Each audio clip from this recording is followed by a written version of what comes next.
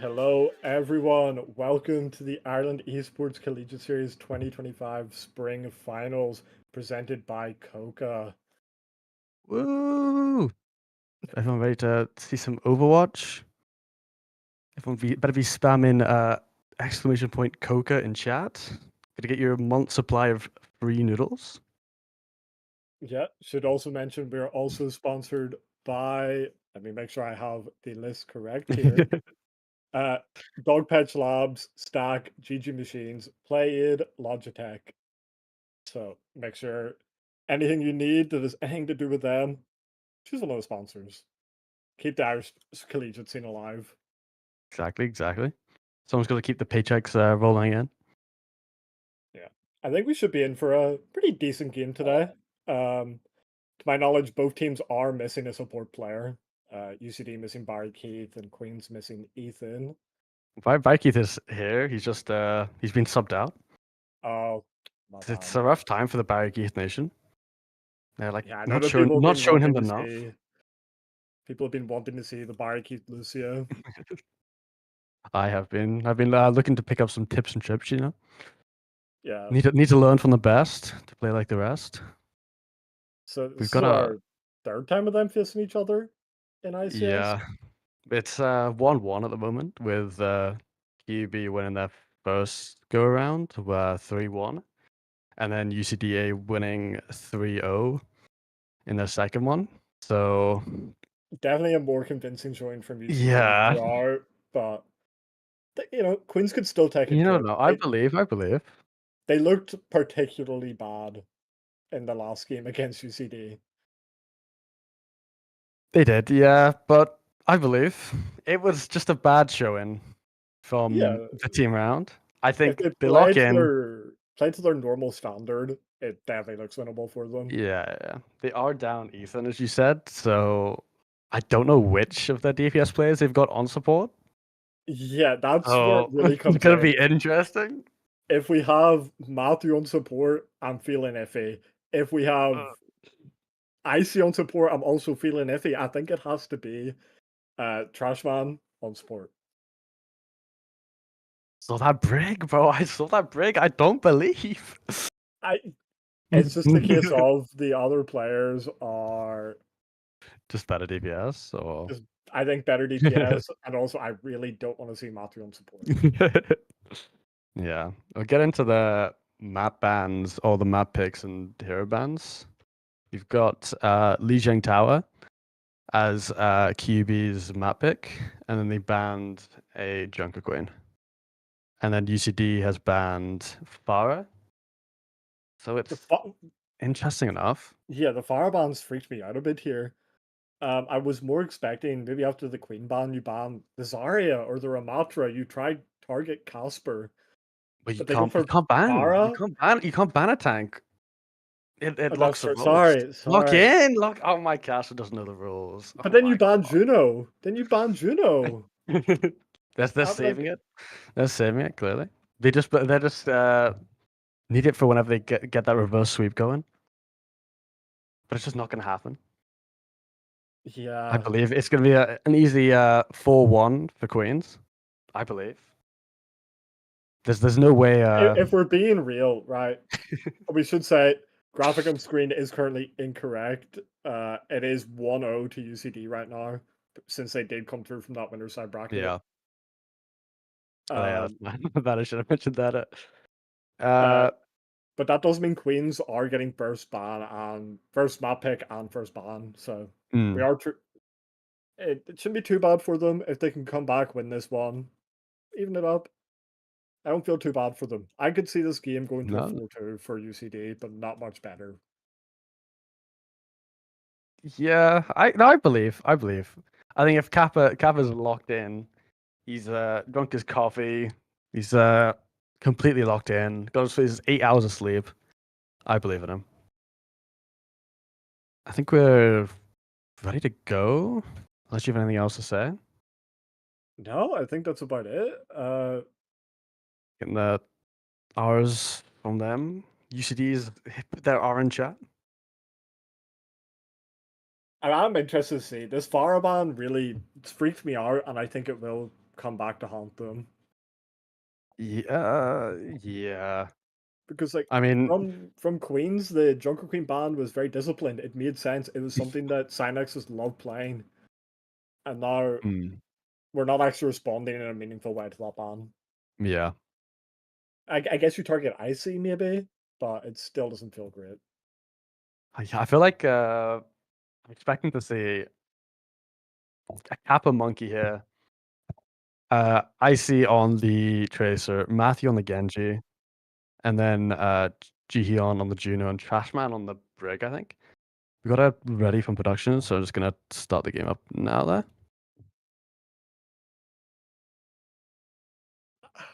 If we get Casper and the monkey, I would be shocked. My read on this is a Ramatra coming through, but we will see. I could see it. I could see it. Obviously, we know Jihyun really loves playing that Juno, so we do expect that to come out. You might see Matthew, aka Elizabeth, on the support. You could see them on the Kiriko maybe, and then you run a more standard comp where you keep Trashman on the DPS, playing that hit scan. Oh no, they have went with Trashman on the support here, with the Juno as they're going on the defense of the monkey here. I really didn't think we'd see a monkey, especially you know Doritos for Life has been playing this for it's so strong. Well, you can't play the Tracer. If you put Icy on Tracer into this Torb, it just loses. You're not wrong. You're not wrong. We're gonna see the hazard here from Synex as well, instead of his usual JQ since he's been banned. Yeah. I think the D.Va's strong right now, but into this hazard, I have a feeling we will see Casper swap from there. Early on, good treats from UCD, but Miau taking down really low in that engage. They will have to start playing a bit slower now. Yeah. Synex is isolated in the backline. He doesn't get a pick, but he doesn't get picked either.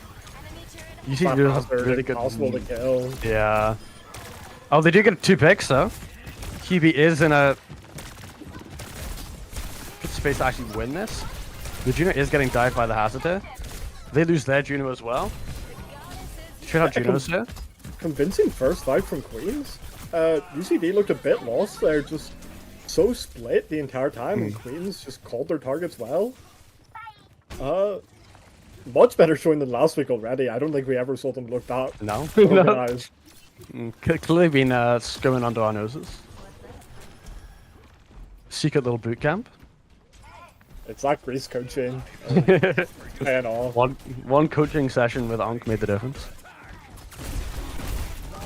Still, we have Synex going in deep already. Getting Juno already low. And the Suzu is forced as well. And now this next engage, it's so dead. Synex getting 2 already. It's fights QB just stalling up the point here. They don't even. Still, escaping with 2 does mean they can engage in again quite quickly. Not getting staggered there. Like, sure, they give up maybe slightly more phone control than if they were touching, but it's always a bit tilting down. Just keep the mental good. Oh. Early hazard ult. It does find 1, but it gets treated back out. Miau getting 2. Kappa's mech already low here, with no supports to keep him up. And we are going to be seeing Matthew down in the backline as well, I have to imagine. Yes. Yeah.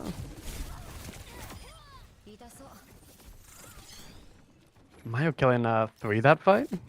Looking a little wild, locking in. Yeah, Miau has just been the star for this team throughout the entire season. Like, other than that first week where obviously they were missing in action. Taking a little trip. Doing so much.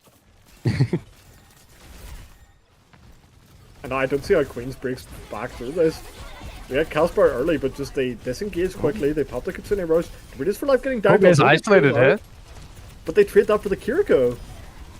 Still trading out. Kappa killing 3. Keeping his Juno alive, or trying his best to at least. The appeal for the Juno here is insane. It will end up dying, but it might be enough, especially with Bez. Or Chi, sorry. But Orbital Red's good enough. QB's gonna have Orbital Ray and Genji ult, but do they even get a? They should get a touch here with Kappa. The touch is Casper, but now how do you get through the choke? And the blade, we just rip it in front of the turret, and it's nothing. The turret takes all our hits. Oh, I see getting. Jihyun getting one. Trading it out, even. With Miau being low here, Icy could come up big. It's just not enough. Kappa? No. Still, not a bad showing from Queens. The point percentage will show this to be a much worse round than it was. Looked very scary for times at UCD, but still, good for both I teams. feel like UCD just had a way better ult economy just throughout the entire game, and they just managed to use their ult just way better than QB did. But I feel like in the neutral, QB was playing roughly equal to UCD, so if QB can get their ults under control, I could see this going either way. Yeah, I don't know. I feel like playing this D.Va right now is a big mistake. We know how good Casper is on the hazard, so not marrying it does feel weird. Maybe you're not comfortable in your backline to be able to stay alive without this extra peel, especially now that you're missing Ethan. But even at that, it just feels wrong. Maybe feels the Torb is too strong into the hazard. Maybe, and if they're not mirroring the Torb. But they could. Oh, what a wall! Completely isolating Casper and Elizabeth, but Matthew comes out good. And the second. Getting two. Juno surely as well. Getting three. What a fight from Matthew. But hazard still being alive. Doesn't matter. You're pulling out. Control. Yeah. Almost 60% of the blade already. After first fight is a nice place to be. Matthew single-handedly solo carrying that fight. Finding three in the backline. After what looked like such a good wall from Cynex, separating everyone on bridge. But still, overstepping now. Can he get out? He can't. The chase is good. I'm finding Cynex. It's Cynex onto point. Cynex could die here. Kappa coming. Oh, he is walled off. Still though, Cynex, they're going to have to find a way out to reset. Misses the jump. Oh, Fez is down. In the back line. Cynex dies as well. Just a cleanup crew here from Casper. Oh, little ghost dash. You know, I want to pretend that was some big weird play from Matthew to bait in Cynex, but no. Cynex just completely overstepping. Trying to chase Matthew on the point. They're getting taken down to 1 HP instantly and just not being given an opportunity to reset. Oh, they just don't see Casper here? Bomb into the backline, surely. Juno, Poco bomb? Surely? Cynex already on point. He's going to support Ice. Backline, Genji and Liz Diva. UCD might just flip here. Oh, my QB's all got on. It's a good one from Casper to buy time. Now you need Matthew in his back to get a good blade. He's still not repping it. He's held on to it for so long. He comes out. Fez gets killed by Gion. That's two. Oh, she almost picking up. Ellen messy fight. Very winnable for UCD, especially with that Hazard ult. It doesn't hit anyone, but Casper taking down so low. Needs so much peel. Sousa's good. And they don't get the flip yet. And Icy just kind of ends. Oh. Big kill. Better kill. Comes out on top. It's the orbital rare from Jihoon just wins that fight. Oh, well, that's crazy. That's a good up. And losing the Torb? There's no more good touches. That's a decisive victory there from QUB. Yeah, they listened into my advice. Cynex was never given a chance to breathe that entire round. Every time he'd step forward, taken down so low, and they wouldn't let him reset. There was always someone in the backline harassing them, so he wouldn't be able to get out for that reset. Such a good showing. And he's terrified, swapping to the Zarya. I don't think if you're Casper that you mind this though. It's like, oh, Zarya is such a counter for the D.Va. Yeah. I don't think it is. The D.Va's more than workable here. if these Do you same really- issues exist, then Cynex will still just die on these engages. Are you really gonna trust Matthew and Icy here not to feed Cynex charge though? Is the only thing. Well, the thing is, if we judge how his Hazard was playing, he'll get the charge, sure, but he'll use both bubbles to do it, and he'll just die. He's one Like, there's bubble. the second bubble gone. Can't we look at... If we look Only at getting Zarya now... Oh! Matthew getting a pick. Cabot does get traded out of mech though. Still, though, very winnable. We keep Matthew getting a Casper alive. second. Matthew doing so much in this fight. Zarya's- Casper also being kept up throughout all of this. We will give the flip, and those kills that Matthew got, they account for nothing now. It could still be a fight win with Cabot getting back in his mech already. The Zarya is such high charge, and these kills that Matthew got early are back. And there And he is. Matthew He's dead. getting He's traded out Zarya himself. Jihan as well. Yeah. He just gets spat in there and just walks on the back line, getting the Juno. Kappa just So- resetting. Hopefully, Icy and Trashman getting out. I did say Casper not scared, but why not Casper Zarya? Yeah, okay. There we go. There's the Ramatra. Little Honestly, I think the Zarya might be the better pick. You're able to enable Yeah. Matthew, who's been looking really good this series so far. I feel like you can also just charge up your bubbles way easier off the top turret compared to Cynex. I think it's just easier. Obviously, we have seen Casper look so good on this Yeah. Ramatra. So we'll see. He's a better tag. Waiting for this next Nemesis form, going to be walking towards the break, taking out On the super break. low, no shield health. Oh. Still, it's a good TP in to pressure him out. Kitsune Rush is good though. Grab coming out here. Oh. Okay. We could like Keep gonna Kitsune have- Rush for the grab, but UCD have such a control of their ultimates here. Look at everything they have coming up here. They have the Torbot already. They have both supportals. They're gonna have the Sim Wall as well. I don't know how Queens breaks back into this. Still, though, Casper somehow in that one fight. Yeah, Casper is just doing work here. I would still, as you said, like to see the Zarya, but he's got a plan, and I'm trusting him. Oh, they're focusing down the Juno pretty hard here. Oh, yeah. Fight's over, and this Yeah. fight, I think it's the round. Where's your touch coming in? There is none with everyone dead. That is gonna be it. UCD taking round one, taking map one. Sorry, putting them up 2-0. Yeah, but that wasn't bad for QB. They're looking a lot closer than they did in that last matchup, so I have faith. I have faith. Yeah, no, I'm not able to play the game. Would love can't to take see away it. that Queens looked really good there. Especially on the second point, it felt like Cynex was never given the chance to breathe, and he felt it himself. He needed to swap off that hazard.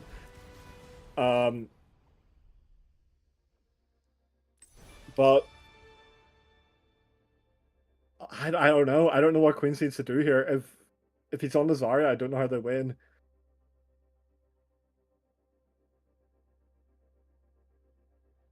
My co-caster's gone silent. Have I lost him? I'm sorry, no, I'm just typing into chat to get their bans right. Hopefully, and, get out of their usual mood of being slow and completely lock in. I will Pump it remind up, everyone map it. again. Exclamation point KOKA in the Twitch chat to win a month's supply of KOKA noodles. Does anyone actually want to swap? I think we will go to a bit of production break while we wait for people to make their bans. Yeah, the Overwatch players sadly aren't known for being the fastest. Yeah, they will take all 5 minutes of their break. That's subbing in Barry. Oh, Icy's calling out Barry Keith here. Is UCD gonna sub him in?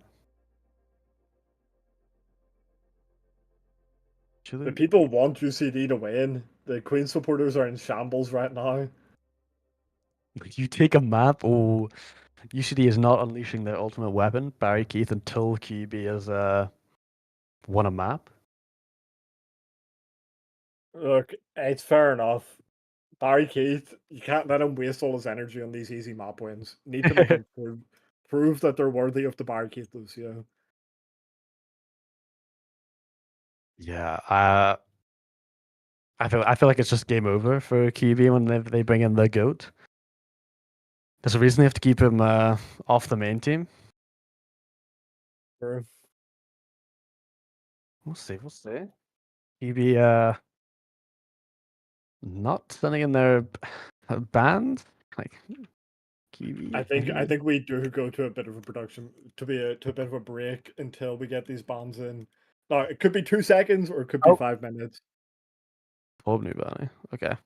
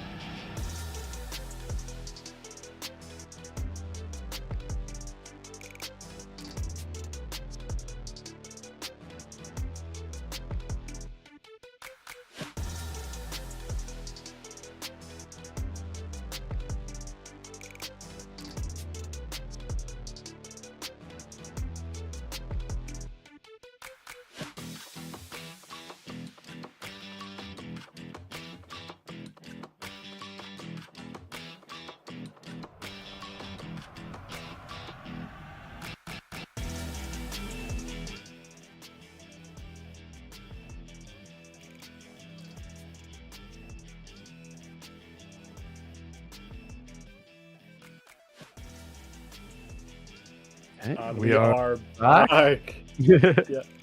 So map pick, remind me again, Numbani? Numbane, yeah. I think this is the first Numbani we've watched. I think you're actually right. I love a little Numbane. Love to whip up my signature Zen. First point, peak. Second point, worst point in the game. Third point. It's Also the okay. best point in the game. I don't mind. I don't mind third point.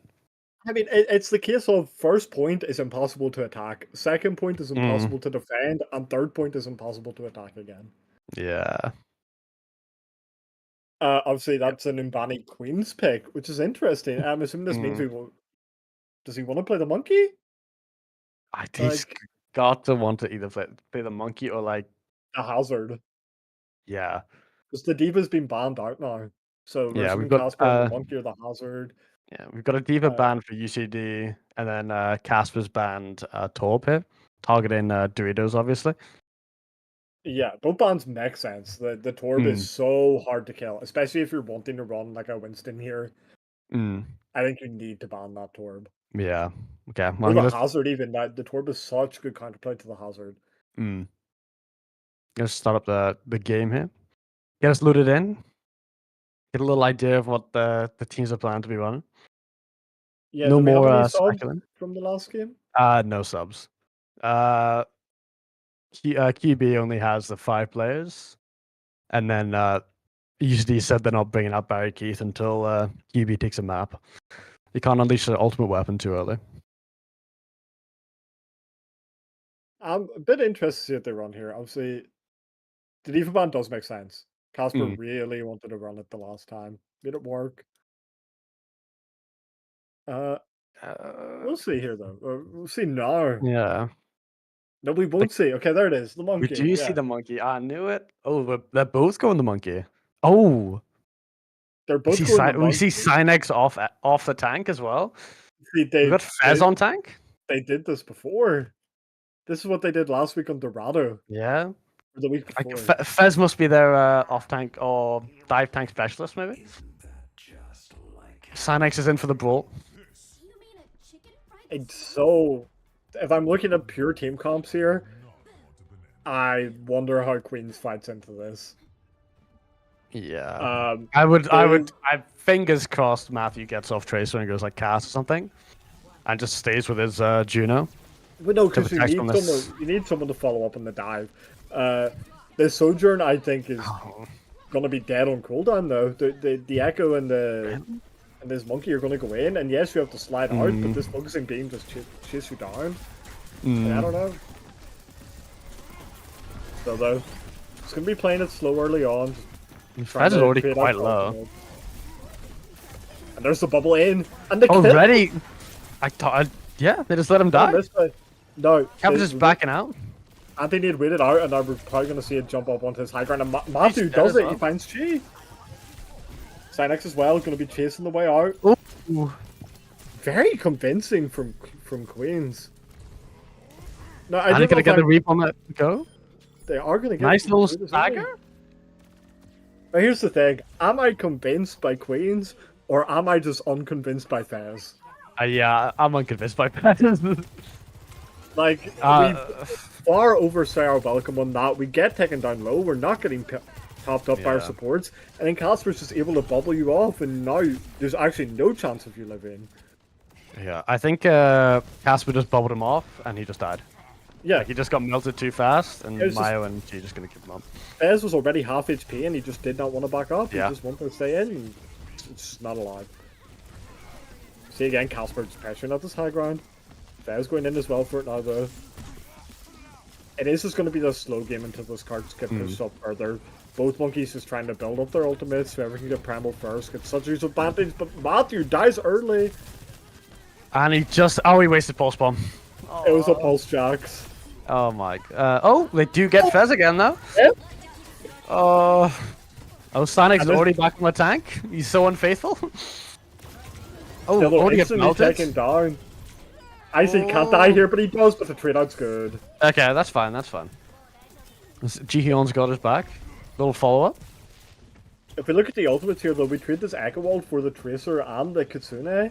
You must be so happy if you're Cynex. I mean, they do get a ton of map space as well, so I don't know how happy you are. After ripping the primal in their spawn. And we're going to Matthew on the follow-up as well. There's no way Mayo lives this. There's no way. Oh, did you get Cynex? Nano. The nano comes through. They don't have self-nano yet. They can still die. Is Casper gonna come back to help his team?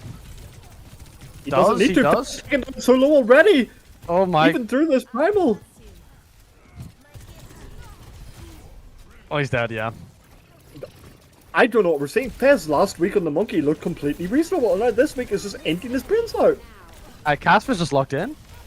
So it's re-engage is good. She dies early, but through the rally, Cynex taking down to 1 HP as well. What a showing from Queens. I don't want to rag him as too much, because this Queens team is just playing so well right now. All their dives so coordinated. Matthew and Casper in complete sync. It's like Matthew's a different person, to be honest, this week. He just realized there's money on the line. He wants the extra £20. He's gonna single-handedly double his net worth if he wins this, so he needs to be locked in. Now, his ultimate advantage coming through for, well, it's there for UCD, but still, Casper coming through with the primal, and this Kasuni Rush comes out, booping the break into his team. Will she die? No! Where's the follow-up? Oh, she does die at least. The follow-up there's from himself. Oh, booping Fez into the team as well. He does get the nano off. Mayo is low. Yeah, Trashman taking R, and now Fez. He does find 2 with the nano. Oh. There's a chance that they can trade out here. Matthew gets a used pulse bomb. Oh, he's such a good player. Sorry, I just had a mental reset there. Can we just stop glazing? Matthew blinks in and lets himself die. A moment of silence for that pulse. Okay. For the 2 pulses that will never be seen. The 2 pulse jackses. It's okay, it's okay. Gotta keep that 0% pulse stick rate going. Don't want to break the streak. Okay, just again, gonna be looking for a slow fight here. Really, UCD, they can't overstep unless Mayo hits a big nade into this back line. Panics is gonna get busted down though. And you know, Fez as well, he's looking aggressive, he does have this primal. But we saw what happened last time, he just got tore through it. And now Chi rips the rally so early, Queens can just disengage. If we keep Icy alive here... Looks like Fez is disengaging for them. Moves them all back into the spawn, and he is really low HP here. Queens should look to go fast here. And that's exactly what they're going to do, the orbital ray comes through. They used to be able to disengage, but all this map space is so important for Queens. Primal onto the backline as well. Matthew's out him. Straight out for the Briggs, good. Like that with Pulse. I don't think we're gonna see a Pulse this game. Oh, Sojolt coming out from UCD. Queens, they just disengage back around this corner. They've got this payload around this corner now, such a power position. They're just gonna be playing to live now. Jihan taking out really low. No fear though. Katsune Rush coming through. It feels bad. Like Katsune Rush, how do you get value with this? The pulse bomb misses. Well, it's not that he missed pulse the last time, it's that he actually edge axed them. I mean, big nade out of Mayo. No follow up. Yeah, that nade on the Mayo. Thankfully, no follow up for this Queen's team. You're no follow up. Cynex almost on the copy. Oh, can you get picked maybe beforehand? No, he got it off. Copying the Soj. It's not really onto who you'd like, but the time! Mayo! Fez getting back in. It's a lost fight for QUB. They do back out. Oh, you see he's following up, trying to get the staggers going. I don't think they can find anything here though. It's sleep. Nothing comes through, but like Casper will live here. You back off, yeah. They do use one though. Yeah, he should have built up for next fight. So it's needed. He would have died anyway. Like.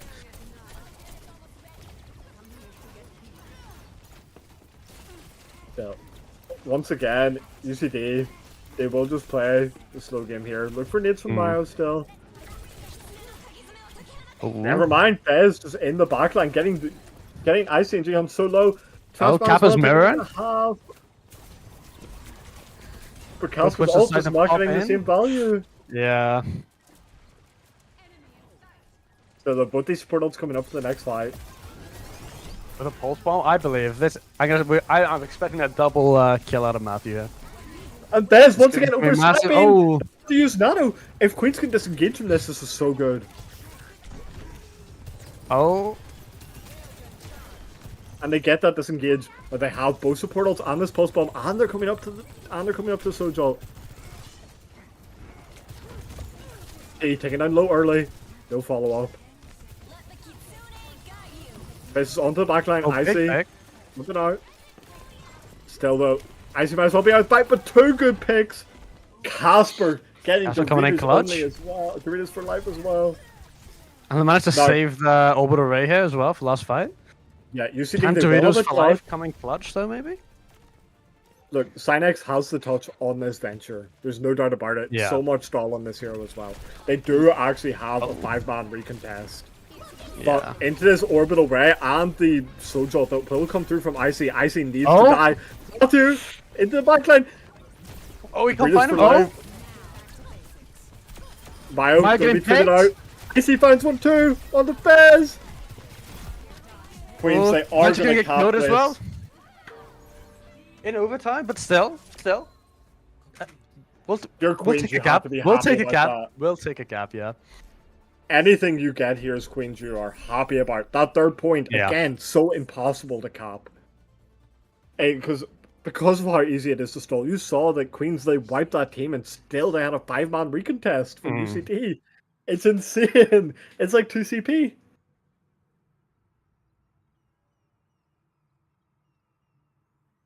I don't know what we see here from UCD. What do they want to change? Like, I don't think they want to change much. I think it just comes down to Fez not beating his brains out at the beginning. Yeah, I feel like you just need to keep... Like, Fez seemed to get a hang of it. So I'm expecting more from him this round. He get to get the feeding out of his system. What I really don't want to see from UCD is Miau on this Kiriko. This feels bad. Yeah. Miau on that Ana was doing so much work. Oh, yeah, to be fair. Those nades were getting infinite value, whether they forced the Suzu or the Suzu was already forced and it just lands. They were always getting value. Maybe he's putting respect on the Matthew dive here. He was getting forced out a few times, to be fair. It is true. Matthew and Casper are so coordinated right now. And you know, I'm not one to big up Matthew, but he is looking good.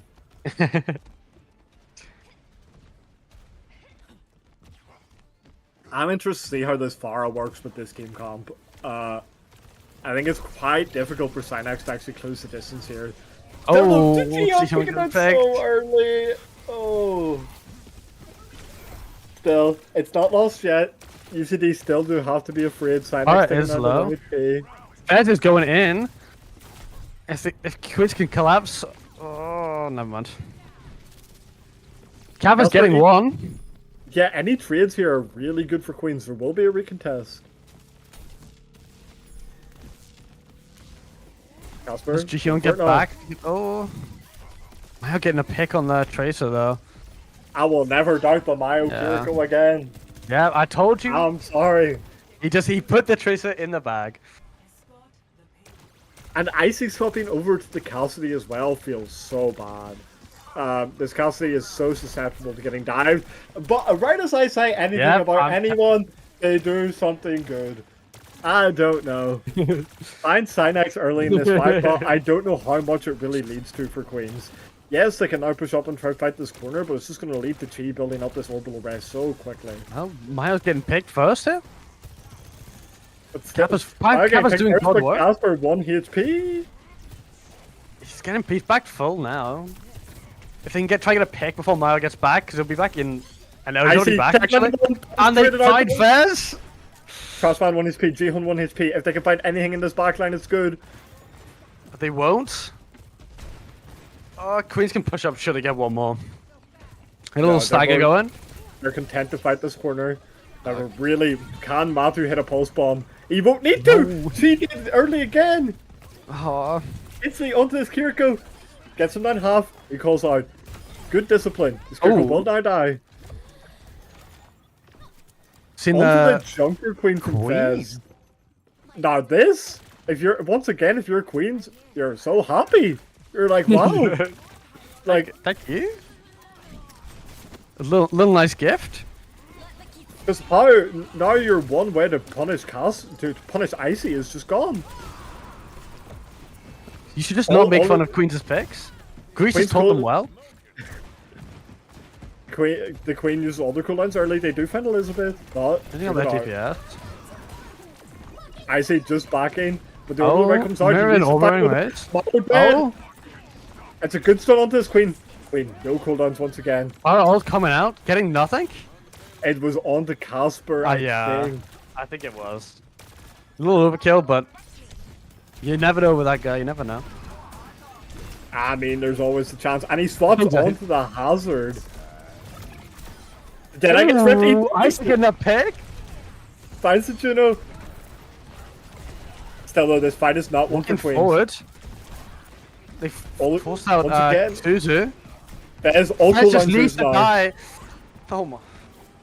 He will fall. This is a one fight for Queens, but still, look at these ultimates online for UCD. Well, look at the ultimate online for UCD. They're gonna have Queen. They will have the Queen ultimate, and we know how strong this Junker Queen ultimate is. It were really relying on the Trash Man to hit a big Suzu. Yeah. It's really dependent on if they can bait out the Suzu early or not. And but I think they will be able to. They've been using them very liberally. Oh, big wall! Oh my! Oh! It comes up. Where's the Suzu? Where's the Suzu? Oh, David! They don't even have to bait it out. He just doesn't use it. He just doesn't use it. And they used. I didn't even notice. Queens used Kiriko ult. They used like Kiriko ult, and they're all putting Casper into spawn. Elizabeth does. Can I even get a touch here? No. Oh, they do. They do. I think he uses the Suzu now. There's the Suzu that was needed before. They're bidding an ult out. They got an ult out, so I'm not mad at this touch, but. And they're still touching, still building down time. They don't realize Matthew's on cart, and he was just a pulse. Just unbound Q, bro. Just unbound Q, please.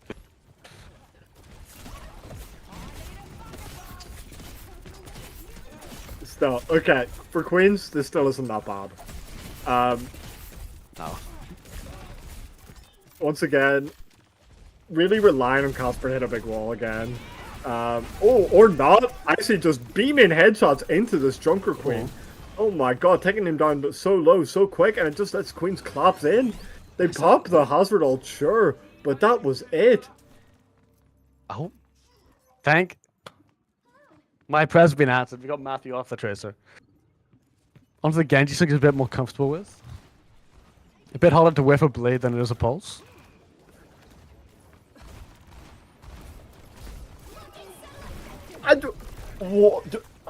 Okay, Casper just gets in. They put the orbital right into this spawn, so they're gonna get so much time off of this.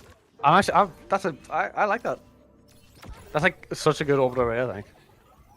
It'd be nicer. It'd be nicer if they waited for like a ult to come out of. Yeah, UCD, they but do. It's a bit risky. They do trade one for none, but it's a pretty fast fight as well. But it just gets time off the clock, which is what QB desperately needs right now. There's orbital array. Massive out of Icy. Icy gets one. Elizabeth finds Miau in the backline, and our Casper he's going to be treated out for Doritos for life. Oh my god. And they get out Queen. I'm Suzu up in 2 seconds. It comes out eventually. And surely they focus on the Queen. Okay. Oh, Bez lives. Team. Okay. I don't know how the Queen lives there, but yeah, he does.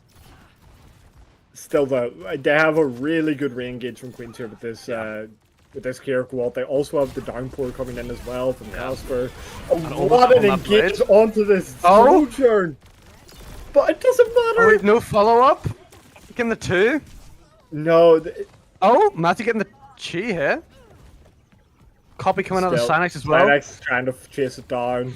Can he find it? Someone help him? No. Bez kills 2. The downpour comes in. Oh, and it looks like they might. Copy. Oh.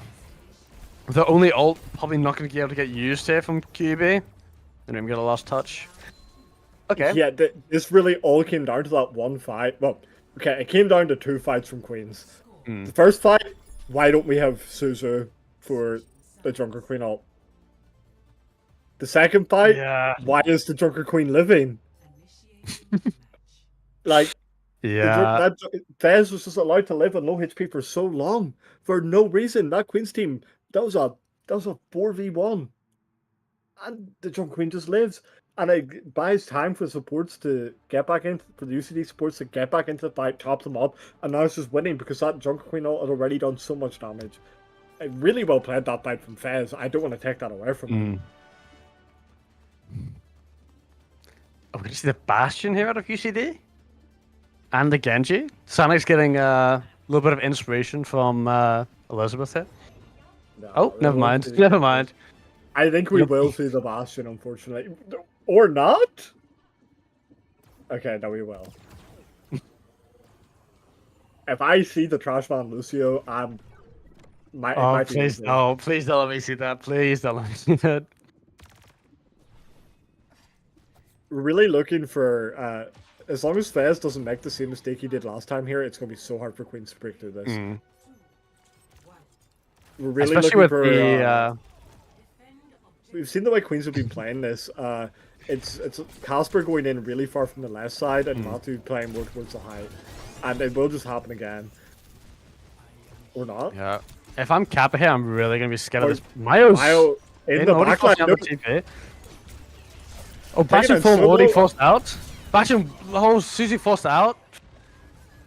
There's just no other follow-up there. All these people so low. Yeah. That like a really good call from Matthew and the follow-up just not there. Now Miao, we know he loves to do this. He's probably just going to walk into this backline. No, force out Suzu. If they can group up fast. What an engage from Fez, bubbling off the entirety of Casper's team. He has to jump back. Now his Bastion form is going to be back up very shortly. Still on the both these supports.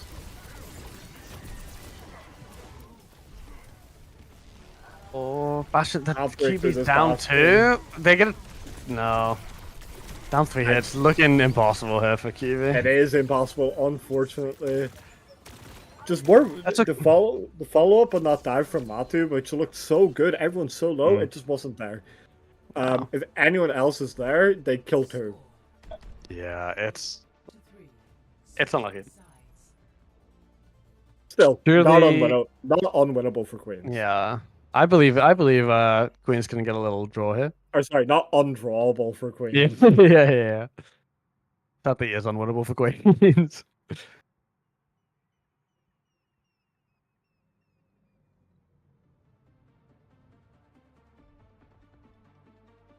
I'm interested to see what their answer is, because obviously we saw them get hard stomped in that first point. Kappa pulling out the Orisa here. I think the calls that need to be here, that need to be made here, the Orisa swap isn't going to solve the issue that happened last time when they lost first point. That was an issue of positioning from your backline, where they were playing that that defender's right side high. Yeah. They really should be playing the left. If we fix that, it's going to be very hard for UCD to actually claim that space. But this Lara can maybe spam them out when they try to play that back room. It's very difficult. I feel like if all their team just dies on either the Juno or the Cass here, they kind of just die without the Winston being able to come help them. Yeah, whereas the collapse back in on it. Yeah. But they are playing on forward here, so we might see a repeat of last time. I think that was Suzu already used by Queens. Yeah, and Cal's protecting on the half already, almost losing all his armor. Oh, he's almost down already. QB's also low. And they got a pick. Oh, they trade tanks. Oh, get it. Now trading tanks, yeah. Trade Icy for Fez. Far low here. Getting Mayo is a massive trade. Oh, and Battle of the Junos here. Any more staggers here is so strong. Not really close to any ults here. The QB backline can maybe get it this to get a little bit of poke damage out here. Yeah, if we can live for this Kitsune to come through. Oh! Miau taking on Love instantly. Matthew might be able to follow up there. He does! And Massive from Fez. Not the entire game has changed. How does UCD get back in for a clean fight? Any more staggers here if they can be found, and it's over. Kappa's getting a little bit in there though. That's my only worry. If they walk up main really fast, Kappa's out of position. Izzy's on point. Yeah, I think QB's getting a little overconfident here. Gave it early with the Kitsune. Fez is already dead. This could be massive from QUB. Cynex, everyone low HP. Massive. Actually, that's a kill. Chi, down at 1. Doritos for life. It's a good ultimate, and that's it. Juno. Queen secure the draw. Casper's kittens somehow pull it out. It felt like it was unwinnable for them going into that overtime, or the second round overtime. Yeah. But they somehow find it. It's a good showing. Now, your tournament admin, you can tell me, is this just 0 points for both teams? Is this 1-1? 0 points? That's what I thought. Yeah. 1-1 would be it'd be unfair for the winning team. Yeah, it'd be yeah. For the winning team. Like, yeah. Well, a good showing from both teams. Yeah. Fez, maybe not the tank player we hyped him up to be when they last faced off. A bit of a disappointing showing from Fez, because I did like his Winston the last time I saw him. Just felt this week he could find nothing. Yeah, I feel like he just got a bit overconfident against the Kappa. Like, I feel like there is a bit of a skill difference compared to Cynex, but the one player, and I can't believe I'm saying this, that I want to keep pointing out, is Matthew. No, not for even bad reasons this time. I know. The pulse bombs were horrendous, but he looked really good. Yeah, but he just needs to unban his Q button, please. I feel like he was just good, like getting the follow up for Casper. I want to see more out of him on that. He also looked pretty good in that when they were playing the Arista there. Didn't do a little bit of stuff on his own, getting a bit of damage in, a few picks. That's what I like to see out of him.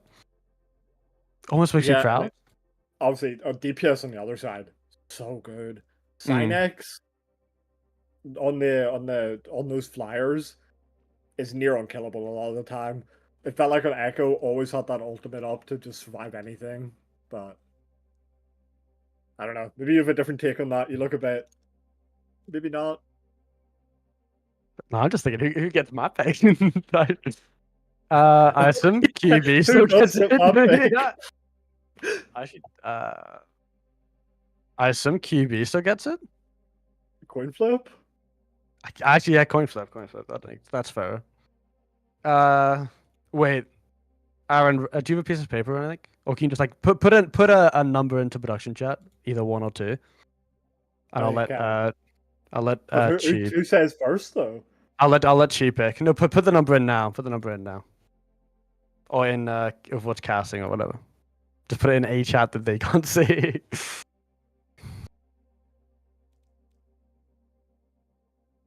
2, 4, map.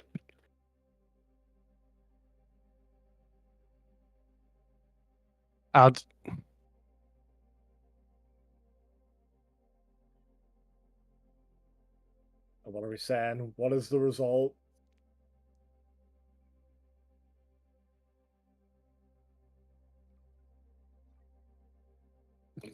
Dude, are they being slow again? She has picked 2. And I'm happy to announce that Morality did pick 2. So that's UCD getting map pick then. Yeah. So you guys can pick maps after or during the break. But we're going to go on a short production break here, I think. Just starting now. Yeah, we are heading to a production break now.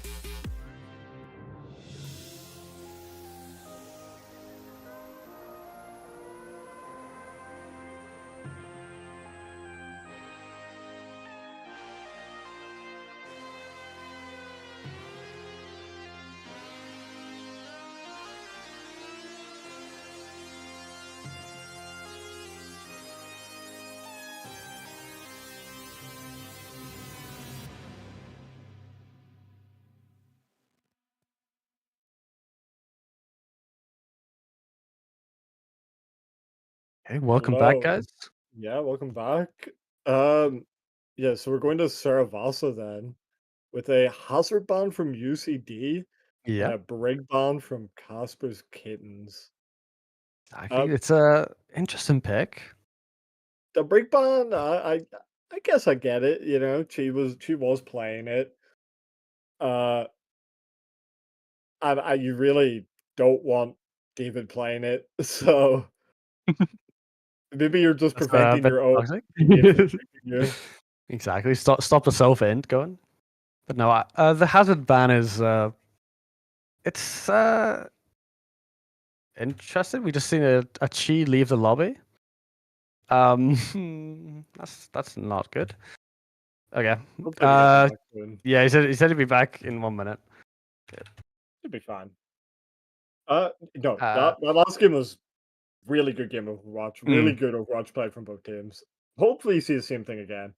I think we expect Casper on the Ramatra on this map.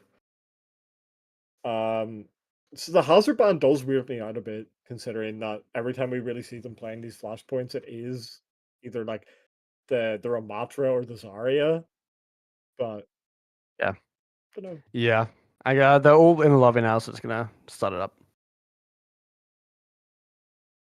Very interested to see what their picks are for this game. Yeah. For no hazard, I could see a Zarya coming out, maybe even a Queen if they've got Synex on. It's Ramatra or Zarya for Queens. And Yeah, I definitely if they see the queen come out from Synex, I expect a Zarya in response. I expect a mm, swap. see a little. I don't know if you noticed a little Chi on Mercy there. I saw a little sneak peek, but No, no way. could see a little pocket going on here, little pocket echo. Maybe if they're gonna keep Synex on the DPS. Interesting to Yeah, see. I I don't know. I feel like it's better to keep Synex on the tank and put Fez back on the DPS. But I don't know. I guess maybe if you're gonna do the pocket strat with Synex here, maybe they get way more value out of him. I don't know. no, Just I don't. There's no way we're putting Fez back on tank. I felt no, yeah, really bad. Yeah, yeah. the Chi Mercy was beat, and there's Mm, the Zarya pick. I think the Zarya pick is probably safer. yeah, yeah. I think Casper maybe slightly more comfortable on the Ramatra Mm, in these situations, but if you really think Cynex's gonna play the Queen, it is just better to play the yeah, Zarya. yeah, yeah. I do like a little Cass here. Yeah, we saw it get value in I Numbani. get Bez sticking on the Symmetra, it's not just a TPR to spawn. interesting. Yeah, it's good control early from UCD. They get in, they're going to take control of this point very early. I don't think Casper can't even contest to stop it, taking down so low. Both bubbles gone. Gonna have one back up now.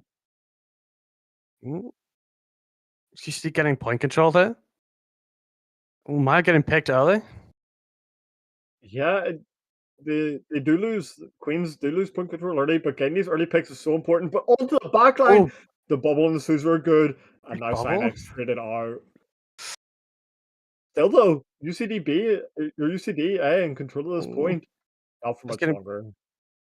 it's getting picked. They do gets a little bit of a dagger there. She's gonna might get picked as well. Oh, Yeah, Casper, he's gonna try walk onto this bot. When Cynex comes through with that shot, I think you have to start backing out now.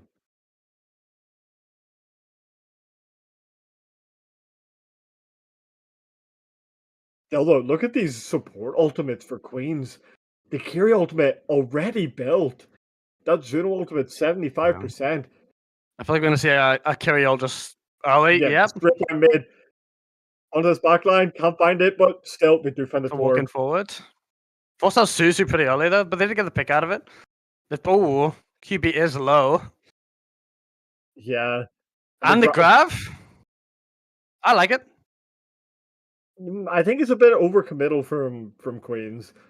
Um, Now UCD, they're gonna have really big ult advantage, but if Winners for Life gets picked off, there's no chance Miau TPing in as Massive. well. There's no touch now. Even with Casper Yeah. dead, where is the touch? I guess I should never doubt him again. The grab Yeah, was great. exactly. Come on. I knew it. I knew it. No, I think even without that grab, they can still clean up that bite and prevent the touch. It feels so overcommittal. Still though, look at the ultimates for both teams building up now. UCDB, they're gonna have 4 ultimates coming into this fight. They might even build up that bit from Fez. Against the 3 from Queens, this orbital ray has to be almost perfect from Jihoon. They've been pretty good so far. I have faith. Really good pressure early from Matthew, Oh. actually. Both rays. Ooh. Oh my god, just exploding and Icy committing the dead eye. There's no chance you can flip You this get a fight. pick with a Deadeye, but no. It's just not worth it. Matthew's And even Matthew getting a little understands. disciplined. Like to see it. Most disciplined we've seen him all year. Oh, Kappa pulling out the diva here. I don't like it. I'll just straight up say I don't Yeah, like it. I don't know this area, but I trust him. I trust him. I have faith.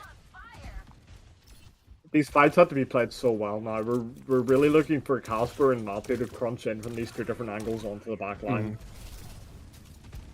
Casper flying back out, playing it slow. Doesn't want to overcommit anything. There's like a Skinny Rush instantly going on through Cynex, but the counter Skinny Rush is good. Oh, both DPS ults get 1, 2. On the torb now. This torb misses a swing. Oh my god, it's getting dicey. Although Queens, they've stabilized on point. Cynex, he is stalling it out a bit longer. We'll get them up to 95%, but that's all it will be. Actually, QB locks in here. They don't. And then Cynex onto this area. Oh, Cynex is just Dirty little counter picker. I know. I'd expect better. You just scared of the Kappa demon on tank. No, the only ultimate actually in this game is Casper's Diva Bomb. Will we see a little Poke Bomb, or...? I feel like it's so hard to do with just that team comp. Yeah, dead early. Oh. No. No one. Cynex getting 2 here. Just built up this charge on point. There's no chance for Queens to get back into this. Well, Cynex taking that low. Topped up though. Oh. There's no touch now. Casper Never getting a touch, but no. Not worth it. And He's almost built even up, up on this flashpoint. Yeah. She and Jihyun are even on orbital charge right now, so I'd say we'll see both use next fight. Yeah, these support ultimates are perfectly even now. And now Casper, drift back to this area. We can't play an honest game of Overwatch. It has to be counter swap after counter swap. I mean, look, Casper pulling out the mirror, I believe.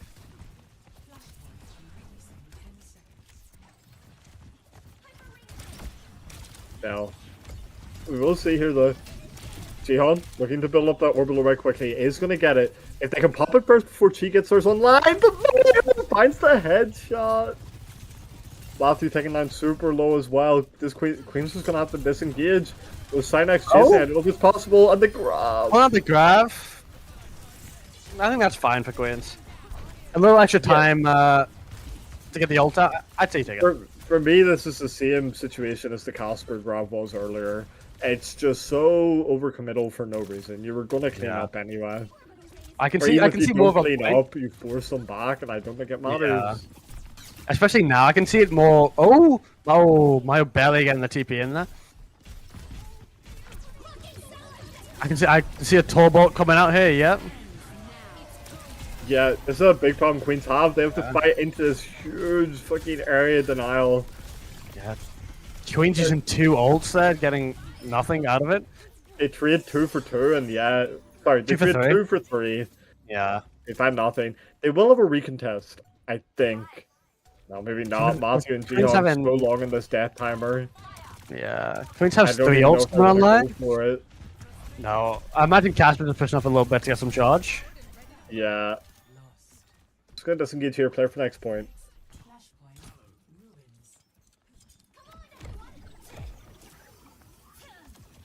At what point is it? Why can we not see?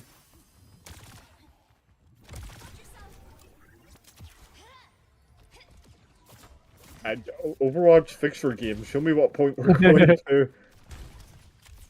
I've figured it out now. Yeah, I can kind of get a guess from which one they're going to. They're gonna be meeting early in this joke. UCD trying to force it, but Miau just dying to these balls. Dynex as well gets grabbed in point. Oh, Still trades up for Jihan. That's gonna pick. They're getting 3 here.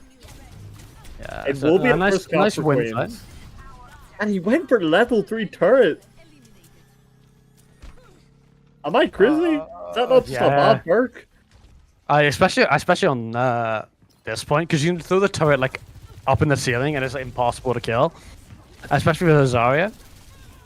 But to each their own. He's the top player, not me. Dynex gonna find Elizabeth early, but this could send us back should allow them to stabilize on point as long as David doesn't overstep. They've reset. Respawn. Close to the grab. He surely just used it here. He is looking to rip it and come through. Yeah. Catch them all. The turbo comes through as well, though. No, it doesn't. I lied. I thought I heard it. UCD gonna be playing this close spawn. And I think they're allowed to. They almost have this orbital ray online. They have the sojourner coming up. And what the Queens have, they have the blade. It's just gonna have to be ripped raw. Yeah, it's gonna be off the back of a bubble from Casper. Yeah, they almost have the orbital ray and Sojolt coming up as well. So if they play slow farm them up, I could see something. Or maybe Matthew can do a hero blade here. Oh, I thought he was about to. I mean, if they come through like this, Matthew comes down the stairs, they look for a bubble from Casper. Casper's full charge right now. He rips the blade too late! They turn through the bubble! Feds, they do trade DPS ults, but usually he does find a pick with theirs. Yeah, now look at the health bars on Queens. I see taking down David, 1 HP.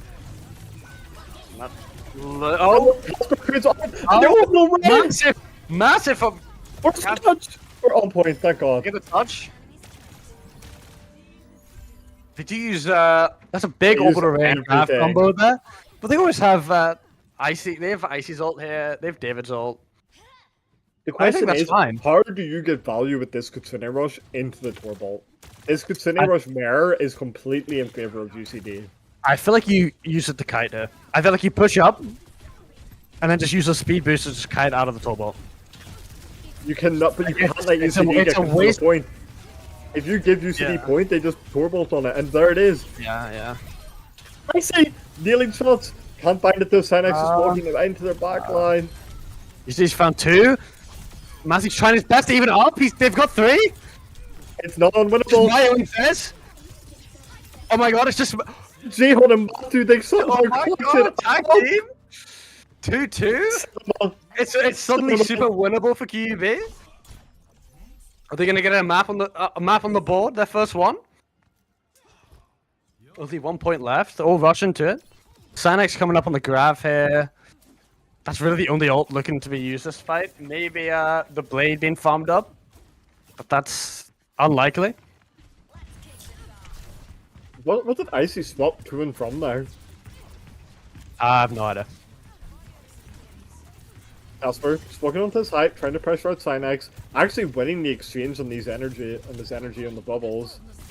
Yeah, those grab very early. The grab's really good. Yeah, they get 3. That should be a 1-5 for UCD.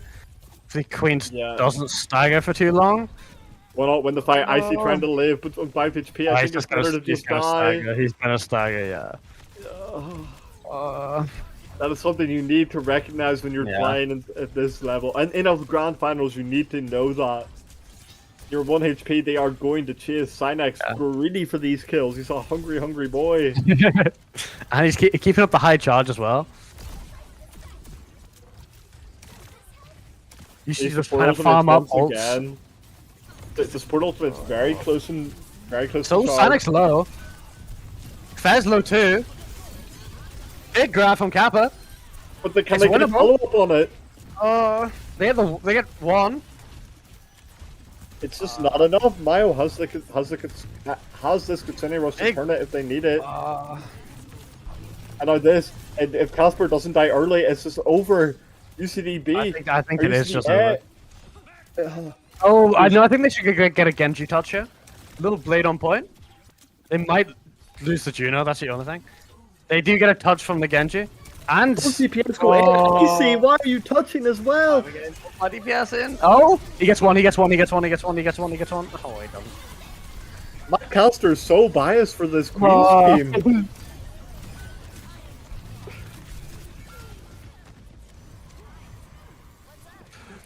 I'd like to apologize for my co-caster's behavior being so biased towards this Queen's team. What a showing, though. I wanted to see from both teams. What a match! Once again, the Overwatch being displayed here is higher level than I think at least this Queen's team has ever shown. Yeah, it's been a good game so far. Even though the scoreline hasn't really reflected it so far, but it has been the scoreline might reflect it if you didn't give UCD a free win. What? No way. Well, they're coming into the match point here for UCD, so it's time for QUB to lock in. No, Queen's kept that close without map pick or hero ban. Keep that in mind. Yeah. No, they got banned. The biggest issue for them is the Torbjorn. Yeah. The Redos for Life has been getting so much value. These Torbolts have been fight winning.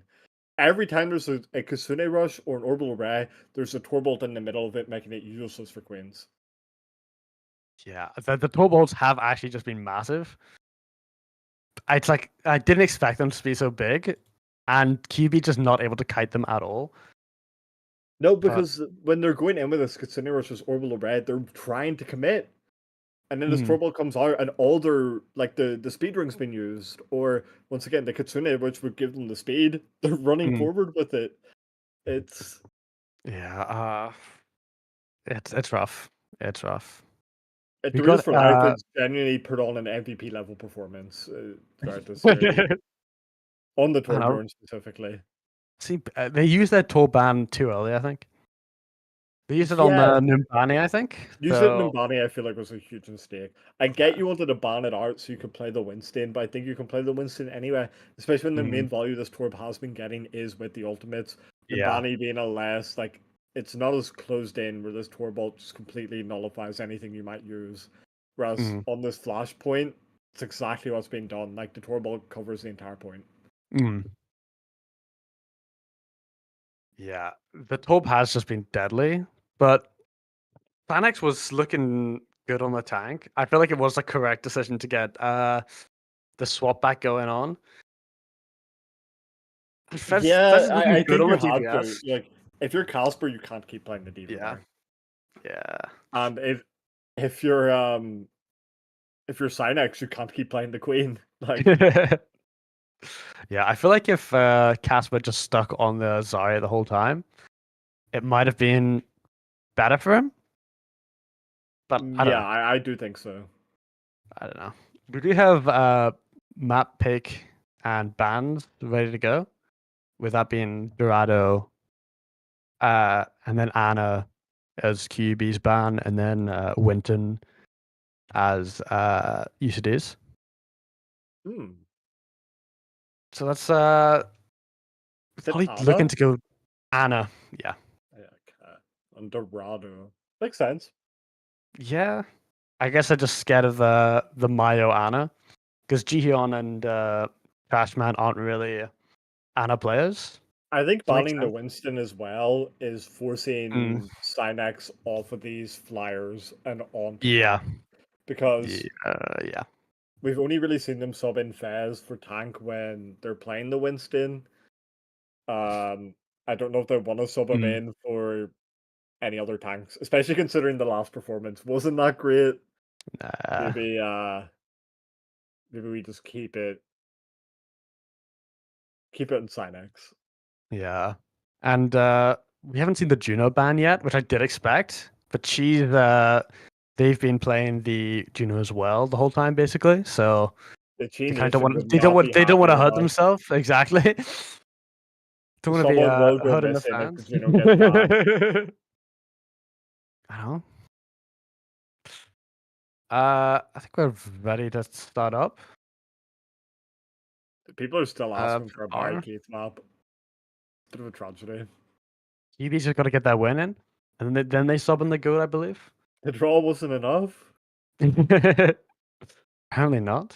Like, with all this Sad said, times, sad times. I've heard a rumor that my MVP of that last map, Doritos for Life himself, loves eating Coca noodles, and he's only able to put on that performance because he eats Coca noodles. Win a month's supply of Coca noodles! Exclamation point Coca in the chat. Exclamation KOKA in the chat, everyone, please come on. Need to see a wall of exclamation mark KOKA. We'll see it in about 90 seconds. Little 90-second delay. The fans love it, and everyone's ready. Gonna start us into lobby now. Surely not last map. Reverse sweep. Surely not. Surely reverse sweep incoming. Reverse sweep with a draw in the middle. Yeah. Well, hopefully not. You're taking them to the push if they don't win this one. So, and then I just control and another push after that, I believe. Well, if we go through all map choices, it just Yeah. They get to pick anything. Going to the Dorado. Yep. We do expect to see more dive-oriented heroes here. With the Winston Bond, gonna see the D.Va, the Hazard. D.Va and Hazard are really all I could think of being played here. Ball is so hard. I don't think we have a ball player either. The Doomfist is also so hard to make work. I've seen Kappa on the ball. I don't want to see Kappa on the ball. I believe. Especially if no, I was gonna say especially if you see Sinex on the DPS. But it's Sinex on the Zarya. Zarya is interesting. Is he that scared of the Kappa D.Va? I think so. It's crazy. As it should be. Let it be known, this is the first time that Ireland has seen Casper, the best tank player in the country. Never woke up. But I don't think he wants to. He's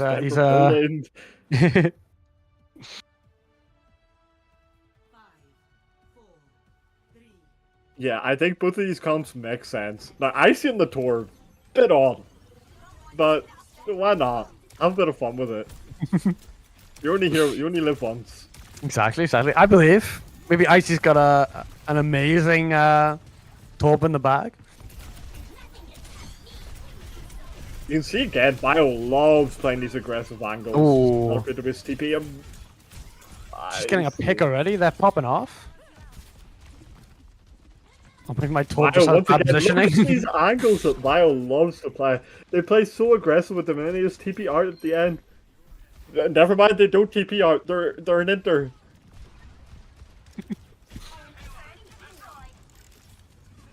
Now, Queens are going to be able to get so much position off of this. They're actually going to get the car under bridge before UCD will get another good touch.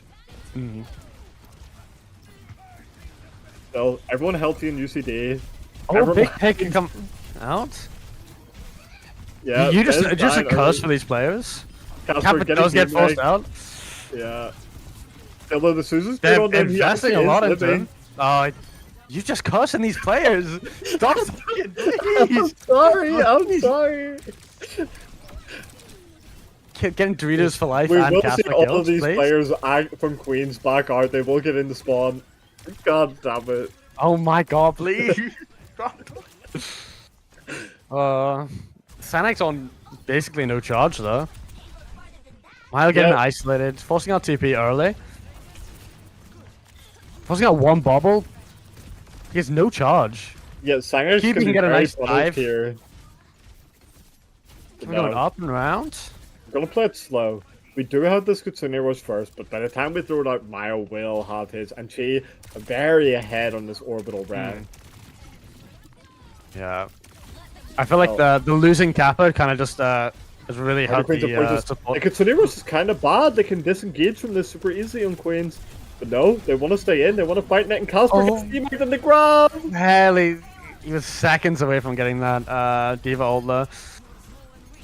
That feels so weird from Queens, though, to stay in there through that Kitsune rush. I feel like they just wanted to bait out as many ults as they could. I have to imagine. Yeah. I'm not a fan of it, but I imagine that's what they're trying to do. So all I'm saying is the only reason I'm cursing people is because they're playing the complete opposite way to what they should.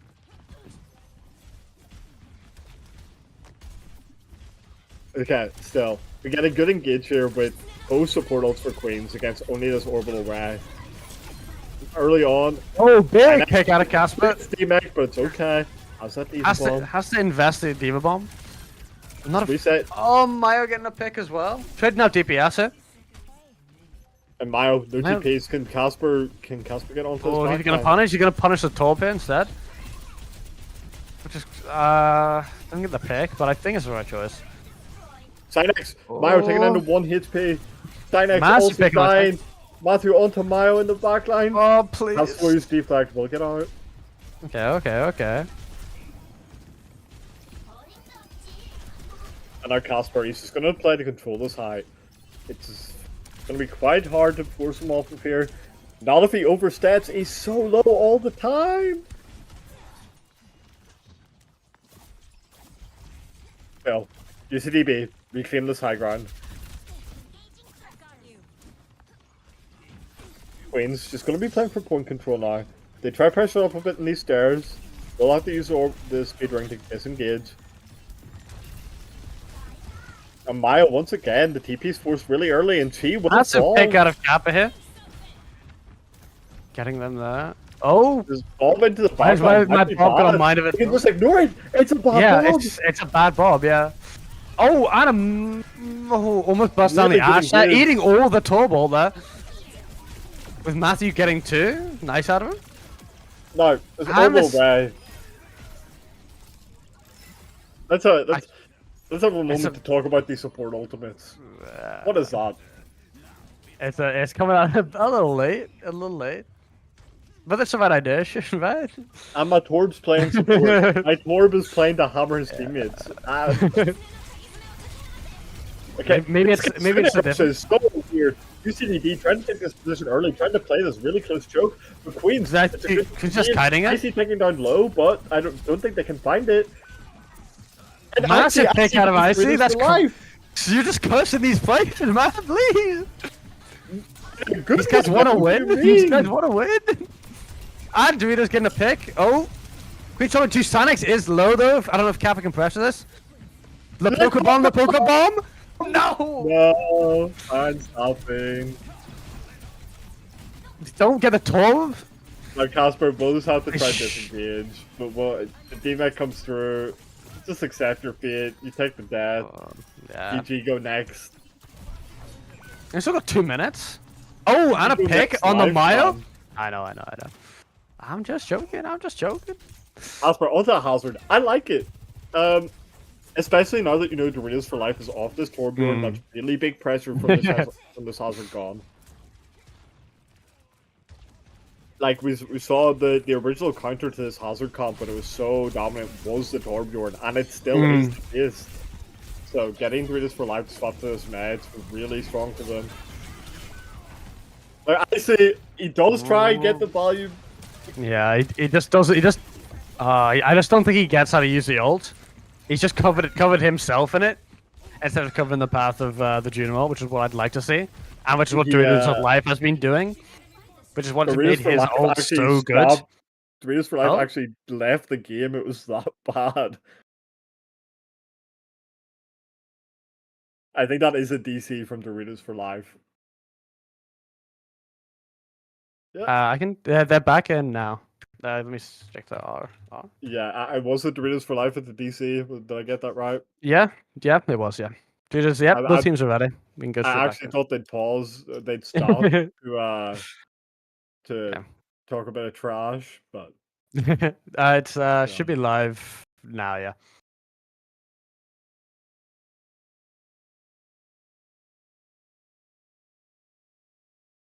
So getting back into game Okay. soon.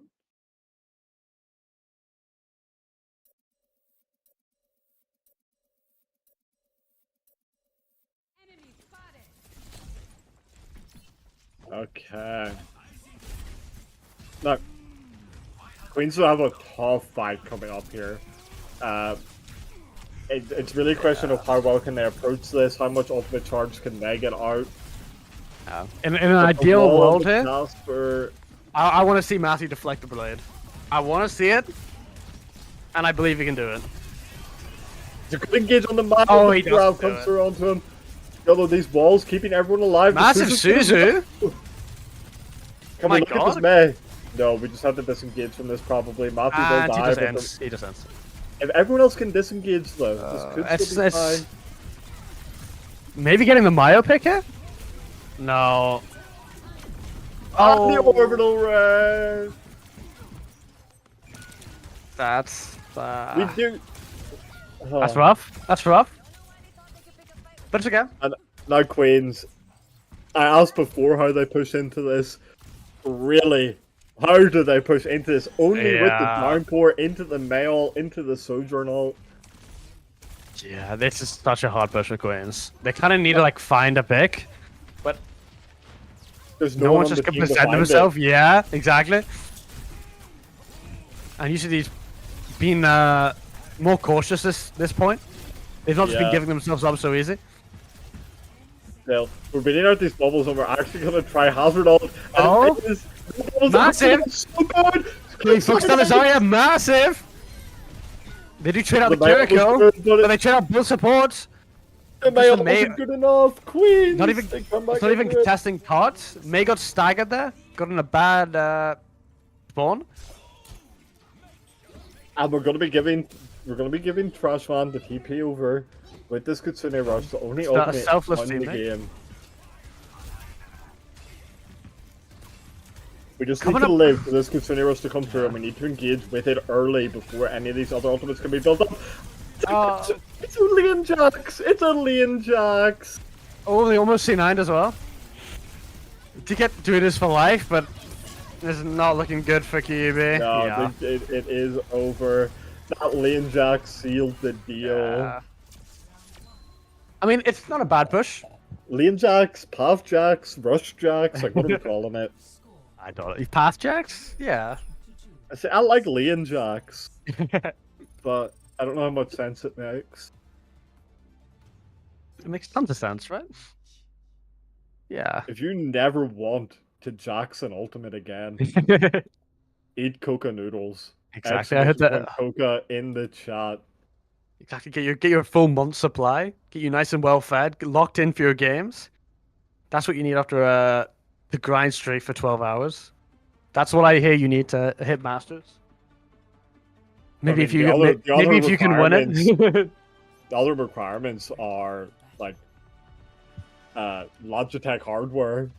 Obviously. And being at the Mad Dogs arena as well.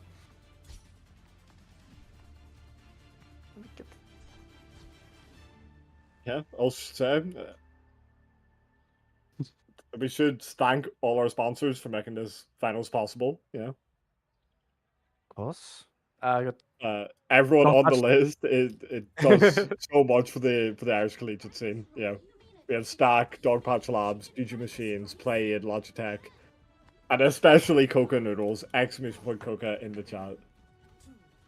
But yes, no, our sponsors do so much to make this possible. But back into the game. Queens saying the same thing again. The XC Torbjorn, they obviously thought it was serviceable. Good. I thought it was fine. The ults need a bit of work, but it's manageable. Look at these health bars on Queens already, though. Enemy engaged, and that's Suzu for so early. Yeah. I feel like the turret does so much for Queens. Or for UCD even. Yeah. It's a massive pick for UCD. I don't know how Genji's Queens can do anything here. Matthew's stuck in the back line. Casper just trying to fight it out on point, but without the sustain from your Juno, how are you doing it? Yeah. And Matthew still They might be able to trade out Juno here. After giving up. Sanek's not being able to build up any charge here. Yeah. Abba gets Chi. That massive kill. Ooh. Big for Queens. Queens somehow come out on top after such a messy fight where Sanek's like might still be able to get a pick? No. No. After such a messy fight where it felt like UCD was just winning, somehow Queens stabilized. They find those picks. Queens almost at the 3 ults here with UCD just coming up on and even throughout that ult, look at that. Zarya. Jihan's still ahead on the orbital array, even after dying that early. Yeah. But what I could see there, Casper's just constantly on Chi here. They're getting no space and getting all their heals eaten. It's really rough for them to build up the ult charge.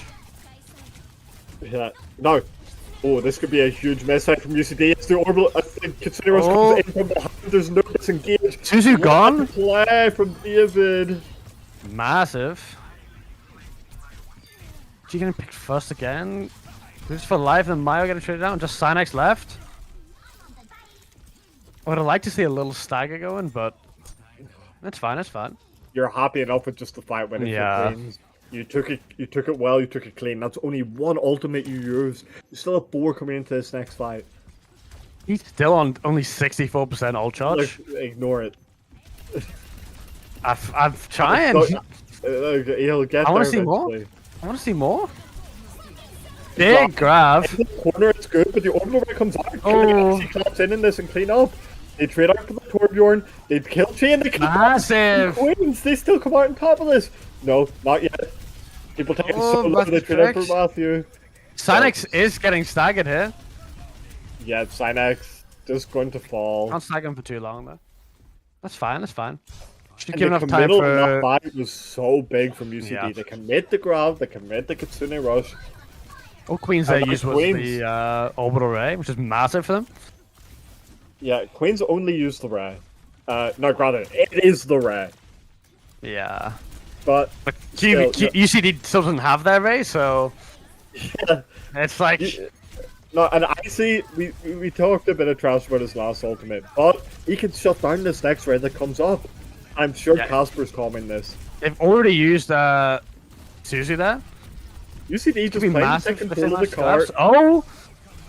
So much blade. Oh, massive pick. It's the second. Three gets 3 with a blade. Matthew. Can you get a little cleanup?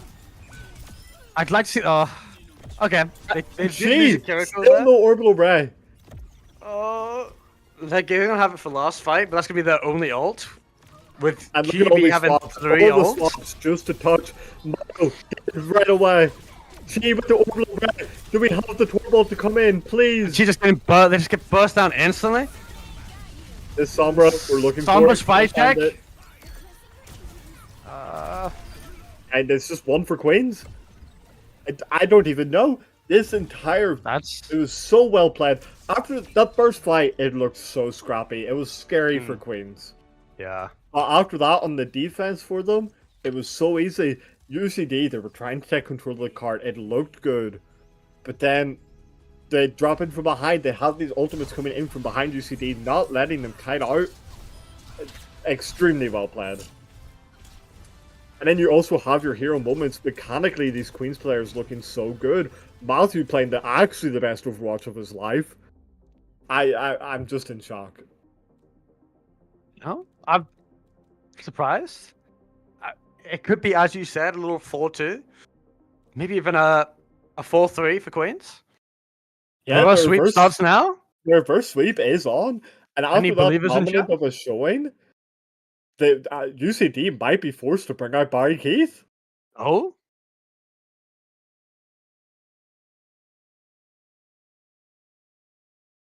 Well, you're the one in the lobby. You tell me. I'm asking.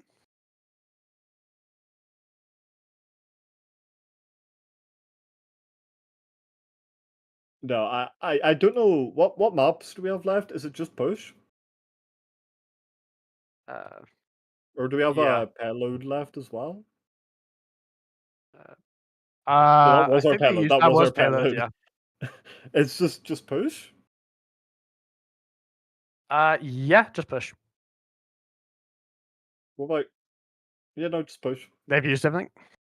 We don't have Clash. No, thank God. Thankfully Does not. anyone want to? Does anyone want to watch that?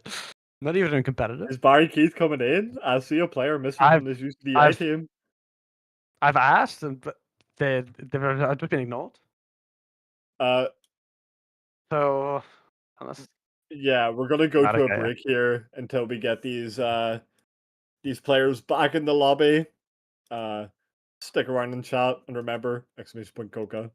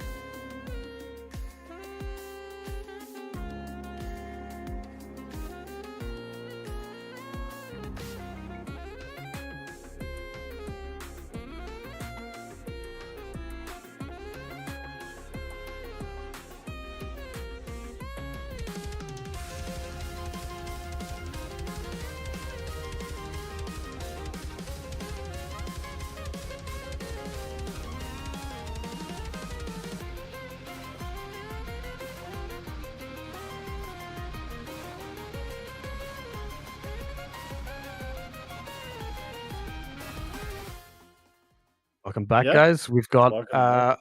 a push map now. Esperanza, everyone's favorite game mode. It's a good game mode. People hate on push a bit too much. Gonna Esperanza, a good map. Um,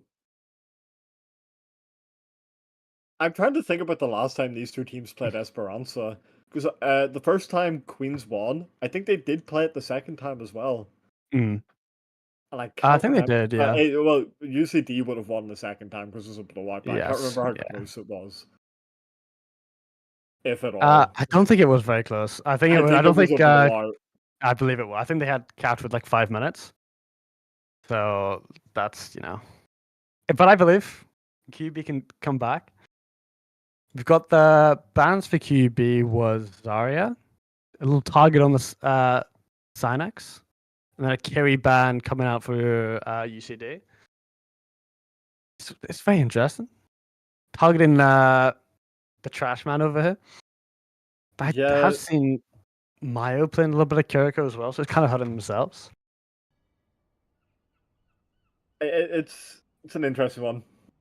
Honestly, with this ban, I think I don't know what you do. This ban changes everything for Queens. Yeah. Like, don't put him on the brig.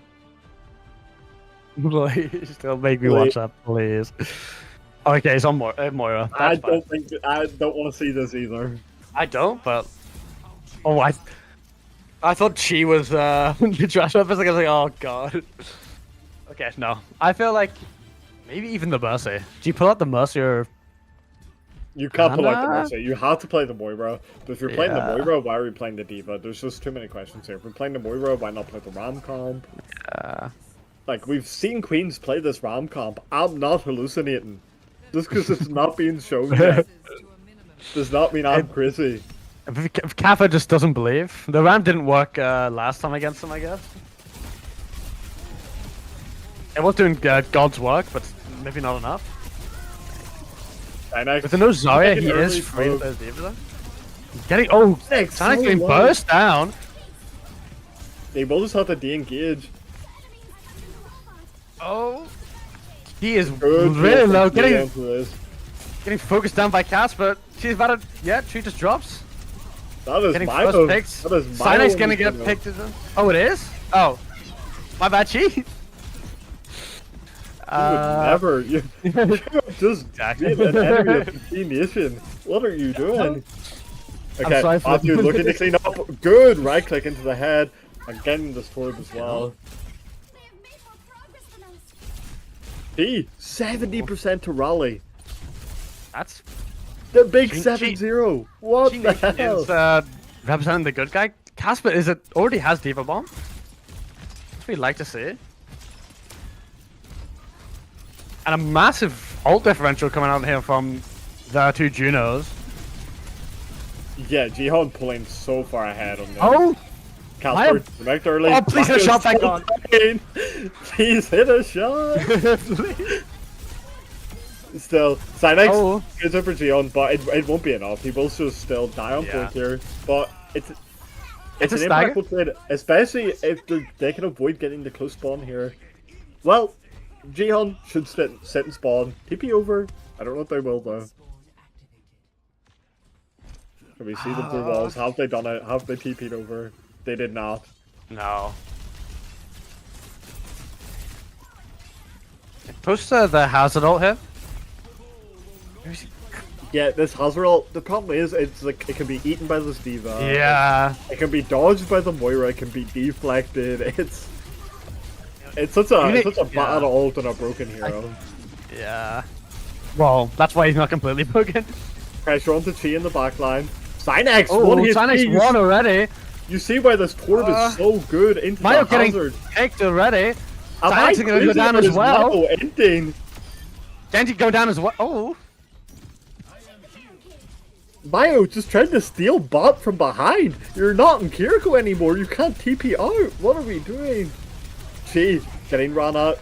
Does hit the whip. Will survive because of it. And now QB, they need to slow it down a bit. Let Icy get back into this fight. You have 5 ultimates. Just don't die. There's the orbital red. There's the first one. The blade comes out. Just gonna kill Sinex super quickly. Onto this brig. Kills it through the rally. And it's a really good blade from Matthew. My god. We're gonna see I believe in the reverse sweep. This is crazy. My caster's showing too much impartiality. I just had no faith. I had no faith. My expectations coming to this game for the QUB tinged with maybe taking a team them into overtime. I don't think they'd get a draw, never mind even take a map. Yeah, Miau gets it, gets the orbital way out early. Still though, this Moira ult is going to let them sustain through it. And the massive pick! Icy is all looks good for Queens. Oh, Casper close to drop in. Pokebomb! Pokebomb! No. Oh, we still not even see the pick with it. Miau, 1 HP. Matthew can't find it. Still though, Queen sustaining in this fight. Casper taking it so low though. And Chi. Queen's is backing up. Again. Oh. Miau finds Matthew. They do have to just back out here. Actually, Casper doesn't Casper believes. Oh. No. I think this is smart. I think dying on point here is just a smarter option. Especially if your Moira can just not die like that and just survive in the front line forever. But no, now they're back and now it looks really bad. They're all dying to this. They all needed a down point. Do you know when QUB might be able to get out here? Inex and the Sigma actually looks better than I was expecting. I can say that. Oh my god, such a fanboy. It looks good. No faith in the UCD tanks. I have full faith. Still though, that pick coming out from Fez. Yeah, that lift feels super early. Yeah, I guess they want to stop the group up here. Yeah, they do stop them from contesting high as a team, and that is true. And David falling BB as well. is just staggering in here. I was gonna die. I'm like can miraculously build an ult. Even then, he doesn't even need to use it. Yeah. I see just not wanting to join any fight, just looking to poke them out. That is not enough. He's almost got a Torbolt. Yeah, Queens again. Look at these ultimates. No, again, UCD, they do have 4. You know, it's not like this is just a one fight for Queens. But we've been seeing Queens have got better use with their ultimates for the most part. I'm expecting big things out of Blade here. Or at least getting the mailed out. Okay, there's 2 ults out instantly. It's... They go mailed? How are you meant to commentate this game? I don't know. They're just, everyone's pressing Q. Is Casper gonna ult? Smart. We don't even pop the ult, we accept the fight loss. We pop 2 ults for 4. Or 2 for 3. They kept the orbital array with QUB using theirs, so... I don't mind this if you're UCD, yeah. It's not the end of the world. Well, we saw last time, QUB they were able to sustain through it with this Moira ult. They can probably try to do the same thing again. They have the Torbolt to throw in the middle of it. Yeah, I believe. I'm on Juno picked the headshot first. What the hell? Very early ult. There's that orbital. Oh. Ehon's gonna die. There's no world reach. Never mind. And they trade out for 3. Getting a trade is massive. The Torbolt's trade. Casper gets the remake. Matthew Just finds the man in the back line. Yet. These trades are all really good for Queens. Force out the break, surely. Every trade is what a rock! For Queens. There's no way we let Senex do this. So overextended. Oh please. Still be pop the Moira order. No! We let Casper get demeked! Still. Yeah, we do get the break. Science can die. The hammer comes out. Please get a kill. No. Oh, he dies for it. That's fair enough. And that right there is that a serious the losing play. Yeah. That's rough. That one play, I think, has just lost Queens the series. They still have 10 meters to recontest it. Yeah, with there no will be a ults on the field. from Casper. Never mind. They do have a Torb ult on UCD side. The May ult coming up soon.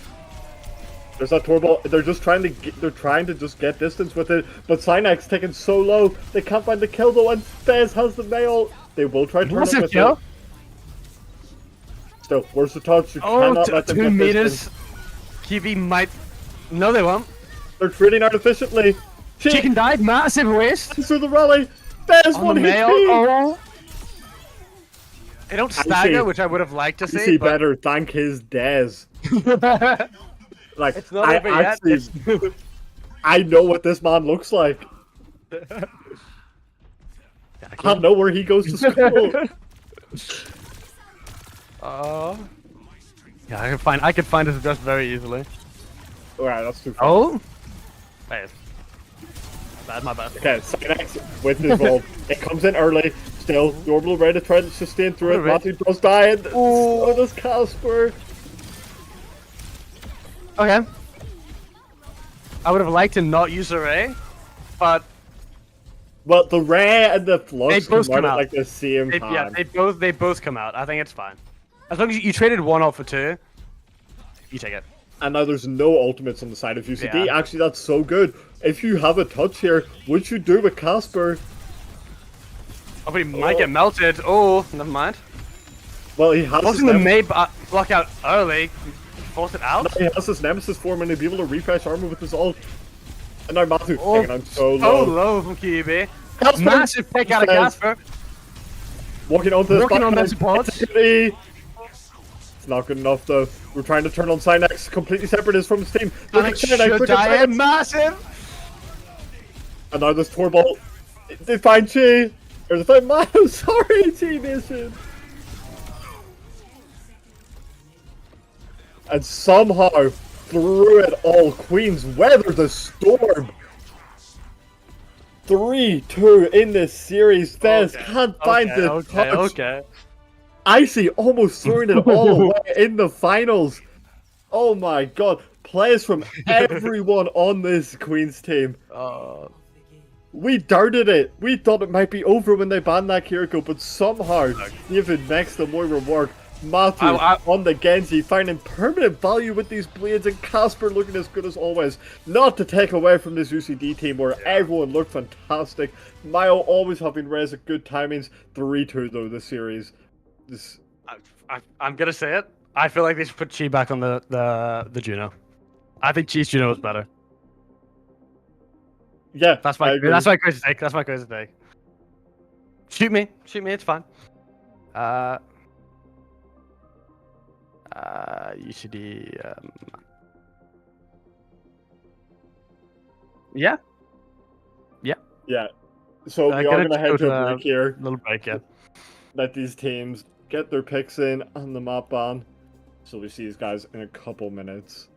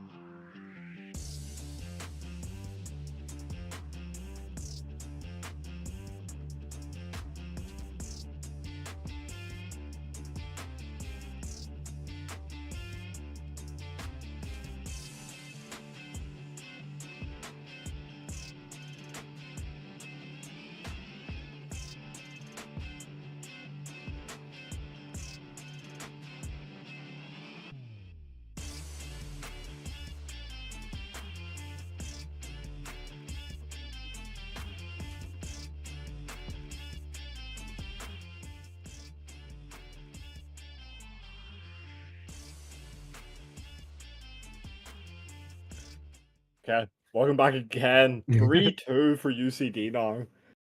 Queens mounting a bit of a reverse sweep. Yeah, I feel like Chi's gonna be locking in. This is his last game before he has to go to work. He's already enough of this nonsense. They're gonna pull out the big bags. They've just been messing with QUB so far. Yeah, I believe. The amount of maps played, we've already reset the map pool. We are going back to control to Samoa, a UCD pick. It's hard to say what will be played here. You know the bans. Yeah. UCD banned the Genji, and then QUB banned Doom. So it's interesting. Yeah. I've not seen need to. Oh, wait, I don't know. The Genji ban, so Uh, impactful. Wait, I'd wait. I didn't unban the last characters. Oh yeah, I didn't unban Gecko. No.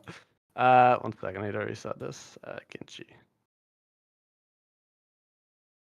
Bit of an issue. Share lobby. Restart match. It's okay. Sometimes we make mistakes. No, hopefully, our players can get through this quickly because we are running out of time. What is our next game? What am I watching next? Rocket League. Yeah, Rocket League. Be good. Yeah. Bit of car soccer. Usually locks in. She's got work to go to. Yeah. Really locks in. I'm a UCD fan now. I want them to win. No, I feel like Cap will be dragging the kittens along, kicking and streaming to try to get them to this final map. We'll just usually allow that. We'll see.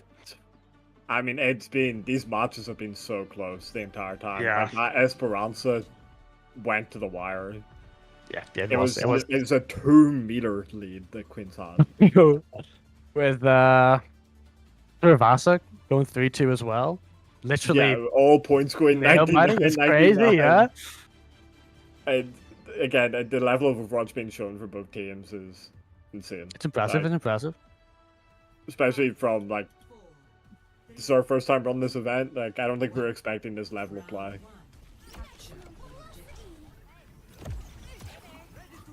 So, coming out, I kind of expected what we're coming out on. I do expect Casper to swap though. Yeah. We've seen it happen time and time again. He will swap off this diva. He'll play Mare Lazario. Surely. Yeah, I'm surprised he keeps going out on the diva to be fair, because he keeps instantly swapping. Well, he can try and make it work. It's definitely not impossible to play it, but the Jihan falling early. Getting trash ban as well, this will be going the way of Queens, or UCD, even with Chi getting traded out there. I still don't see how they win this fight. Miau just running at Casper, taking him down 1 HP. Chi, onto the break now. Still, Casper, he is going to stick with the diva. It just hasn't been a fight yet for Queens. There's always someone dead before they could even begin. Yeah, it's swapping over to the cast though. I like to see it. Yeah. Very defense TPS line there. They do kill Brutus live, but Casper figured out. They killed Trash Ban. And they're gonna pick him. We're getting a little stagger hit. Oh yeah, and it's Kappa is swapping over to the Zarya as well. We like to see.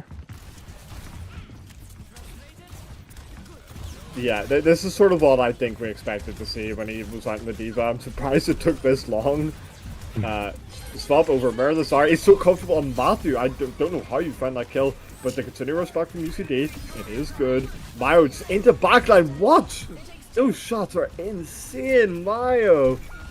Actually just completely turned that fight by himself. One-man army. QB's really only coming up on the cast ult and the turbo. The Kiriko been built up as well. UCD's got that 4 ults basically coming up here. Yeah, no. The grab advantage is kind of crazy. Yeah. I'd like to see an early grab coming out here for UCD. Like now, yep. Yeah, there it is. Just right on the Casper. First down. Oh, massive combo. Oh, they do trade out tanks from UCD. Bez though finds Matthew after. And they're still trading out. Oh, Brig walking forward. She getting the kill. Nice. Oh, Gino as well. And will nice Suzu round. Even with the small from Casper, I don't a little bolster. He will try. He will just try time, but I mean, Trace is back as well. Yeah, Matthew back as well. There's no need on the Cassidy. Somber as well. Matthew does get caught out, but Oh. no. I don't know how that's off, to be honest with you. But I think he was too high up. what happens, happens. It's unlucky. That's rough. Ready for battle. We will have peace. One more mission, cost. Huh? I'm in.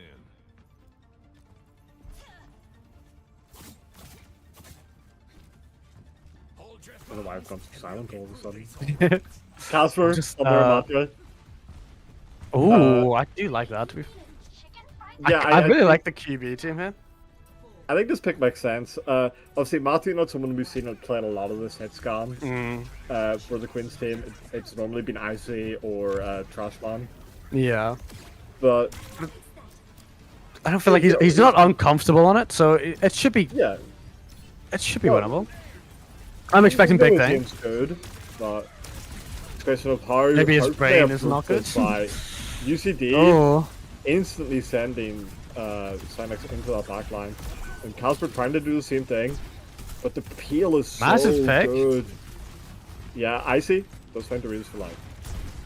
Throughout all of that, we thought it was something the desire to back up big, but little soft DPS play. Queens, they take control. Like Casper just trying to walk forward. Low. He won't have a Suzu already. With this Nemesis it's usually a nice opportunity to walk forward. Yeah. With the Nemesis form, as long as there's no one behind him, Casper is just going to survive pretty much anything thrown his way in this net. And there, it's a good E. Completely separates his backline. Just going to try pressure out Miau from the side.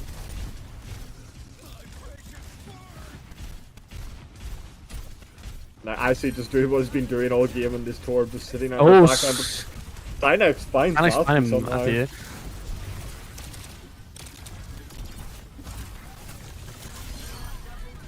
He finding food. Good, nice.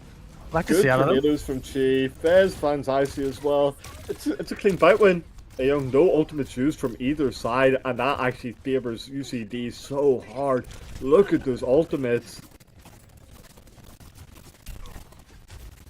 The only thing UCD are behind on is this Torball, and especially since Queens were in position this entire time. How is this the case? Yeah.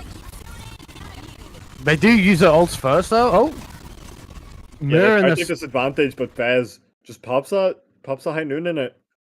Just seen everyone press Q right now.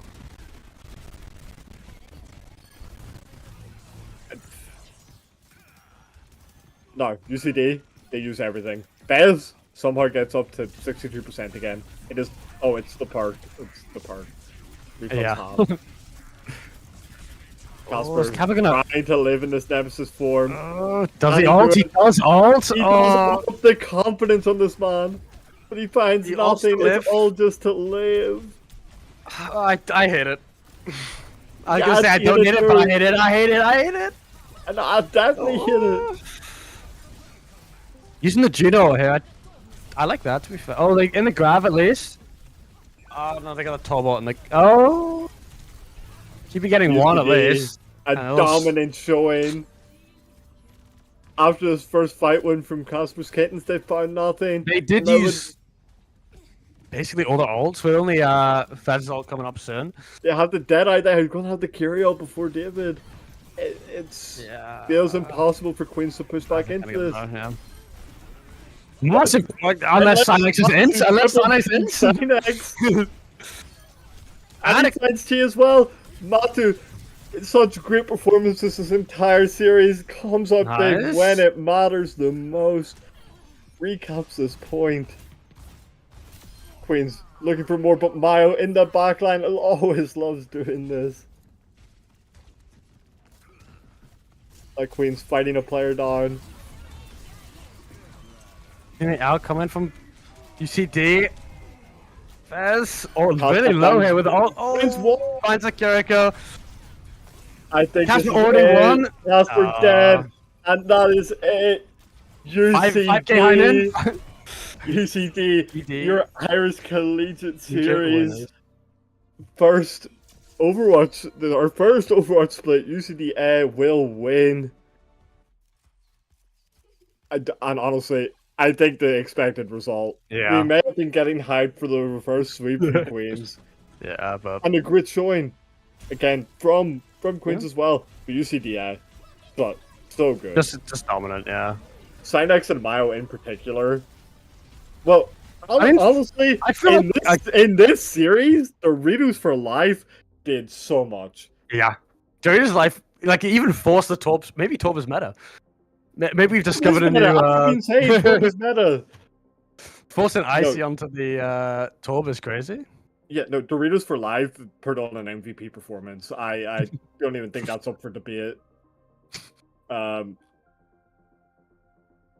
that's honestly, who are we getting in for?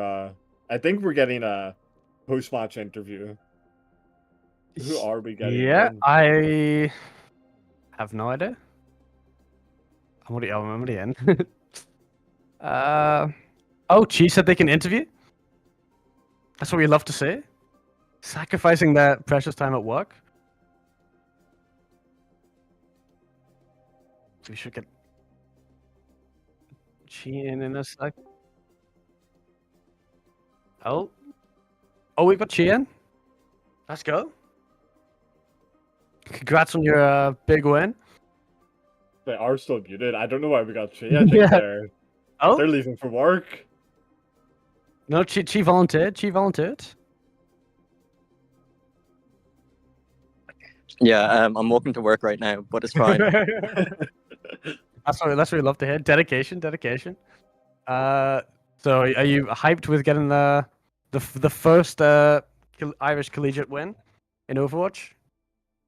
Yeah, no, feel great. It was actually quite difficult. I thought we'd be going to 4-3 maybe, but yeah, no, I'll be honest. I predicted going into this it would be a 4-2. Watch the VOD. I said it, but in my heart, I believed it was a 4-0. I just said it was going to be a 4-0. Yeah, I had no faith in the QB team. Yeah, but what do you think was really different there? Because obviously the last time you faced each other is a dominant showing. Like it was the. Oh, sorry. Do you want to keep on going? Nah, not much more to say. It was the I think it was the Diva and the Genji. The Diva was quite problematic. I had to get off Juno, and to be honest, I'm a Juno one trick. That's why we haven't been banning Juno. The break looked good though. On the break, your rally uptime was insane. Like I felt like you'd rally every fight and a half. Yeah, I can only really play Juno Brig, but we like to keep Mayo on DPS carry, so he has to turn and heal us if I'm on the break. So it's a bit different. Yeah, the Mayo Juno definitely didn't inspire confidence. Yeah, I was saying I wanted to see the cheese Juno come back in. I was saying it. Yeah, no, I'm just looking better.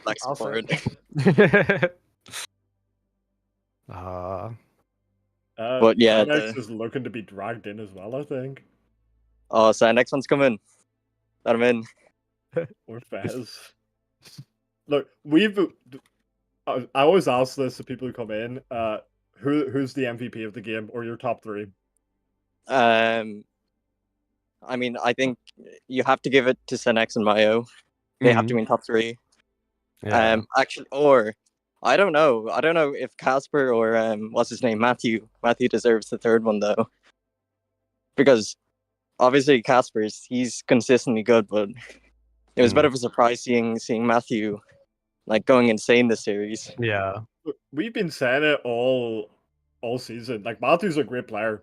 He's just the most inconsistent man on the planet. But when he has a good day, he's scary.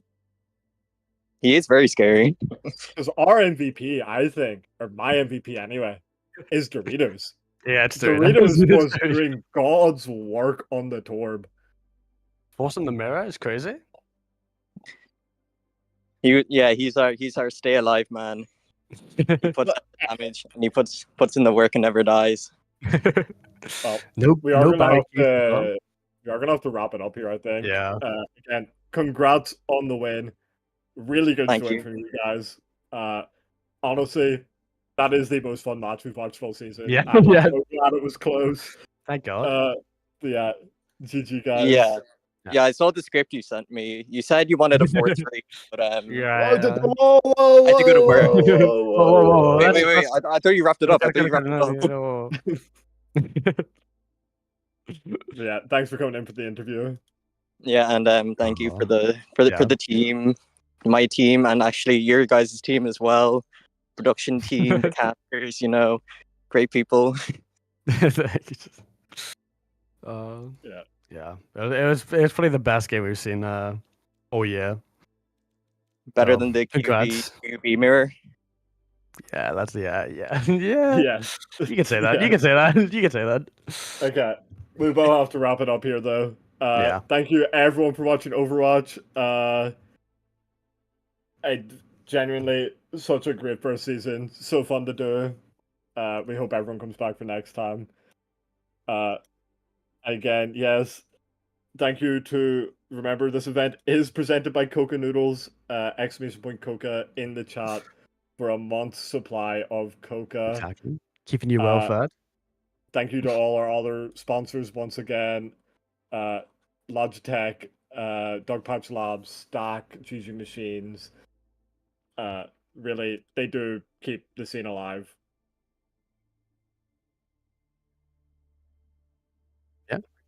Yeah. Yeah. So That I is guess. all from Thank you us. so much. Yeah. Thank you so much. We'll head on to a break. We have Rocket League on next, so stick around. Some high level play there.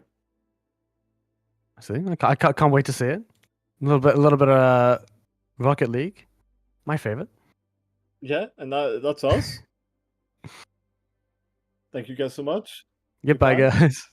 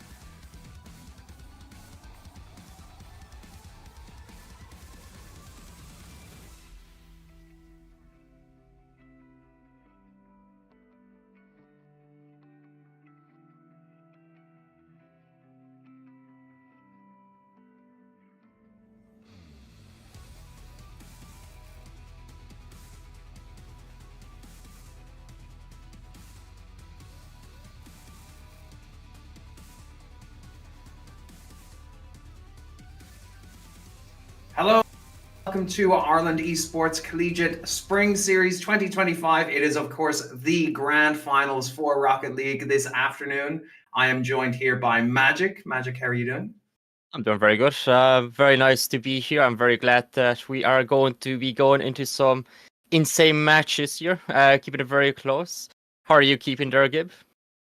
Not too bad. I'm excited for this matchup. A rematch that we saw in the upper grand finals of TCD versus Setu.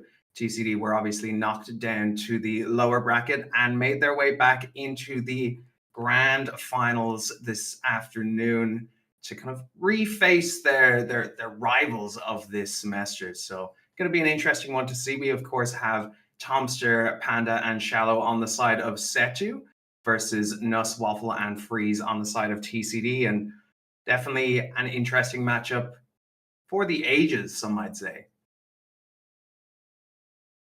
And we are hopping into the lobby there, ladies and gentlemen. So, Tom, Panda, Shallow, extremely good players, extremely mechanical players. I would not be surprised to see a lot happening on the pitch, a lot of aerial plays, a lot of spinny winnies just all over the place. It is the finals, after all.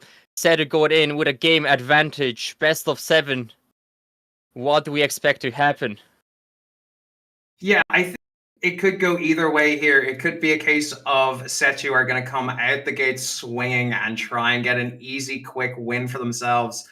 Or they could be playing it safe, feeling out their opponent a little bit more. There has been a little bit of a break between games here. Waffle going to open up the score very early on, 20 seconds into the game, with a 1-goal lead now in this game to TCD. But like going back to what I was saying, it's could be a case of Setu are going to feel out their opponents a little bit more and take this first game slow, knowing that they have that game advantage to them. A very nice little comfort boost by, the orange side just being able to take the first goal lead, but it is only 30 seconds. There's going to be so much more that is actually going to happen in this game, that teams are just really feeling each other out. I see a few double commits here and there. Everybody kind of pushed into the zone where the ball is. Tom looking for a bump on Waffle. Panda going in for the shot. Shallow destroys the goalkeeper, and we have a draw. Yeah, that was a nice demo there from Shallow, knowing his teammate was going to take the shot and knowing if he took that player out, there'd be nobody there to defend it, securing themselves an even Stevens tie game.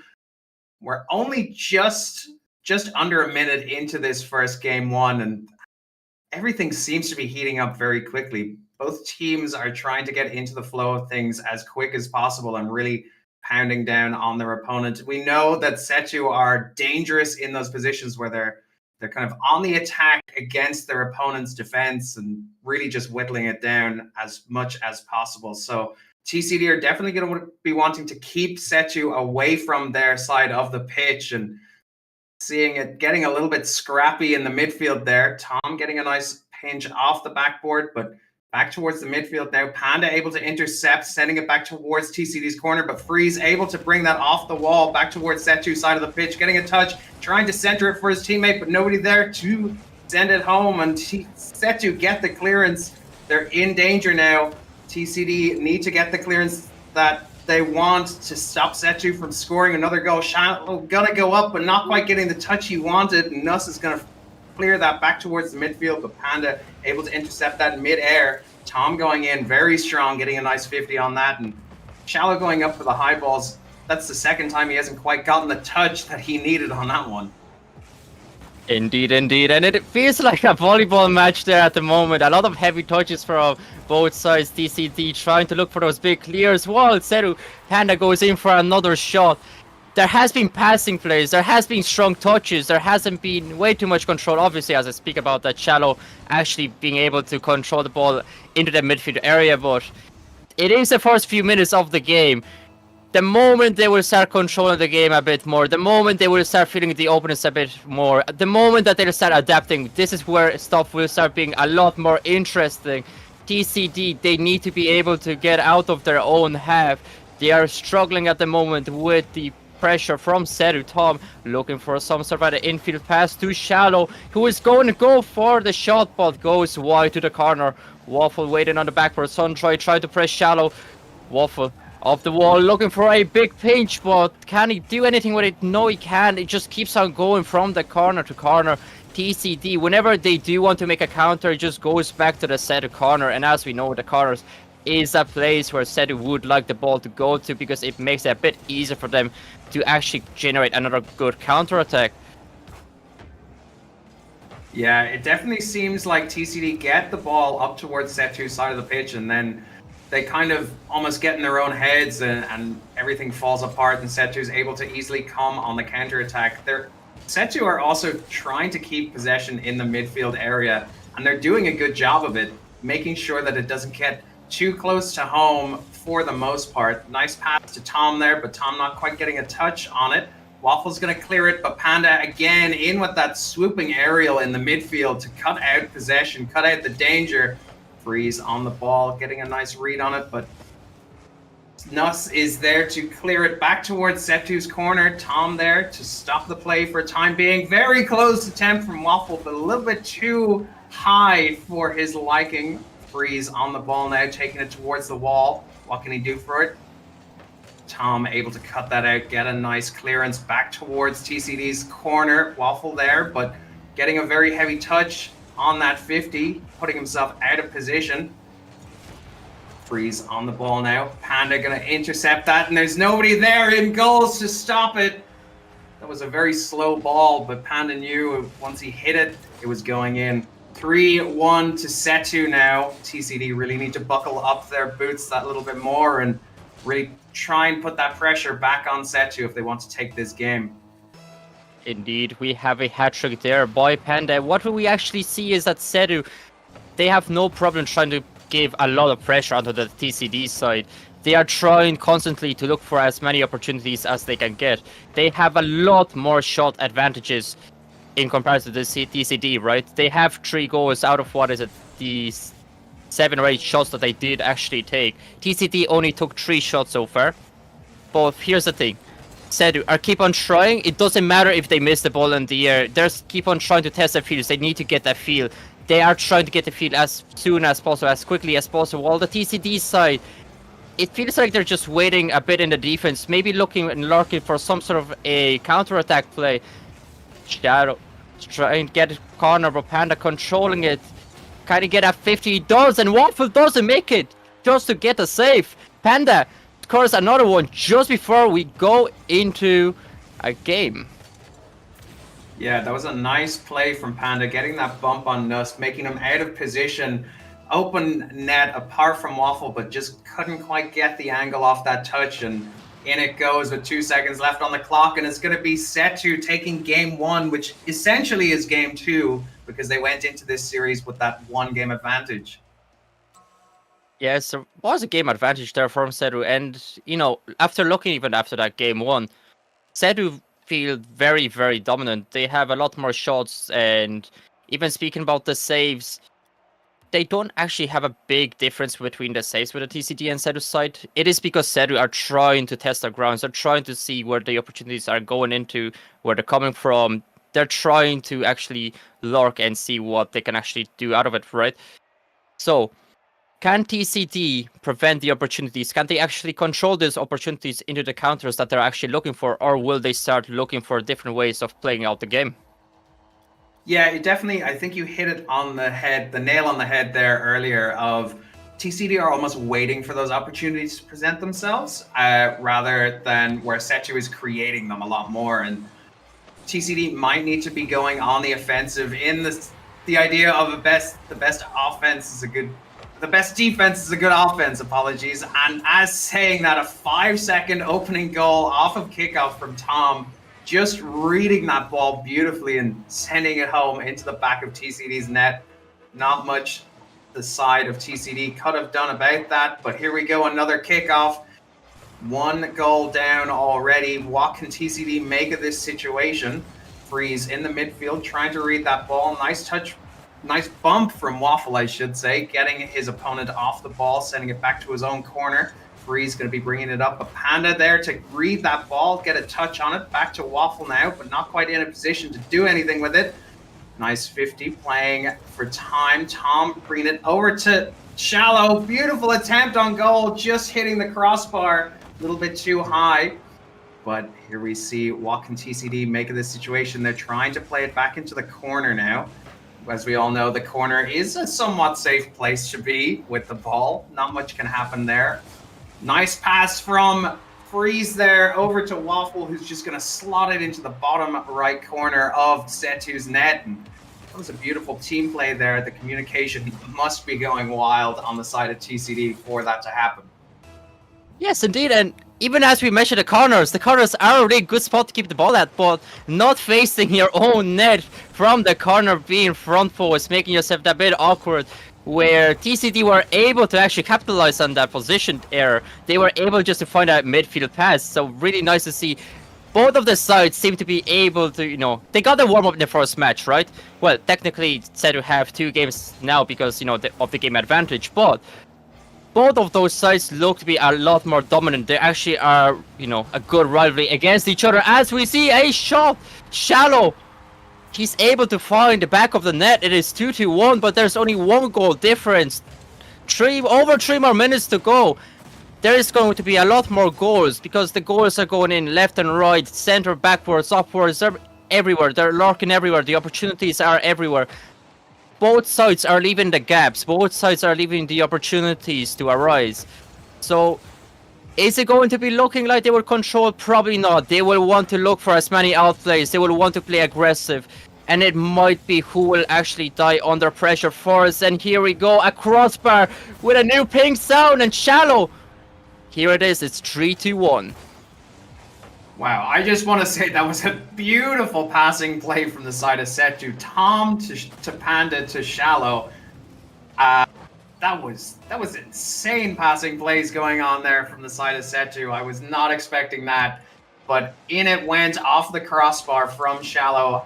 Is that a 3rd goal for him now? A 2nd goal for Shallow. Sorry, just had to double check that. It is 2nd. A 2nd goal from Shallow there. Beautiful play from side of Setu, but back again, 2 goals down for the side of TCD. They've got 3 minutes left in this game. We know that they can score goals when they're in those dangerous positions. They just need to keep Setu off their back line and really just go for gold on those counter-attacking movements. But Panda there, able to cut that out. Waffle in a dangerous position, could potentially get the pass, but nothing comes of it. Nuss in a position there, trying to play his opponent more than the ball there. Just waiting, biding time, I should say, is a better way of putting it. Nuss. Oh, apologies, Freeze there, cutting that ball. Now back into his own corner, back into a little bit of safety. Panda getting a nice touch on that, sending it back towards the midfield. Teammates there in that area to take advantage of it. Not quite. Waffle off the wall.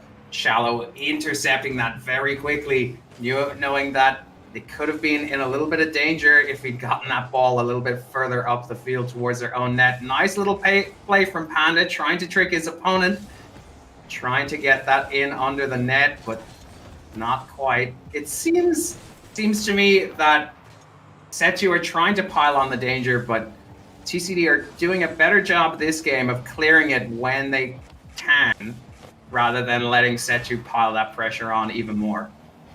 It is true. The TCD side are finding those spots to get out of defense, put on some counter opportunities. But now here's the thing. Setu, it takes them 1 or 2 players to take out 3. With 1 person going up for the shot, they will make 3 or 2 of the guys from TCD side to jump and commit for the ball. So it is like, in a way, knockouts. Panda has the opportunity, but he takes out Freeze. He takes out, Sundry out of the midfield area by just being there. Can TCD play 1-for-1, or would they need more players to prevent the opportunities? Waffle trying to commit, but ball goes back to Panda. Look for a double tap! Oh, what an angle here, Panda! The man who scored 4 goals last match shows the class. What a legend he is, getting that angle as the ball is just dropping. Gets it to the back of the net. There is a 3-goal difference now between both of the sides. If TCD want to win this match, they need to look for the opportunities now. They cannot be waiting anymore. They need to go and press the ball, because they do not have much time remaining on their clock, and they definitely don't want to be in a situation where Setu will get another game advantage where it's only one more for them that they'll actually need after the series match. Here we go, Panda pressing it there. Too shallow a pass attempt, but here is going back to the corner. Waffle trying to get the ball of Panda. Brilliantly done by Panda, but Nos just sending it down to the midfield. Brilliant patient by Tom, just waiting for that clearance so he can actually catch the ball. Here it is, the Setu side. I love the way that it really matters what they do off the ball. They're playing extremely patient. They know where the follow is going to be. They know where the ball is going to drop to next. And as long as they cover those areas, they have it very sorted. They are not moving extremely quickly off the ball. They just stay in the spots they need to be at. And here we go. Tom looking for another opportunity. Back to shallow. And finish it with a 0-second goal. Wow. That was some masterclass playing right there from the side of Setu. Tom passing it back towards Shallow, and Shallow just slipping that underneath the crossbar. Nothing that TCD could have really done about that. Wow. So, Setu now, 3-game lead. Are we feeling that TCD are going to be able to pull this back? Nope. Maybe one game. You know, I'm feeling that if TCD can put more shots here, they put 6 shots, they only, in comparison to only 3 shots they had last match, right?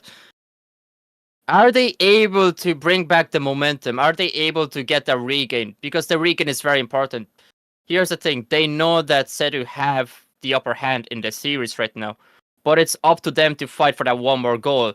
To fight up to that one more match.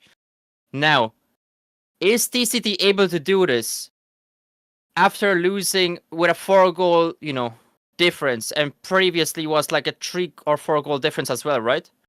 As I believe, right? Yeah. Yeah. TCD, it's the regain that matters. They put more shots this match in the series, in comparison to their previous one.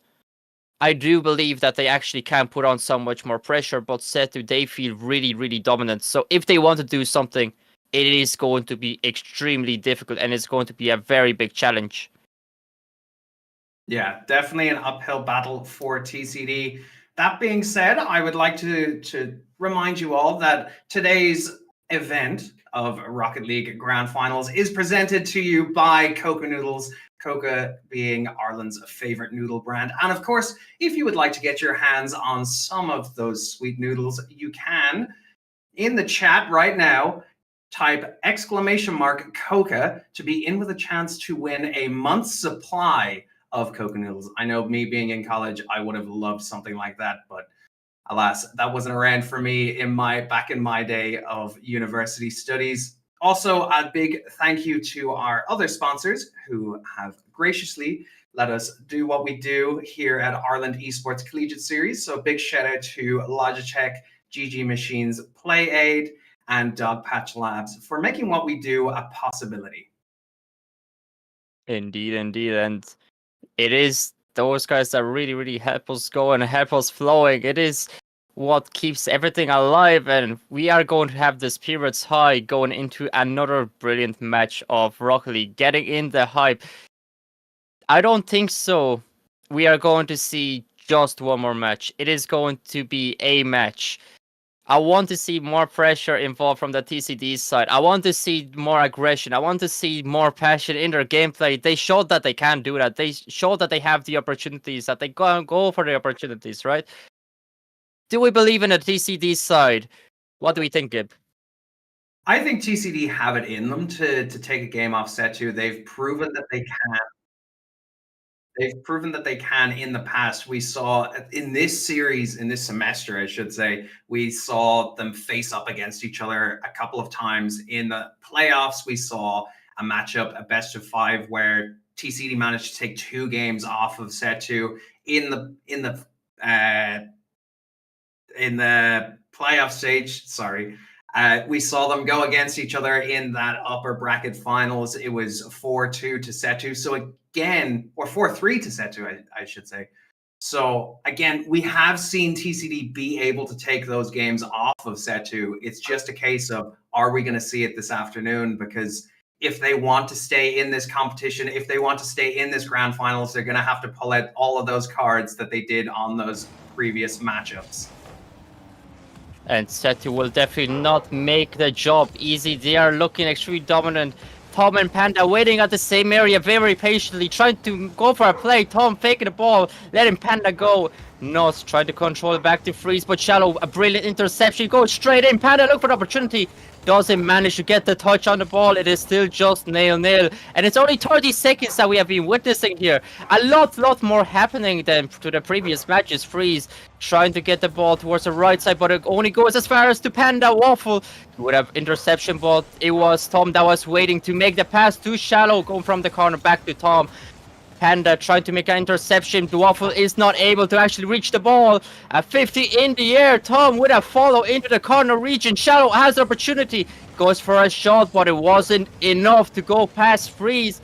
Suntroy taking the ball all the way to Freeze, but another big interception by the blue side. Panda is not allowing them to cross the halfway line. TCD are struggling to go out of the halfway line, but as we speak, No's opportunity here arises. Panda was waiting on the ground, extremely good patience, just catching the ball. Started another counter attack here, a big whiff, but there by Sundry, but another opportunity. Panda trying to go, makes it only go as far as Waffle in the mid, and Freeze with a big touch in the corner.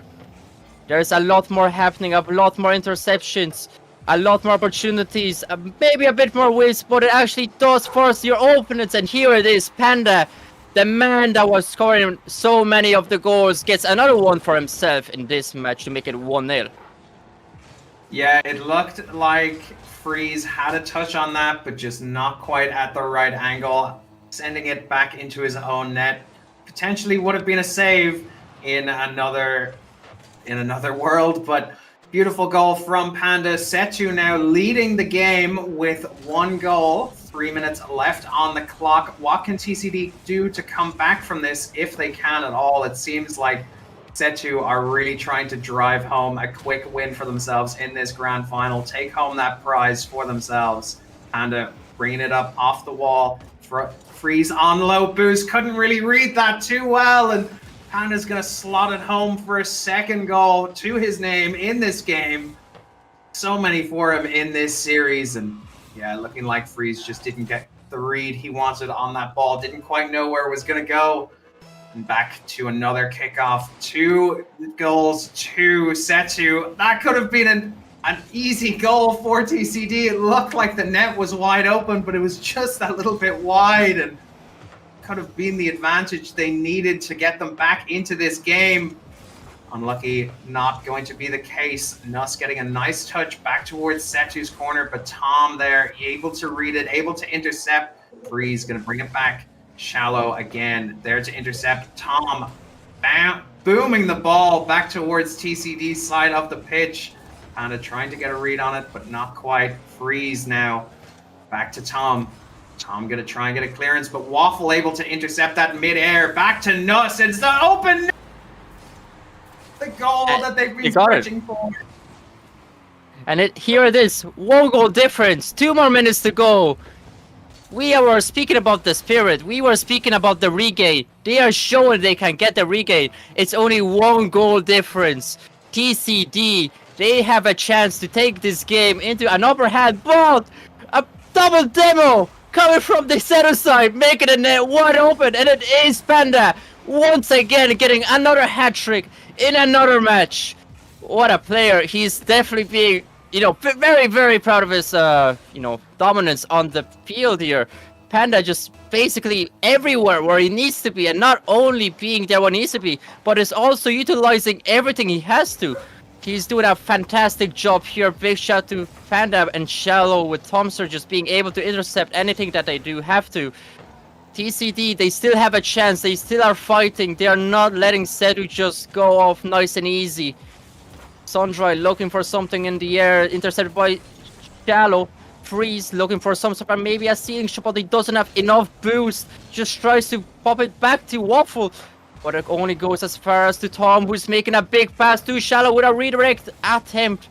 And Nos, a heavy touch towards the midfield area. Just over a minute to go, and Panda, he has 4 goals. What is happening? Yeah.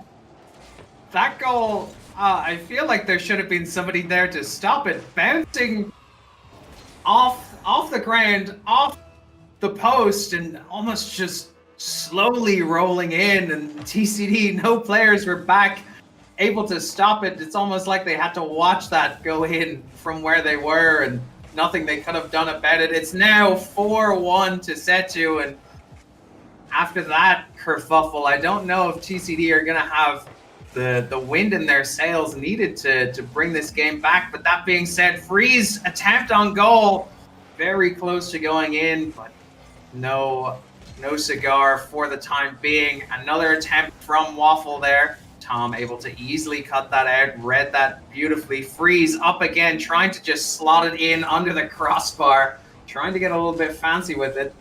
But again, no goal for them. 30 seconds left on the clock now, and it's looking like it could be game over for the side of TCD, and Setu will take this series home very quickly in just 3 games. Yep, it is going, it is flowing, and Setu, they have been showing they're the dominant side, but Waffle just gets in one more, maybe 2 kick-off goals. It would be fun to see, but Setu, they have been playing a brilliant game. You have to give it to them, especially, with Panda scoring pretty much every single chance he was taking. It was a really dominant side from Setu, and I feel like TCD were locking in, as we see in this match. It was just a bit too late. I felt like in the first couple of matches, it was like they were getting scrambled. They only started getting the opportunities now, and NOS. 7 seconds remaining. Can they do that? Potentially, Can they make it go to overtime? There is some potential here. Yeah, it's looking like if a kickoff goal is on the cards, it has to be now to bring them to an overtime. But ball is loose for the time being. Waffle passing it to Nuss. But there was Panda in the middle, ready to intercept that, get the clearance, and it's looking like Setu are trying to make sure it does not go to an overtime in this game. And there it is. Setu are going to take this series. They're going to take the grand finals for themselves. Hard luck for TCD on that one, I say. Yes, and that was a way closer match. That was very entertaining. That was, both sides showed what they're capable of. TCD, maybe they didn't show that within the game 1 they played, the game 2 they played, but this match, there was a lot more happening. I feel like that was what was missing from the very, very beginning, don't you say? Yeah, I feel like it took TCD a little bit longer to get into the swing of things than it did for Setu, especially that game 1. We saw everybody was feeling each other out a little bit at the start, and then seemed like Setu kind of took the reins from there. But it seemed that, to me at least, TCD took that little bit longer to get back into the flow of things, especially against such a strong opponent like Setu. And by the time they got there, it was a little bit too late. Yeah, and here it was an enjoyable series, definitely a fun one to watch. They started off like Setu's side strong from the very beginning. They went straight in. They weren't waiting to play a patient game.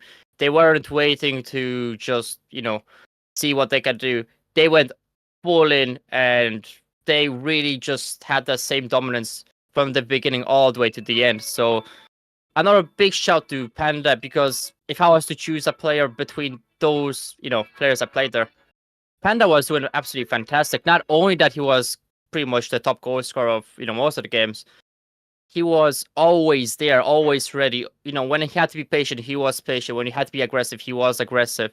Tom Shallow, brilliant additions. TCD side, we're doing a lot on defense. They had their counter opportunities. They had really good passing plays, but it just wasn't enough to actually go against the Setu side. Yeah, and I would say that Panda was the teammate for Setu that kind of really just was there. Every opportunity that Setu had was in that position to go for goals. And that being said, we also have Panda in the call for a little post-match interview.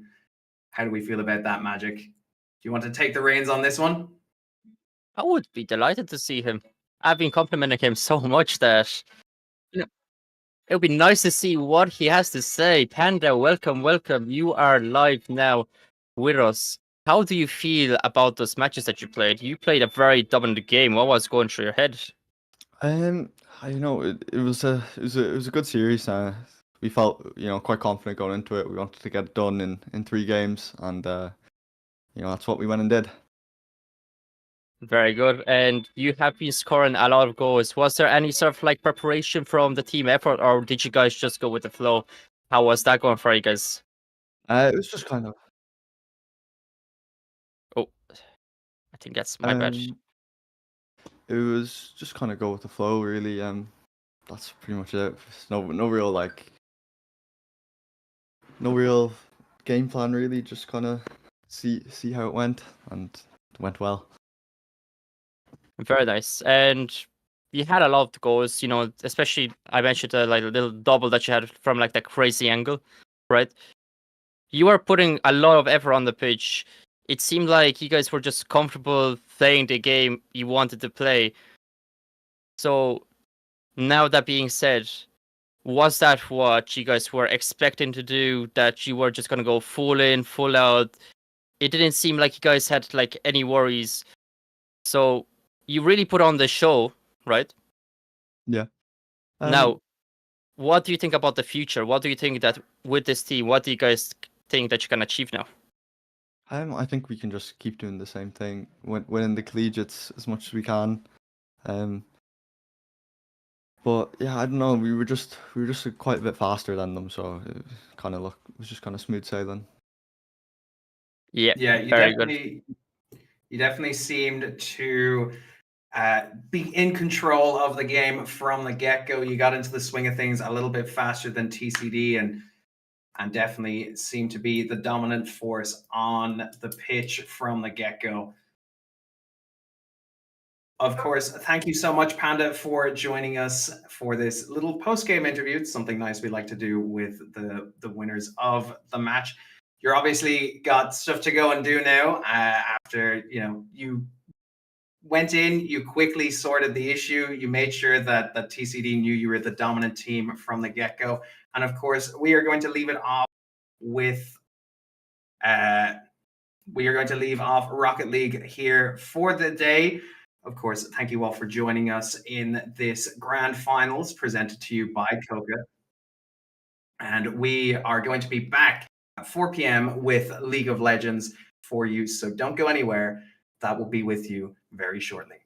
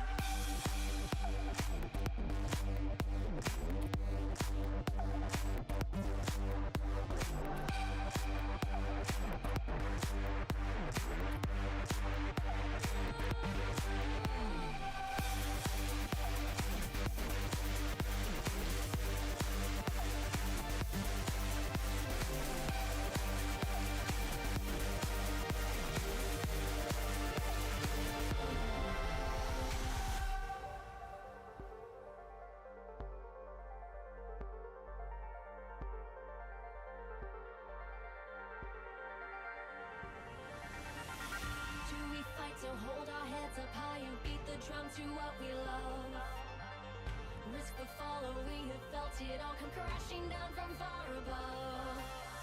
Stars are rising, countless worlds colliding, only one will take it all. Can we bring to fall the giants? Can we make the final call? We are the ones to ignite the darkened skies, the champions of the world that we defy. A soul ray of the few who rise up high, and we all fight at the last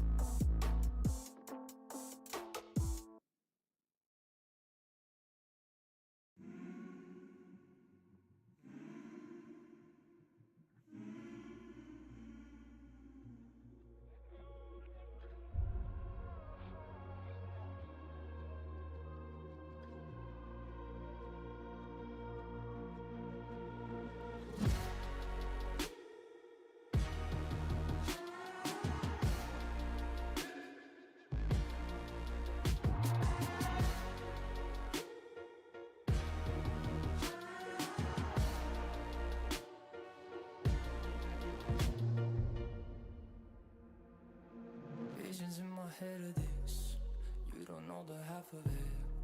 I got dreams of looking up, eyes I can get, but nothing feels like how it feels to know these things I don't know yet. The weight of everything, and everything's just thread. Sometimes I'm trapped inside and I don't know what I'm gonna do. But to take on the world is the only thing that we know how to do.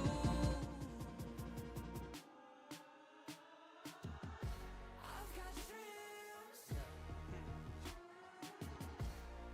finding out what all of this is for. It's you and me, and everywhere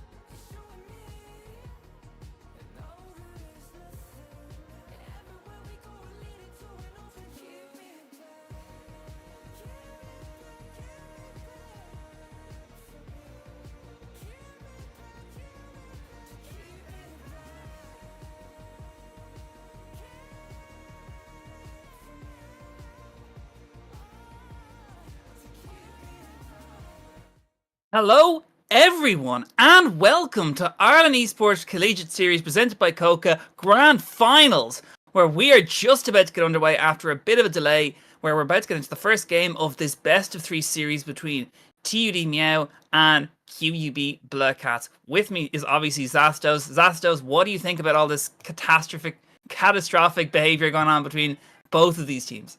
Yeah, I'm not sure if you were trying to make a cat pun there, but we're going to do plenty of that. But both of these teams very excited to see both in the finals. Of course, QB Bleh Cats find it a little bit more difficult to get here, having to do the TUD gauntlet, already taking 2 of those teams down. Well, for TUD Miau, not easier, but are the stronger team coming into this, as in the regular season, they did finish 9-1.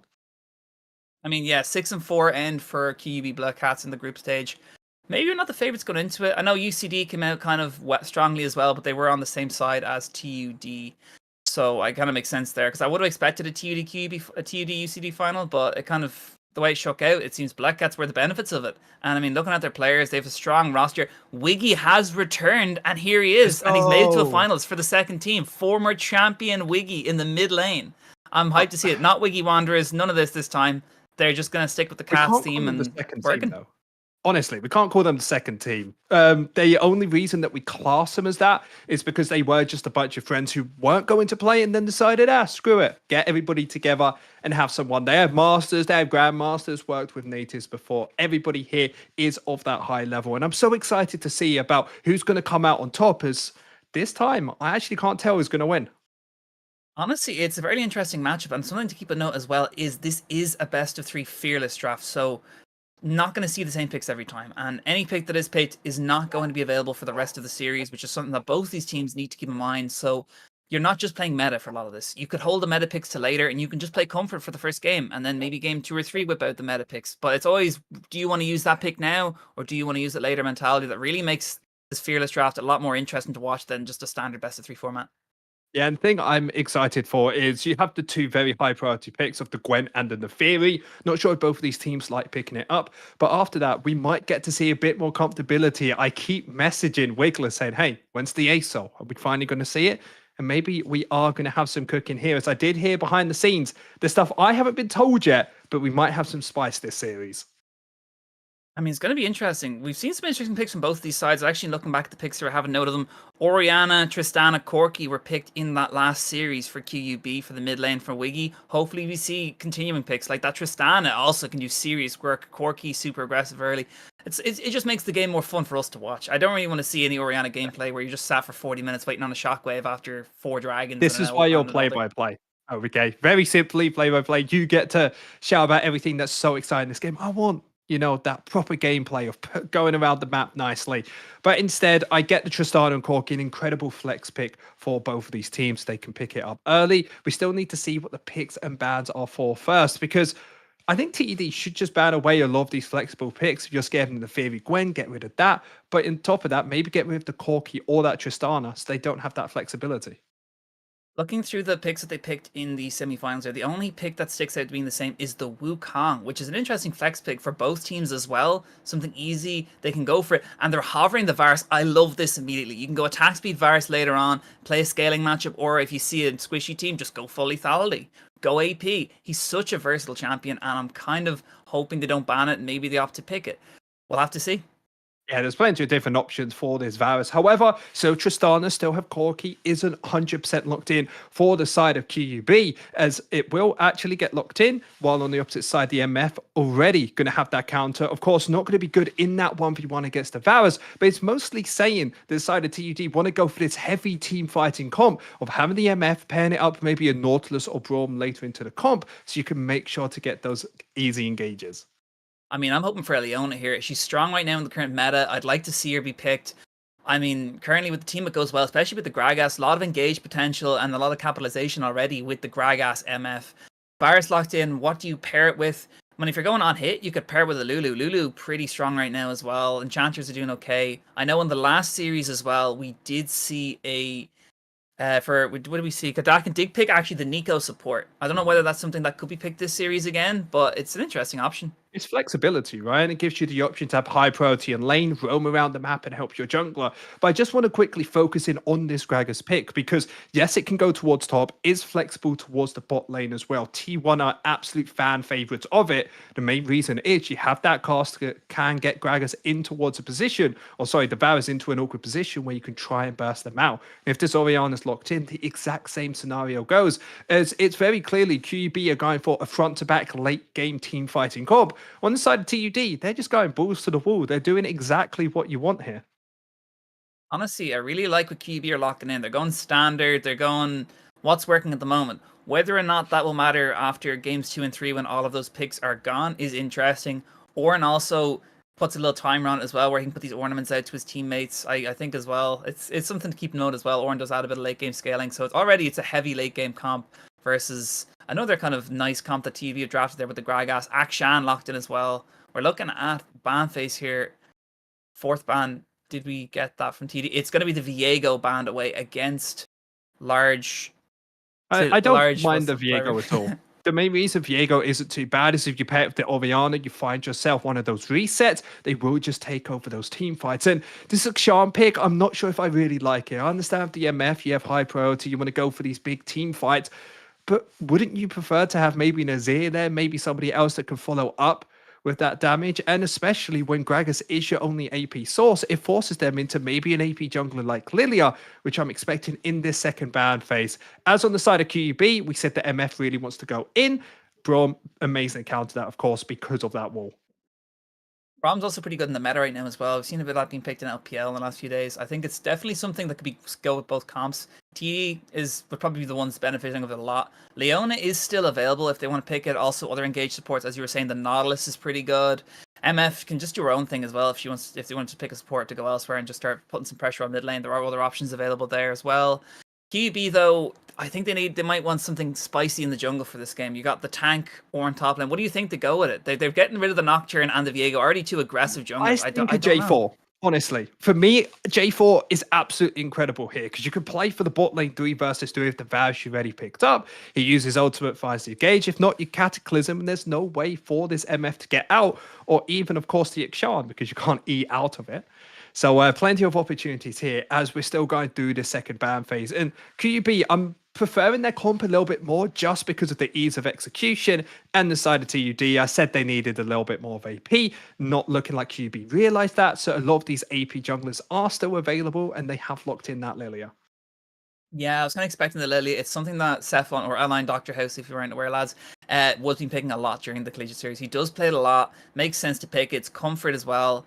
Can't tell what that last ban was for the side of QUB, but I'm sure it's something of note. But the Amumu getting locked in, yeah, that's another pick that was picked as well for, I believe, Silly Sausage, who is going on for a different name there. But yeah, Amumu is good, goes to the comp, really easy to execute. Again, it's just another press R team fight comp there for the side of QUB. And you round this out, pick something like a Leona. Again, that's actually up as well for the side of QUB. They have an engaged support they want to, yeah, or a Rakan. A lot of stuff goes well with it. Yeah, any engaged support you're going to be happy with. You could maybe opt in towards a Lulu if you want to go more front to back. You already have great engage with, of course, the Amumu and that top laner of the Ornn with, of course, his ultimate. But when I'm looking at this Lilia pick, I felt like they've been baited into it, saying, okay, we'll leave open Lilia, you pick it up, and we're just going to hard CC you into the ground. And now I'm having trouble trying to see how the side of TUD are really going to execute these fights because whenever level 6 available, I don't see a single world where QUB don't win here. Honestly, I think you're right. I think QUB's comp is really, really strong. I think its team fight's insane. They're definitely going to be taking those early dragons and later on as well. I know there's a bit of pick potential there with the Gragas, with Akshan, but I think it's still a lot more difficult to execute than QUB's comp. And especially if, say, Nami does throw an engage, does throw that ulti down, there's still a few ways to disengage with Poppy ultimate, and that just neutralizes exactly what Brumble's trying to do. Yeah, 100%. Poppy and Varus are going to be having a really tough time in this early game. Nami with that E on the Misfortune deals a ton of damage early into the game, especially when you get Imperial Mandate first of all. They're not going to be able to play. And I think that's the option that you have on the side of TUD. Being the people who are 9-1, your executions already had to be at a decent level to get towards that scoreline. They have a big opportunity to win it here. I'm just having troubles if they don't find an early game lead, especially towards that bot side. I think you're dead on there, and I really do hope that they play pretty well towards it. But Mitcha on the Akshan could also be a saving grace, could just roam around the map and just whip people up into shreds here. Still quite a tanky team for QUB, but I think we will take it to a quick break soon. Ireland Esports Collegiate Series, sponsored by Dogpatch Labs, Stack and GG Machine. Oh, we're going straight in the game though. I've just been told now we're on tournament round. We're going straight in the game. Who needs these pauses anymore anyway? Wow, you're trying to get in the way of letting us enjoy our Irish Collegiate Series. TUD, a team that has very much focused their composition to let their solo laners win. All of them are in good matchups. So if the first 5-10 minutes they don't find those leads, I really do expect the side of QUB Bleh Cats to be coming out of the win here. But I'm just excited to get into this. Honestly, yeah, I think it's going to be a really fun matchup or a really slow matchup. So regardless, we're going to see some fights at some point in the game. I just hope it's not 35 minutes in. Well, we're ready on the Rift. That is 35 minutes on the clock. We'll have to see if any fighting happens. As in this early game, nothing too fancy. Both of these teams try to scale a little bit into the game. We do have Electrocute in the mid lane for Akshan. So you were talking about some early game aggression. Definitely be helping on that side. And the only real other major notes is you have Cleanse on towards the MF. So if you ever get stunned up by the Poppy or, of course, the Varus Ultimate, going to be able to get yourself out of it. And I mean, we're going to get into this. I'm kind of excited to see how it goes. I kind of think TUD, again, need to do stuff early on. Yep. I'm debating what Lilia should do here, because the biggest goal as a farming jungler like Lilia is to find yourself an early game lead through jungle camps, either trying to clear your top side and then try and steal a couple camps afterwards. And I'm fine. Maybe you should split the map. It's really hard to say because you have Prio in every single lace. There are big opportunities here to maybe go for late invades. Honestly, I think that's pretty good. But at the same time, I think what the side of TUD are doing here is they're going to try and look for something, as we see QUB looking for something in this matchup here. A lot of damage coming through, but nothing comes of it. Yeah, good early game aggression from the QUB's bot lane. It looks very favourable for them at the start of the game. The only problem is you don't have any healing compared to this Nami, as you can already see has healed themselves up to 4 HP. So QUB are already on the back foot in this bot side, and that's exactly what TUD needed. And I mean, right now, we're already kind of looking like the early fights are happening there. Akshan doing a lot of damage to the Orianna early, as kind of goes in those matchups. Although I hope Orianna can do a bit more poking back here. As we see the bot lane chilling out here. It's currently net even at the moment. I think that's the way the start's going to go. I think it's also to QUB's favour that these kills don't go over to TUD. But QUB going in aggressive here, or looking for something onto the Gragas. Gragas forced to retreat away there.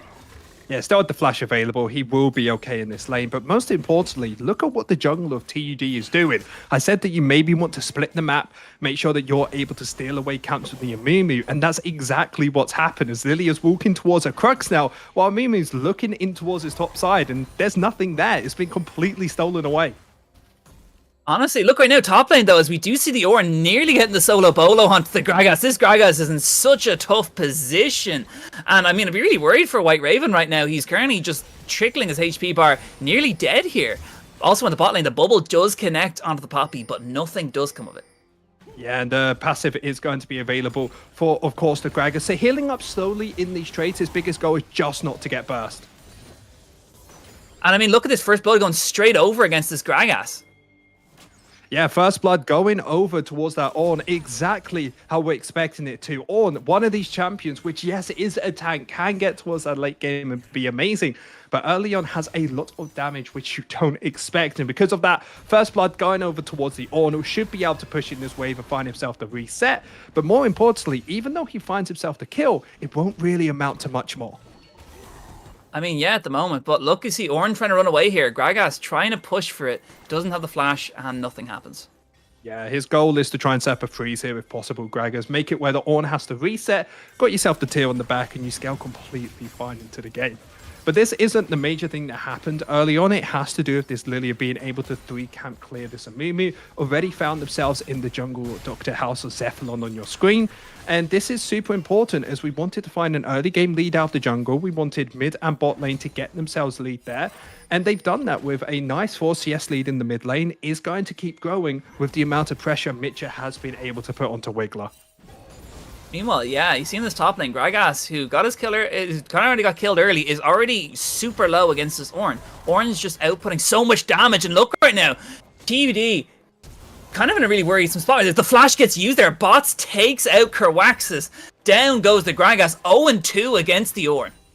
Oh, this is getting so difficult. All you need to do as the Gragas is clear that wave, stay underneath your tower, and with this first kill now turning into 2 and an extra tower plate, this Ornn is going to become a huge threat in towards this mid and late game. And the only person on the team for TD that can actually deal with tanks is going to be the Lilia. So we're going to start getting towards this point. Whenever we have these late game team fights, has Lilia found a big enough lead to get through the HP bar of Bots, as he's able to build magic resist because he's going against an AP top laner? AP top and AP jungler, by the way, so that's also going to be beneficial for the ganks as well. I think Ornn is in a really good position right now, provided they don't overextend, which might just be the case right now. Nice knock up onto the Gragas though, and it does look like Bots is going to get away to safety here. Yeah, Ornn has no teleport back to the lane, so a little reprieve from Kerwaxis. If he could push this out and find a reset, would be in a really solid position, but Ornn's just trying to keep him here, trying to give an opposition for his jungler. All of the Forge God gets used and a serious amount of damage gets dropped down. Down goes Kerwaxis, and that is a 3-0 Ornn. We are seeing a masterclass from Bots. Yes, Akshan has been spotted in this bush here. And we see Poppy as well wrapping around. This might just be more members as all of TUD are trying to collapse on a Poppy. I think there is going to be a sacrificial lamb here. Flash used, and oh my god, Dakin gets away. Yeah. Great little flash over that will get him out to safety, but at what cost? They're going to lose the Dragon because of that misstep from Dragon. At least they're able to get themselves the Void Grubs. Definitely beneficial in this game. And even though Ornn isn't a major carry in the game, isn't able to 1v9, if he is able to use these Void Grubs, keep bullying out Kerwaxis under his tower, there's a big possibility that he can keep building this gold lead, as now he's 3-0, 15 CS lead, is getting very close to that first item. I'd be really worried right now if I was the Gragas, because without that magic resist coming in, you are not killing him. But the first dragon does go over to TUD. Cephalon did make that sure. And this is one thing that you have to benefit on the side of TUD's comp. They got Prio in bot, they got Prio in mid lane. So whenever they actually want to go for an objective bot side, they are able to do so. So 7 minutes in, first dragon taken, meaning that by the time they try to get this last one, it is going to be 27 minutes. And I'm not sure if that's long enough, or quick enough, sorry, to not get outscaled by the QUB lot. As when level 6 hit, which just has happened for a lot of these members, I'm starting to get really scared because of that combo we talked about of the large wasp being able to Amumu into maybe Wiggler's ultimate as well. And that's not even adding the Varusel. Oh, the cleanse just gets immediately used. Really nice chain of corruption coming out there from the Varus. Ignite going through onto the Misfortune on the back foot. And I mean, just barely getting out of there of does, but really nicely played from Earthshaker. A nice follow-up from Dakin there as well, as we do see at the end of that, no kills go over to either team. Yeah, really good trade out there from QUB, knowing that when they have this level 6 advantage, they could force it just a little bit more as Poppy. Poppy going in for the engage here. Misfortune does have the flash, but they're going to use it. They're holding on for a bit too long. Flash gets used, barely survives this. Nicely done from QUB, but here is the Akshan, and Akshan can't do anything. Yeah, I was looking to try and go in, but we saw how great Poppy is as a last pick, as you can use that W to stop Akshan from coming in. So now the situation comes, the Vals and Poppy want to try and bully out this MF a little bit more, try and kill it, but they don't have flash on Dakin. Earthshaker doesn't have ultimate either. Really nice stop from Dakin as well, making sure he doesn't clear the full wave. That is quite worrisome really for Ov completely on the back foot here. And speaking of on the back foot, first item nearly done again for that Ornn. Nicely done for the Amumu. Does not pick up the kill, unfortunately, but does force the flash out from Sprumble. Yeah, Herb and Sprumble using all of their summoner spells to get themselves out to safety. No kills going over towards the Varus and Poppy, but they have set themselves up a freeze. A big opportunity to maybe look for a gank pretty soon afterwards, especially when the ultimate is available from Large Wasp. But instead, it looks like they will be opting towards this top side. Lilia is here, trying to help Gragas out. 3-0. There is a shutdown going over, so if that can go over to Lilia, that's a good start for TUB. Akshan's here as well, and no! It's not enough!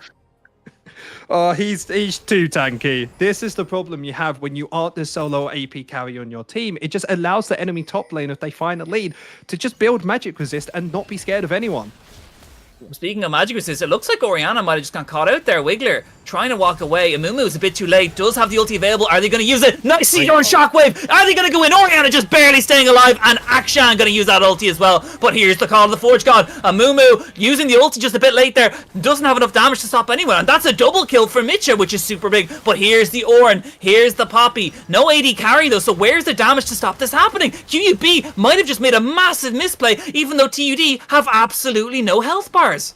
And it's such a difficult play for QUB to make. Yes, their priority towards the top side, but Lilia made sure to help Gragas push out that wave. You have your jungler and your support moving in afterwards. You can find that kill onto Wiggler and maybe kill Large Wasp afterwards. And this is exactly what we want to see TUD do.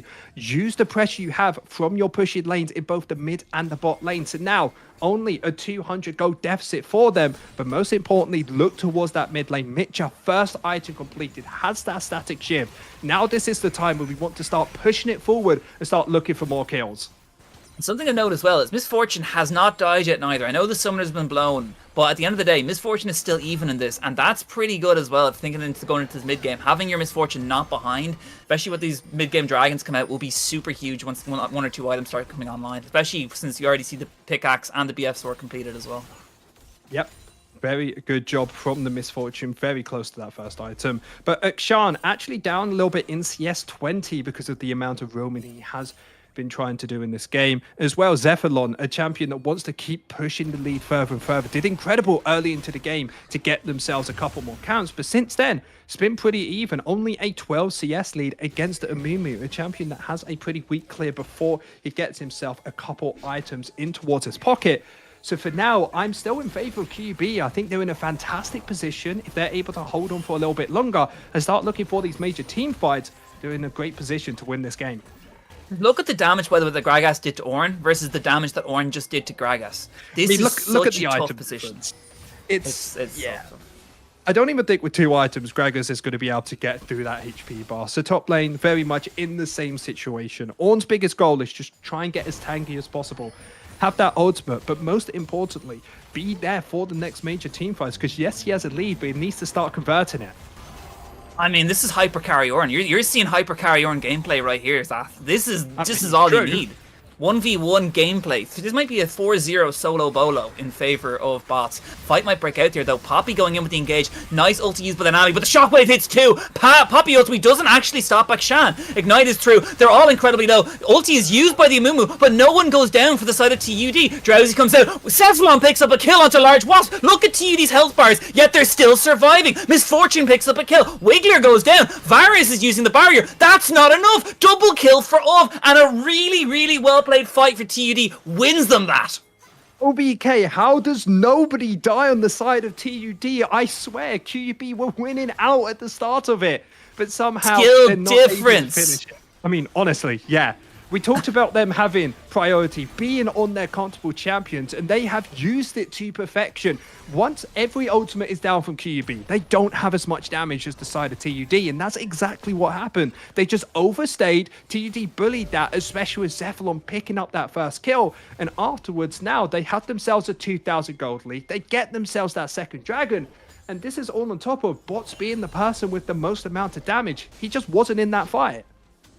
Honestly, I'm genuinely shocked right now for TUD just kind of come back into that. And honestly, that's why they're the defending champions. I know some of this team are together, but this is the first time they're together. Wiggler was not on the last QUB elimination team. Earthshaker, I don't believe was neither. And neither was Dakin. I know these players have a lot of competitive experience, but it's not enough as Kerwaxis gets taken out there. That's something back for QUB. But is it enough? Because right now, Gragas isn't worth much.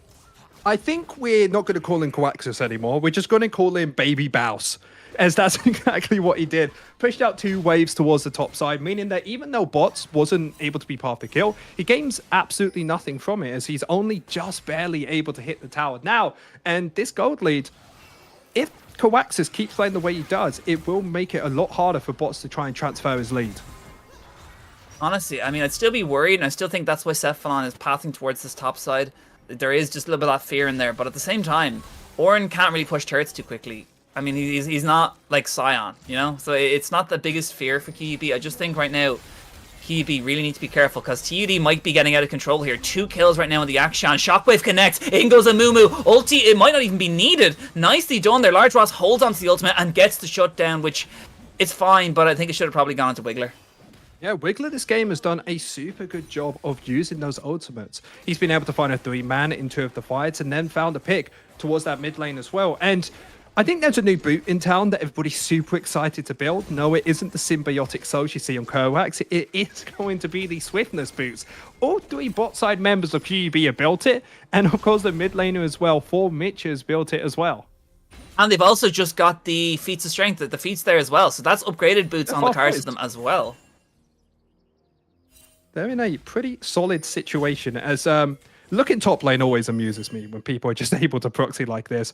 Ornn's come to the point where, yes, he is damaged to 1v1 Koax. He doesn't have the damage to kill Koax full straight out. So what Koax could do this whole game is just proxy between both of these towers, not let Ornn play the game. And now this is exactly what you wanted, as TUD don't have to worry about top lane Ornn for a while. And it gives themselves an opportunity to play for their bot lane 4 versus 4, which we saw in the last major play, was able to win out and give themselves that lead.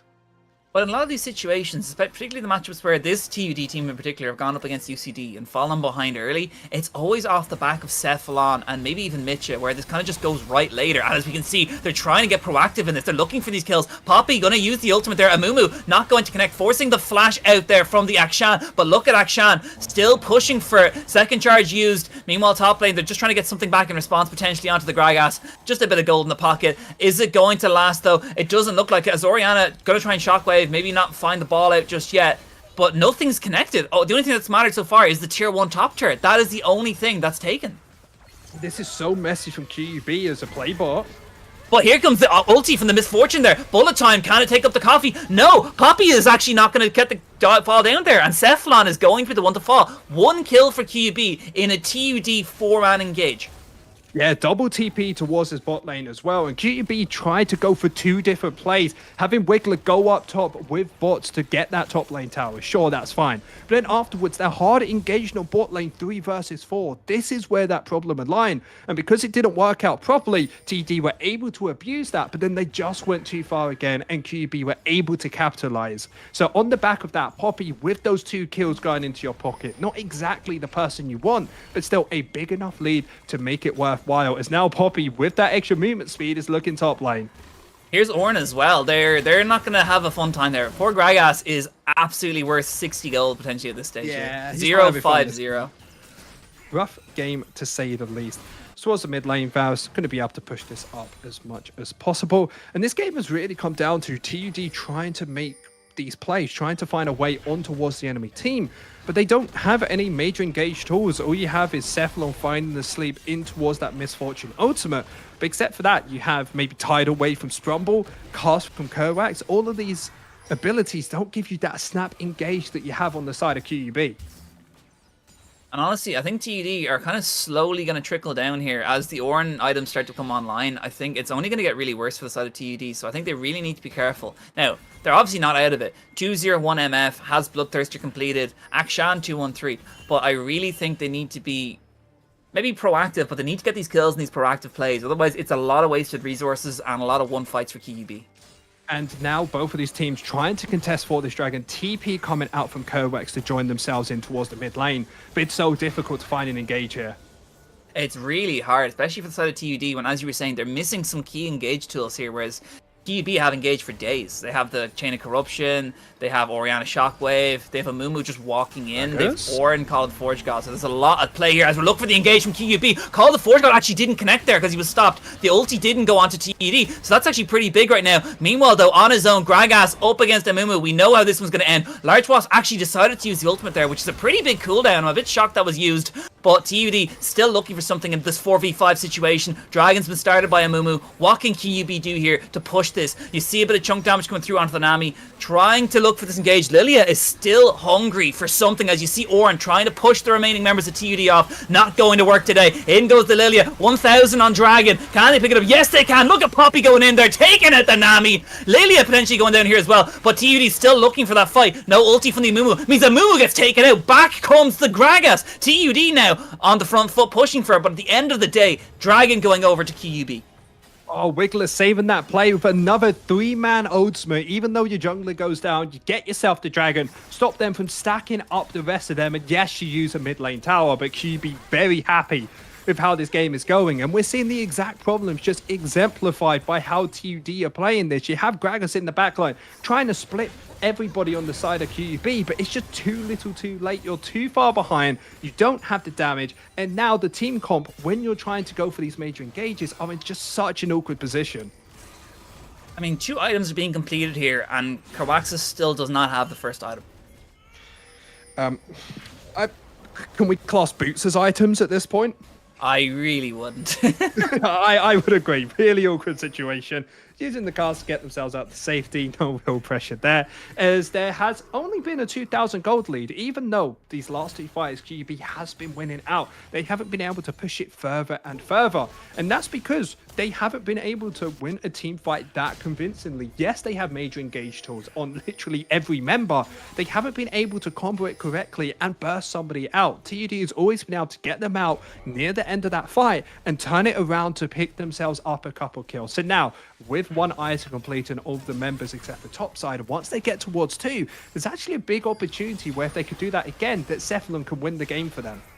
Tidal Wave going to be used there, but the Chain of Corruption actually lands. Really well played from Earthshaker. You're seeing a lot of this damage coming out. Now, as I didn't actually comment on this before, Varus opted to go lethality, which is huge considering Gragas is 0-6-0, because a lot of squishy members for TUD right now who have to be very careful of an empowered Varus queue. Yeah, he has literally no one to worry about at this point, but Atakan has been started up. Lilia's still in base. Can they finish it off before she can get there? The question is maybe, but they have great engage tools afterwards. If they start a fight, it does look difficult with those shredded armors and magic resists. They're also missing the Gragas, who's currently pushing tier 2 bot lane. In comes the call of the Forge God. Akshan forced to flash out of the way of that. They're actually very low. QUB might not actually get this. In goes Lilia. Come on, Cephalon, can you do something for your team? But unfortunately, it gets 2 kills. They might have actually done it. Cephalon's still alive at the end of this play. That was such a big misplay for QUB, unfortunately. Because look at the TUD members. They're all still here. Now, everyone's granted, everyone's low. QUB might just go back into this, but the kill comes through. Down goes the Orianna. Varus has nowhere to go. Only the flash and the barrier. Not going to be enough. Nicely done from TUD. Still all together. And at the end of this fight, how is Cephalon still alive? Oh, TUD Miau coming with such a great comeback. I said if they use their major ultimates, there's a chance for Lilia to win, and that's exactly what happened. Varus had no R on that Amumu after he used everything onto Cephalon, and from there, with the resistances of Atakan shredding everyone on QUB, he's able to pick up a couple kills, finish off that Atakan, and to make it even more impressive, Kerwaxus, who was 0-6, wasn't even in that fight. Honestly, all you need is just Carwaxis just playing Inting Scion, and just running in the turrets, pick up some of that Empower's turret damage, and just running it like you're Inting Scion. Because that's essentially all they need to look. You even see the Sheen picked up there as well for a bit more auto damage. I really like this. Those 2 items. Getting themselves back into this game, Carwaxis. That's the benefit of playing this style. Yes, you might lose early. Yes, you might be super far behind. But if you can be just a big pest in this game, it makes it so difficult for bots to be part of these fights, and that's the problem. QB's damage and the person to have all their kills is their top laner, and he hasn't been able to push it further to help his team find this lead. So now 3,000 gold lead, Poppy in an awkward situation against Nami themselves, and with this Atakan buff allowing them to die and respawn again, there's no reason that TUD can't just fully go in towards their enemy team's face and look for a team fight. Honestly, and I think you see the Rift Herald coming down their bot lane, and I mean, Carwaxis just getting free gold at the moment. It's really not a bad situation for the Gragas to be in. I know it was a pretty dire early on, but as you were saying, Orin isn't carrying the team, but what can Orin do? What can Orin do besides engage? They're really, there's not much damage there. It's not like they're playing a Camille or playing something that can really carry it hard. They can give Orin items, sure, but it's kind of a bit daunting when 4 of your kills out of 10 kills are currently sitting on your top laner. Yeah, but OBK, Gragas has more gold than this Ornn with 4 kills. He's 0-6, and this playstyle's still working for him. Really showing how much Atakan can give to you. Lilia, 2 items, really strong in these team fights. Bullet time getting used there, but also the Tidal Wave didn't connect neither. That's 2 huge ultimates getting used for TUD. Here comes the call of the Forge God, which also looks incredibly similar, unfortunately. But you do see Gragas trying to flash away, trying to get out there. Nothing connects. Ulti's getting used all around. No fight, but you do see Bot Wave is pushing in as well. Hopefully that'll come with something for TUD. Dragon getting started as well. It's actually nice because the wave is pushing towards this turret. Someone might need to man that. But Dragon is getting started for TUD. QUB are here. No ultis available though. No bullet time. No disengage. Here comes QUB. Misfortune forced to use the cleanse. Forced to flash. Not enough though. Down goes Clint. Akshan's also incredibly low. That's the Dragon going over for QUB. That is huge for the steal. Wiggler picks up Mitcha. Lilia's running away with dear life. Is there anything they can do? QUB health bars still incredibly low, still alive, and we just went from a back-to-back play from both of these teams here, showing what they can do. They mean business today, Zastos. They want this win. And TUD, we know how their club works. Let the enemy team engage, disengage afterwards, and then start taking these team fights. But they did the exact opposite. Cephalon, knowing he had 2 items, think that he could run into the enemy team, but he just baited out all of their major ultimates. And because of that, QUB having theirs up, win that out, get themselves the Dragon, and this game that was looking so favorable for TUD has completely turned on its head as Poppy again is going towards this Gragas. He's 0-6. He costs like two quid or like €2, whatever you want to call it. I can't wait to see the gold value. Hopefully, we see the gold stat now for how much we're going to get for this kill. But yeah, it's 0-6-0. It's quite tough. 130. What? Wow. Okay. That's as much as a cannon wave. It's it's not looking great. Fortunately, the world has, benefited itself. Bots having a gold lead finally on Coaxis again, 1,300 after that Dragon play. But everybody else is pretty even. 2,000 lead for UB, 2,000 lead for Cephalon, keeping this game a lot closer than it would before. But Baron being the main goal for both of these teams, I'm still massively favoring QUB. If they can find one great engage onto Cephalon, they will be winning out, as that's the only member that can deal with bots now with 2 items in his pocket. Well, I think with 2 items completed for UV, I think UV can just walk in, spam a bullet time on Baron, and just one-tap half of the QUB team, besides bots. I really think that TUD still have an angle back into this. I know it's a bit crazy engaged, but Lilia has 2 items completed, can always drop that 4-man melting lullaby if need be to try and sleep them all into the Misfortune ulti. That's a huge combo as well for TUD, and I think TUD have what it takes to do this. Yeah. You see how difficult that is to say? Yes, they have Cephalon or Dr. House, somebody who's famous for his Lily in the Irish Collegiate Series. But can you find that 5-man sleep? Can you get yourself back into the game? Well, the side of QUB, can you just flash R on literally any member of their team and it'll probably work out for them? It's a difficult situation, to say the least. But we have Dragon in about 2 minutes. Baron already up and available. I don't see a reason for QUB or the side of TUD to start not getting vision around this and maybe start for a play, as we see that towards the mid lane at least. I see Poppy putting some wards down, trying to clear vision, is spotted by the Nami MF. Actually on her own here, Poppy could be caught out, but it doesn't look like TUD want to go for it. Yeah, just sharing control wards against each other, saying, hey, I'll clear yours, you'll clear mine. Nothing really major to happen just yet. Amumu, importantly, towards this bot side, seeing if he can find a flank over the wall. Main person they need to get onto is, of course, this Lilia. It's Poppy.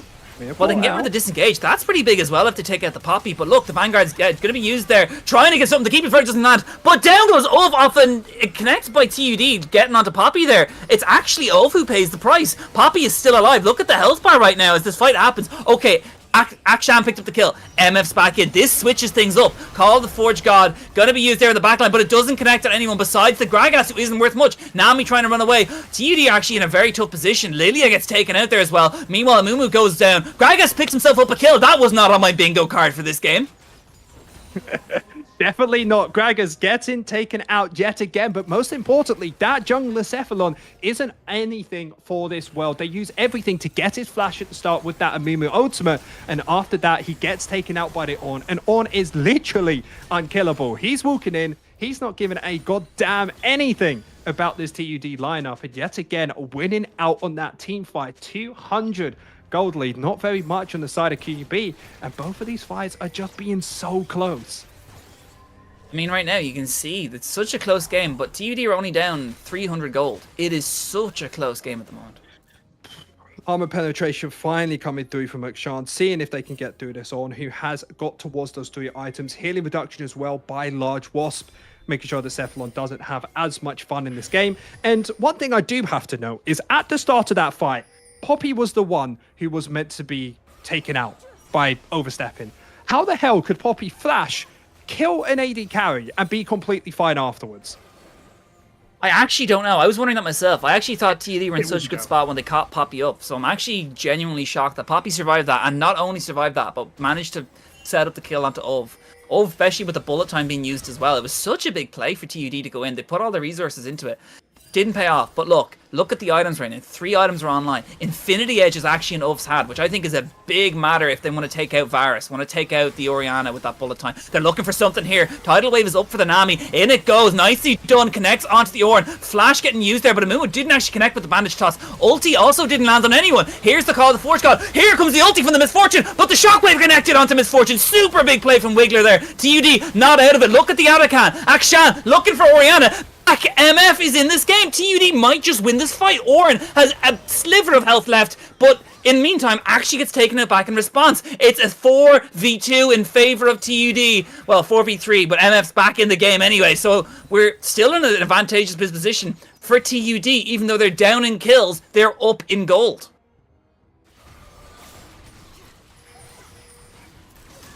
Stas can't even believe himself right now. He's in just genuine shock. As we see the Dragon just about to be completed for the side of TUD. Ocean Dragon going to go over. So they are on Soul Point for this Ocean Soul. And Baron is also available for the side of TUD if they want it. As we do see the side of QUB forced to walk away. I mean, it's such a tough situation right now. And I kind of wonder what QUB are going to do. QUB right now are setting up for this Baron. We see Poppy putting wards down as well. Maybe trying to set up for something a bit here. Nami's a bit late as well, so the first wards are going to come down here for the Nami. Maybe we can see a clear from Sprumble. TUD are here. MF is mid as well, so I really think everyone's really passing up towards this Baron. Because once this Baron gets taken, that's going to be inhibitor turrets if they can play it right. TUD also back in the lead slightly. Close fights always. They're looking to set up for something. I don't really know. Meanwhile, though, we can see the side of QUB also just arriving up here. Ornn is in the bot lane. Doesn't have TP just yet, but neither does Kerwaxis. And I think it's going to be a 4v4 for this Baron fight. Nami getting chunked out immediately by the Varus. E not going to connect. Ultis are available for everyone on either team here, so it's going to be potentially a bloodbath once this Baron fight starts. It's just a matter of what's going to happen soon. Meanwhile, at the moment here, we can see QUB looking for potentially a pick here if they can land it. Same idea that TUD had, and maybe TUD might just have played it better. As they're walking in, they're looking for the Amumu. Amumu forced to walk away here. Tidal Wave going to get used, does connect. In comes the sleep as well. 1 kill going over. That's the jungler going down, so that is potentially Baron. TP coming in here for the Akshan as well. It's going to be 1 going down. Potentially looking for more kills here. The Comeuppance going to get used there, but blocked by the Ornn. All we know for the end of this is that is going to be a TUD Baron. Okay, they're looking for this aggressively. They're looking to potentially take it. QUB are on the defensive, but as we can clearly see, Earthshaker still here. Orianna still here, still has the Shockwave available if they want it. And this is such a big moment for the game. TUD take this, they can potentially take the game, because you can just immediately take all of these tier 2 turrets off the map in one fell swoop. Ornn's walking in, 2k on Baron. Keep an eye on the health bars. Going to be taken. Call of the Forge God does connect onto the MF. Poppy also connecting onto the MF, but no one can capitalize on it. Here comes TUD. No ultis, not even needed yet. Nicely done with the ulti from Kerwaxis there. Means immediately Wiggler's down, which is a massive shutdown for the side of TUD. TUD now looking to recall right now, but at the end of that fight, they get 1 kill and they get the Baron to really put them in this advantageous position. Just put Kerwaxis in the bot lane. Well, you can't take Baron and Parrot, but just put someone in the side lane and put all 4 mid and just run it down. Take these top tier 2 and this mid tier 2 turret, push it in. Because right now, it's just really interesting to see that QUB are still holding on, but it's getting more and more TUD-sided. 4k goal lead at the moment. OBK, I'm back! As Sastos returns to the stream right now. But here we go, as we're getting into it. Baron just got taken for TUD as well as a kill, so TUD are more in control.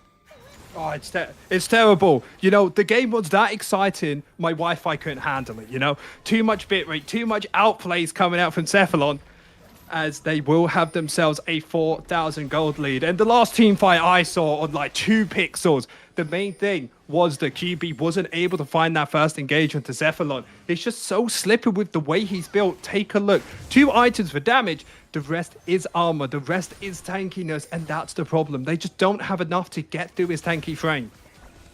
Honestly, and I think QUB are a bit worried right now because Varus is kind of falling off a bit here, considering lethality build might just be coming to the end. Misfortune is nearly completed her 4th item, so her late game scaling is pretty much good, especially once she completes the Lord Dominic's regards, which I believe she's going, because I don't think there's any reason to get anti-heal. Maybe, yeah, there's no reason to get anti-heal, so it's going to be good for TUD.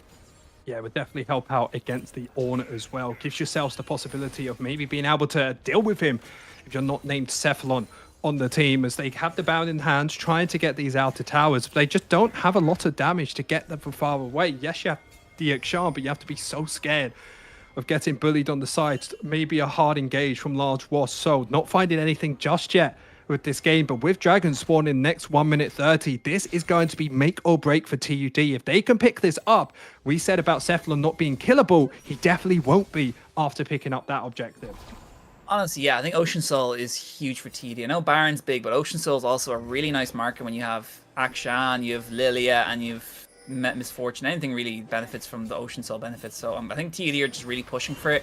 QUB know this though, so they're going to make sure they put as much engaged tools as they can in there. Throw the Orianna ulti in last minute. Maybe even try and get a steal in, but it's pretty tough right now. QUB actually look like they're overextending. They're looking for the fight immediately here. They're looking for something, but they didn't get it with the Ornn ulti. Chain of Corruption connects. Misfortune forced to use both summoners immediately. That's a pretty big win for QUB.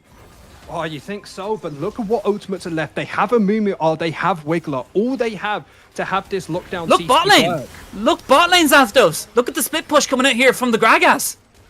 Yeah, they're just trying to stop them from doing it. They want the dragon if they can, but if not, take part of their base. They look at the bullet time. Really big damage coming out onto the Ornn. TUD are still alive though. We can see Amumu trying to stop Misfortune from doing Misfortune things, but Lily is making sure that doesn't happen. Gragas is ending the game mid lane right now. It's all going down. TUD take a kill. TUD brings Cephalon back in, and that is going to be the end of game 1, it looks like. But a nice shockwave from Wiggler there, trying to stop Akshan from doing anything in the 1v1. Can they stop it? Doesn't look like it. Varus trying to stop Gragas from doing anything, but here is the TP coming in from the Akshan. Akshan coming in with about 10 HP, but a lot of auto attack damage, and that will be game 1. TUD Miau are taking game 1. And I was not expecting that with both of these drafts, and I wasn't expecting a backdoor coming out from the Gragas. He was 0-6 halfway through the game, but we all know the bounce. We all know the way that you can play to win it. But what an amazing first game we have, and the benefit is this is a best of 3. There's still plenty more opportunities for QUB to get back in this. Honestly, I'm really shocked at how that ended. It was a really big ending, I think, as well as that QB's comp. They executed it well. They just didn't have it in the key moments where they really needed it. And I think that was really a big factor in what made the difference there. Where TUD capitalized on really all their big moments and made sure that when they did take a fight, they were going to be winning it. They made sure that any of these fights where QUB started, TUD didn't bleed too much. Even when they lost objectives, they didn't bleed enough where it was really hurting them. And I think just based on that, it made it so much better for TUD. And I think once TUD kind of got more ahead, it just ended up so much better for them.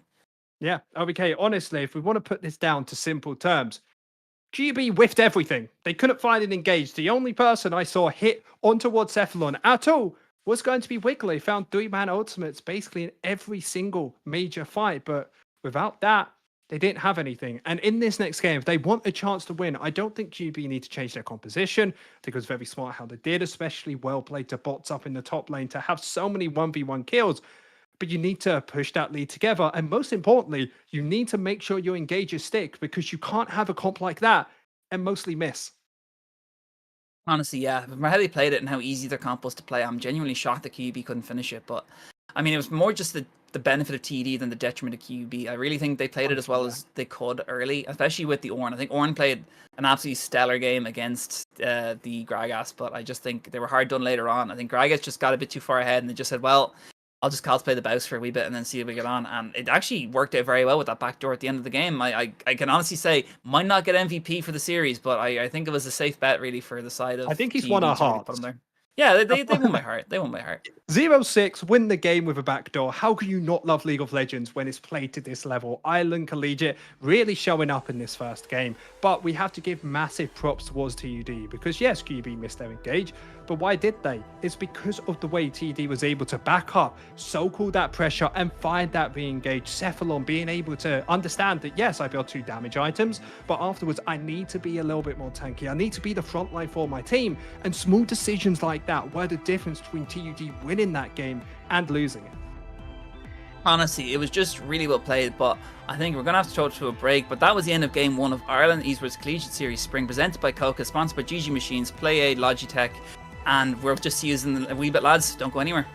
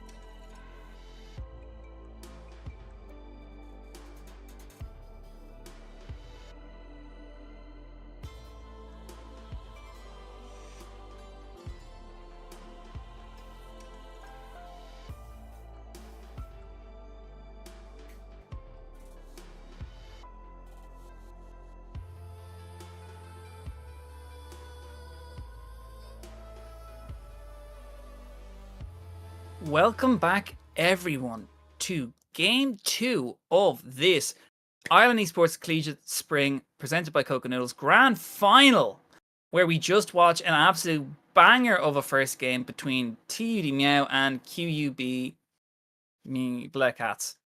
Too many QB teams. I know. Zapdos, I hope you're with me, man. Let's give it a go. I'm ready, and hopefully I could stay for the whole game. We had a few technical issues over here in the Mighty UK, of course, not as good as Ireland Collegiate or Ireland as a whole, but we had an absolute fantastic showing in the last game for both of these teams. Both TUD and QB both could have won it, but TUD won out. For me, I still think they had the worst team comp. They just execute it at that higher level. QB now have had a little bit more time to relax, get themselves more comfortable, because both of these teams aren't actually playing at home. They're playing out in the world, getting themselves in towards some of those gaming labs, feeling nice and comfortable. Before this second game, I want to see QUB just execute a few more of their hard engages, and they have a very good chance of winning this. On the side of TUD, yes, they won out with the boss style top lane, but maybe sticking that 0-6 more down to like a 0-2 might make it a little bit easier. And the last thing of note is, as you see on your screen, map pick 1 and map pick 1 on both sides. None of them can get picked for this second game. I mean, right now, what happened there, I think, was just pretty insane. It was QUB sided for most of the game, but at the very end there, TUD clinched it out, put in the work, put in the effort, and just battered through. And just going to rehash this again in case anyone else did not familiar. This is a fearless draft grand final. So what's going to happen here is none of the champs that were picked in the previous game are now accessible to either of these two teams, meaning we won't see any more Varus, no more Ornn, no more Lilia from Cephalon. So what you really want to see here is what's the spice that gets whipped out in game. And actually, we can see just above us all the picks that were banned or aren't allowed. Oh, it looks beautiful, doesn't it? I 100% can see it isn't random space.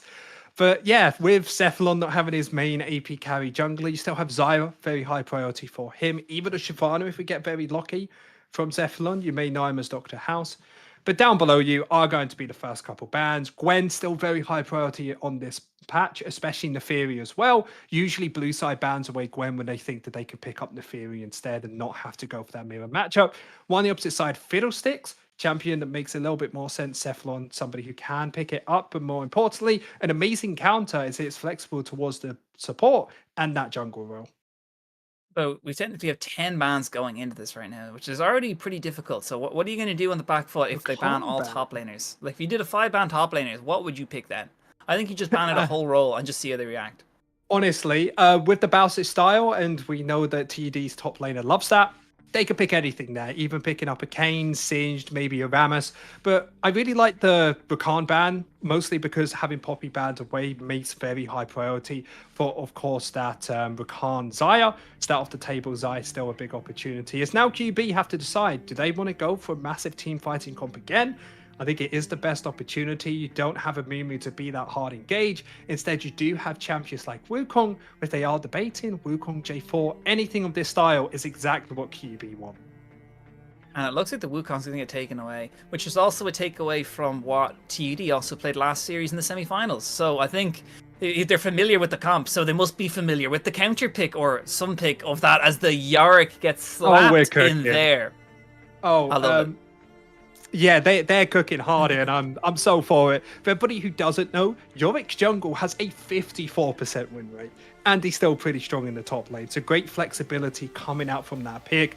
Is alright in towards the Wukong. Wukong can jump out, of course, with his clone, so no real synergy there to try and counter it. But this Corki looking as well, great flexibility again from the side of TUD. As on the side of QB, they're very much hard engaged compositions, keep it very simple. Well, TUD, they like to get a little funky, as you can see on, did I pick right? Above there, you can see the last you goal. get dead on there. You're bang on. You got it dead on there. And actually, in response, we see two strong flex picks there with Tristana Corki. Couldn't go mid laner, couldn't go AD carry. And I really like this from both sides. Not showing their hand just yet. Yeah, Tristana does well in towards the Corki in the mid lane. A little bit more range, really great burst damage. And as well, it matches the very good front to back team fighting comp. I'm actually a big fan of QB wanted to go for maybe an Enchanter support. Give yourself the opportunity with the Lulu to knock up again with the Wukong. But instead, it's looking like they want to go for something a tad more aggressive, you can say. I mean, early game, get that Elise in there and just destroy Align Dr. House. I mean, There's a pretty good showing early on for the jungler for QUB, so honestly, I wouldn't be surprised if maybe he just goes all in with that early game, just really push Cephalon behind, make sure they have no late game impact, but again, it's how it's played. As the Braum gets locked in there for TUD, another strong pick getting picked in there.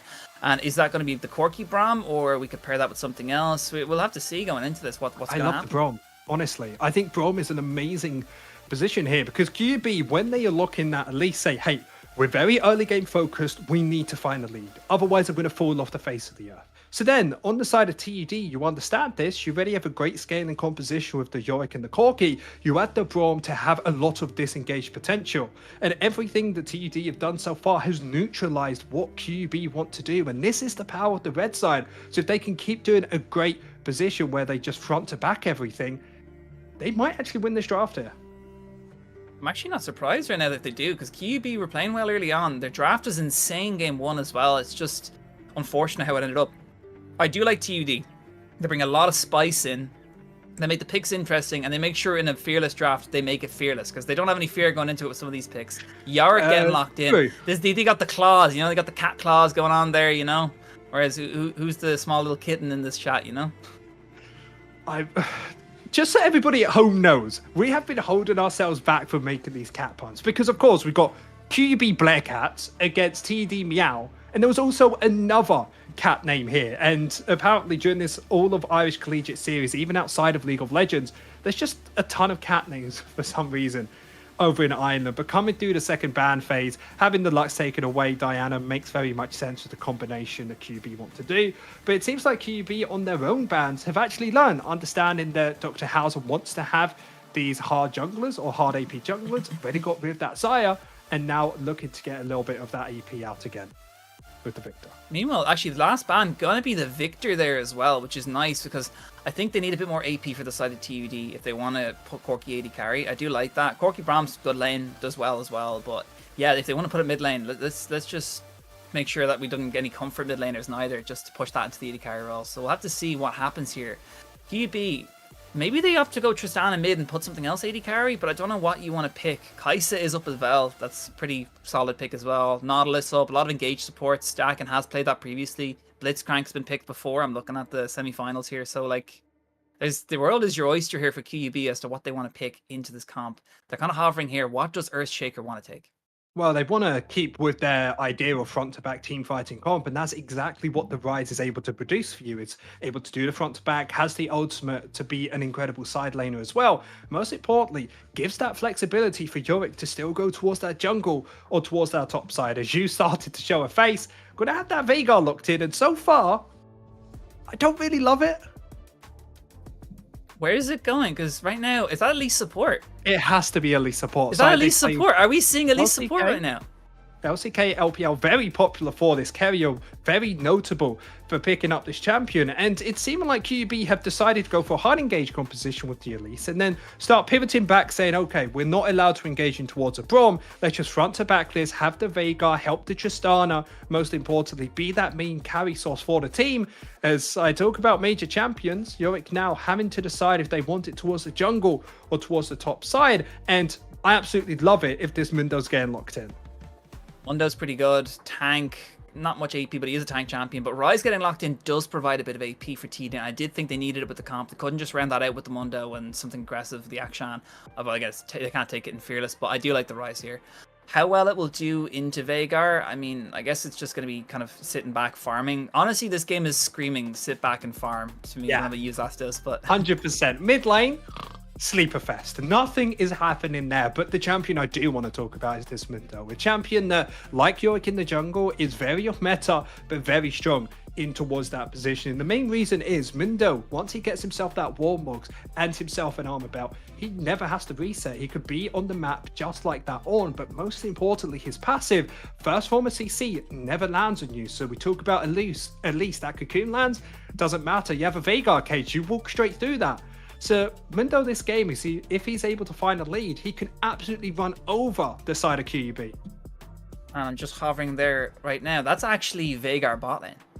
What? That is a Veigar bot lane. We're getting the Elise Veigar bot lane, lads. We're getting some spice in the Fearless finals. I love it. I am all for this. Go on, QUB. Oh, you've basically said, okay, we have an okay matchup, but we have an okay matchup. Mid, we just farm. Now they've just decided, okay, we're going to have a solid matchup early game into the Rise, but at some point, Tristan is going to get outscaled. Towards the bot lane, Veigar and Elise have no priority in that lane. The best they can do is maybe find a Cocoon onto that Braum, who just ease forward and tanks all the damage from the Veigar. It starts looking really awkward on the side of QUB. And I remember when I messaged Wiggler asking if they were cooking, I wasn't expecting them to burn the whole thing. Maybe they go Wiggler AD carry. Like, I'm just thinking about this. Maybe Earthshaker just goes mid lane, but...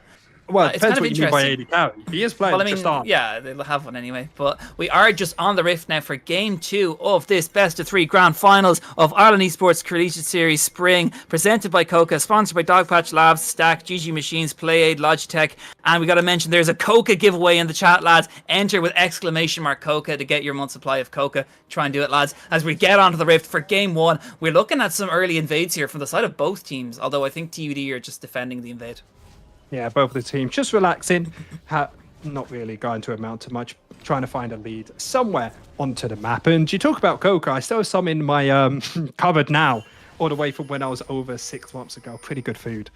But in this early game, what I'm expecting mostly is maybe trying to make plays towards this mid and bot lane for Large Wasp. If he can help Wiggler find a huge lead, big opportunity to win out on these team fights. While down towards the bot side, sure, you can make plays with Earthshaker and Dakin. I'm just really concerned with Cephalon. First of all, he was on the Lilia, who was an amazing counter to QB's comp, and now he's on this Dr. Mundo. If he's able to find a lead like Orm did, I actually believe that he's just going to be completely unkillable in this game. Okay, so looking at it now, I was completely wrong. Wiggler is actually going to stay mid, and it is going to be Veigar bot lane. So that's confirmed. Veigar, Elise bot lane against Quirky Braum. I actually don't know how that's going to go. Man, I feel like they're just cooking a little bit too hard here, because yes, you could stay... I'm sorry, what was that? As we do see Sprumble taking a huge chunk of damage there from QUB. I can't defend someone if they walk straight in towards the enemy 2v1. I mean, they walked in, they had to start. TUD were both sitting in the bushes, ready to start. I guess they were a bit cautious as to the engage there, but again, look at Croaxis taking another huge bit of harass there from bots. Bots really just showing lane dominance early, I'm not going to lie. Now, the only thing I am scared about is Coaxis was on a champion like Gragas that wasn't very good at taking towers quickly. Now he's on a champion that is known for taking towers quickly. So this boss playstyle that he likes to go for is really going to be showing up in this second game if he's able to get himself, you know, maybe not going 0-6 behind. If he's 0-2, he can start being super oppressive in this laning phase. Honestly, and I mean right now, TUD just want to play it safe. Both teams want to scale, but again, you have that infinite scaling on Veigar, which is kind of worrying, but you also have tower push potential from the Yorick, so it's kind of a back and forward here. Ryze as well, insanely high scaling champion as well, so it honestly, there's a lot of ticking timers in this game. It's just a matter of whether they want to go long or they want to be really weird and force some early game fights on late game champions. So let's see how they do it. Yeah, and if we can pivot back to what happened last game for QUB, they weren't able to find their major engages. They kept looking, but kept missing by the smallest margins. Now on their side as top lane. Waxus has kind of just walked forward there. He knew Bots was in somewhere around the lane. I'm actually genuinely shocked he took the fight, because look at the damage Bots did. Cocoon actually connects onto Sprumble. Sprumble forced to use that E. Cage comes out. Earthshaker actually laying down the law right now. Down goes the Ignite onto Sprumble as well. It's not enough, but the Braum passive not procced by anyone. Look at Sprumble's health bar right now. Cocoon going in. Dakin trying to connect, using the flash as well to try and get it, but he doesn't get it at the end. Corky picks up a kill. That was such a tough start for QUB. They put everything into it. Dakin put everything into it, and they still can pick up the kill. Dakin fell there, and Sprumble the one to survive. Yeah, and the Hill and Guardian keeping Sprumble alive. Yes, you have a lot of damage on the Elise at level 3, but it's just a little bit too much. Is Cephalon now looking for a play? Cephalon might be looking for the kill here. I mean, Flash is available right now. The Cleaver does not connect. Can they pick up the kill? Flash in, nicely done. 2 kills going over to TUD, and I think QUB in the kitchen cooking, but what they're making, we don't know yet. Yeah, when you play a champion like this AD carry on the side of QB, it's just such a difficult position because you just don't have the damage on the Veigar to make these plays early. You just need to stay safe, and that's exactly the opposite of Dakin.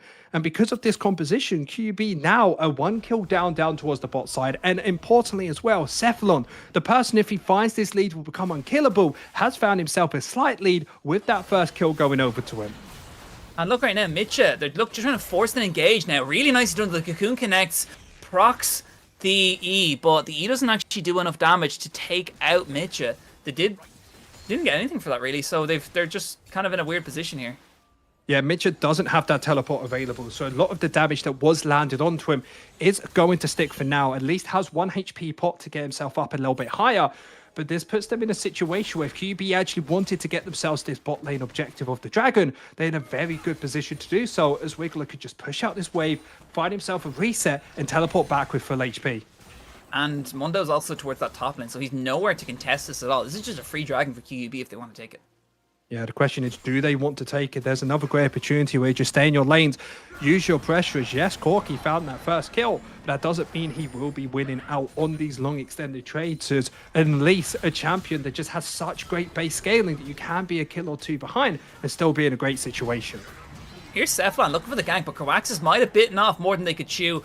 Flash is available if they want to try and get out. They're looking for the kill. Maybe trying to get the solo bolo. Not enough, though. That was a bit of an overstep from Coaxus. Get a bit too overeager there. Bot's going to flash, but hit by the cleaver. In goes Cephalon. Does Cephalon have enough damage to take out this Wukong? Is the real question. Cyclone gets used as 6 is hit. Bot's on a rampage. They're taking 2 out.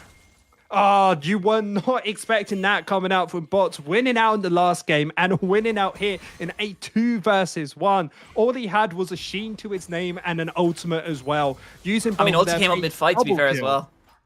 That's the reason it went so bad for. If Cephalon didn't have that level 6 against him, he would have won in that 1v1. And this given even more opportunity for the side of QUB to be playing towards his bot side, as they opted to just scale a little bit more, not overextend for that Dragon. And it seems to be the right idea, as now they can head towards his top side and steal away a couple of these Void Grubs.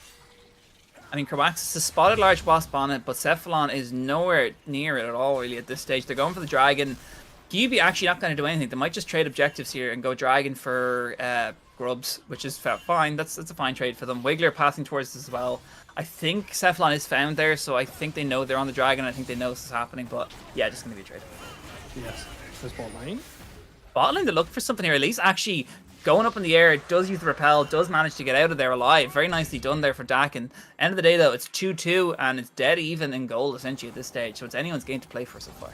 Yeah, Dak and Earthshaker were looking to push out this wave, making sure that TUD doesn't set up a freeze on them. Fortunately, the wave gets pushed back out, and nothing will happen towards the bot side. But towards top lane, TUD did lose out on those Void Grubs. All of them did go over to the side of QUB, and this is a massive point, because Bot's last game, he wasn't able to get many Void Grubs in his pocket and wasn't able to push his lead because he was on that on. Now, with that double kill and being on the champion that can carry like the Wukong, there's a big opportunity where they use these Void Grubs, get these tower plates and find themselves a lead, and especially in the mid lane as well, which Justin is fantastic at taking these towers. I mean, look how terrified Mitch is. Mitch just forced to flash on just the idea that at least might be nearby. Base champion deals a lot of damage. You don't need to have items in your pockets. All you need is some boots to run around the map. As Bot's doing a great job of pushing out this top lane. The question now comes to, QUB found themselves a lead, got 2 kills up towards the top side, have great priority in the mid lane because of pivoting their Tristana towards mid, but how do they keep pushing this further forward? One of the answers is invading the enemy jungle and stealing away things. That is seeming to be the answers. Large Wolves should be able to pick up this red buff. Yeah, Red Buff going straight over. They can't handshake it because it's already gone down. We see Ove looking for Earthshaker there. Earthshaker on the back foot as the matchup would foretell, but just not enough really. And we see Coaxus also trying to walk away here. I think they're kind of trying to put more damage into Coaxus, just put him behind again so they can't really look for any kind of weird split push angles. But it's quite hard when you're going against Yark. Look at that! Just solo bolo towards the bot lane, plain and simple. First kill going over, getting him that sheen and the phase, and that extra bit of damage means you can just run down Earthshaker. Yes, he had the E, he had flash available as well. But a champion that everybody loves to play down towards that bot lane, has a lot of damage in the early game. And with that kill going over, once he finds his reset, he should be very close to finishing that Infinity Edge. Oh, sorry, that Trinity Force. Yeah, it's really not a great position, as you do see Bots has nearly finished their first item, but at the same time, Porky's nearly finished their first item as well, and it's going to be kind of back and forward as to which one's more valuable, but honestly, I'd be more happy with Ove right now, considering if you get that Trinity Force, that's such a huge spike as well. Yeah, Cephalon towards the bot lane, understanding that Large Wasp isn't there yet, and priority towards the mid lane. Give yourself an opportunity. 3v3 right now. They do try to land Dakin. They do try to get something off. The Braum passive connects. They're trying to go in, trying to take out the members of QUB. Cephalon going super aggressive here. Has the flash available if need be. Tristana puts the E down onto Cephalon. Here's Earthshaker to try and help the fight. It's going from a TUD-sided fight, but it might just end up being in QUB's pockets as down goes one. Looking for two. Can Mitcha take out Wiggler before he's taken out? No, he is not, and that is 2 kills for the side of QUB. But here is Bots as well. This might just be a 3rd kill going over. 3 for 0 in favor of QUB. Cephalon forced to try and run, forced to try and get out, but down goes the jungler, and that is 5-3 in favor of QUB. And it's just a pure overstep from the side of TUD. They understand they got Pryor in the mid lane, but there is no KOKA. He's the one with the double kill in his pocket. And with him not being there, QUB using a 4-man unit find themselves a lot of these kills. And Wukong, who already found the lead earlier, has now extended that lead, having 3 kills in his pocket, finished that Infinity Edge. And yes, Karota in this top lane is able to get 2 tower plates, but QUB are running away with this game. I mean, those tower plates are scary. I'm not going to lie. Do you know how quickly he took those tower plates? It's a little bit scary and a little bit telling as to how this game's going to go later on. That's the scary part, right? Because we could say that QB are running away with the game like I said before, because realistically they should be, but you always have these small opportunities of, in the back of your head, you're thinking, they have a Ryze on their team. Think about the amount of damage they're going to deal in that team fight. Then you have to think again, they have a Yorick on their team. If we leave him alone for just 30 seconds, one of our towers is just going to get taken out. Bots is fighting Coaxus, which is pretty bad for Coaxus, but at the same time, Bots is actually taking a lot of harass from those little Yoriklings. I actually forgot the names of them because it's been so long since I've seen one. I play so much Malzahar in my spare time that I only think of Voidlings. Ghouls? I think they're called ghouls. The ghouls, you're dead on. It is the ghouls. You're right. It's the Yorick ghouls. Do you know what a great champion. So much play that I don't even remember what his little things that follow him around. You know, they are Thriller, the Michael ghouls. Jackson. I feel like we need a skin of that for Yorick with his ghouls. I think so. I think honestly, yeah, have a Michael Jackson Yorick skin. Do a little dance, do a little spin, do a 180. I completely agree with you there. But look, here's Bots again. Banker Wax is just having a little noodle fight in the top lane. Something to note though, Trinity Force is completed and Dak and Large Boss. They're actually all just sitting here waiting for Coaxus. He was dead before this fight started, by the way. Well, they're just waiting for the wave to get pushed under. Coax is doing a smart job of not letting it near his tower. If he could push this out before, he can get himself out to safety, but now he's not able to. They're looking for the dive. Flash is available. But bot, they now know this, so TUD are now pushing all the resources bot, and they didn't get the kill on Coaxus. That's actually very big. Yeah, no kill up towards the top side, so it is just going to be an even trade for these towers. Remember, Void Grubs are on the side of QUB. They will finish off this tower before 2 tower plates are taken from TUD. So QUB in a fantastic position with this game, as it's really coming down to, can bots use this damage and, of course, champion to push the game further, get his team the lead? On the opposite side, it all comes down to 2 kills in his pocket. First eye to complete it as mid lane. Mitch is actually looking for something here. The Braum passive going to go through. Ulti getting used there. Wiggler trying to get out alive. Mitcha going in though. Can they get it? Nicely done. Shut down going over to Ryze. That's what you want to see on your scaling champs. Yeah, and on top of this, QUB taking so long to find their reset and head towards the bot side is giving the opportunity for TUD to take this full bot lane tower, even though they didn't have those Void Grubs. And more importantly, be in a great position to maybe take this dragon as well.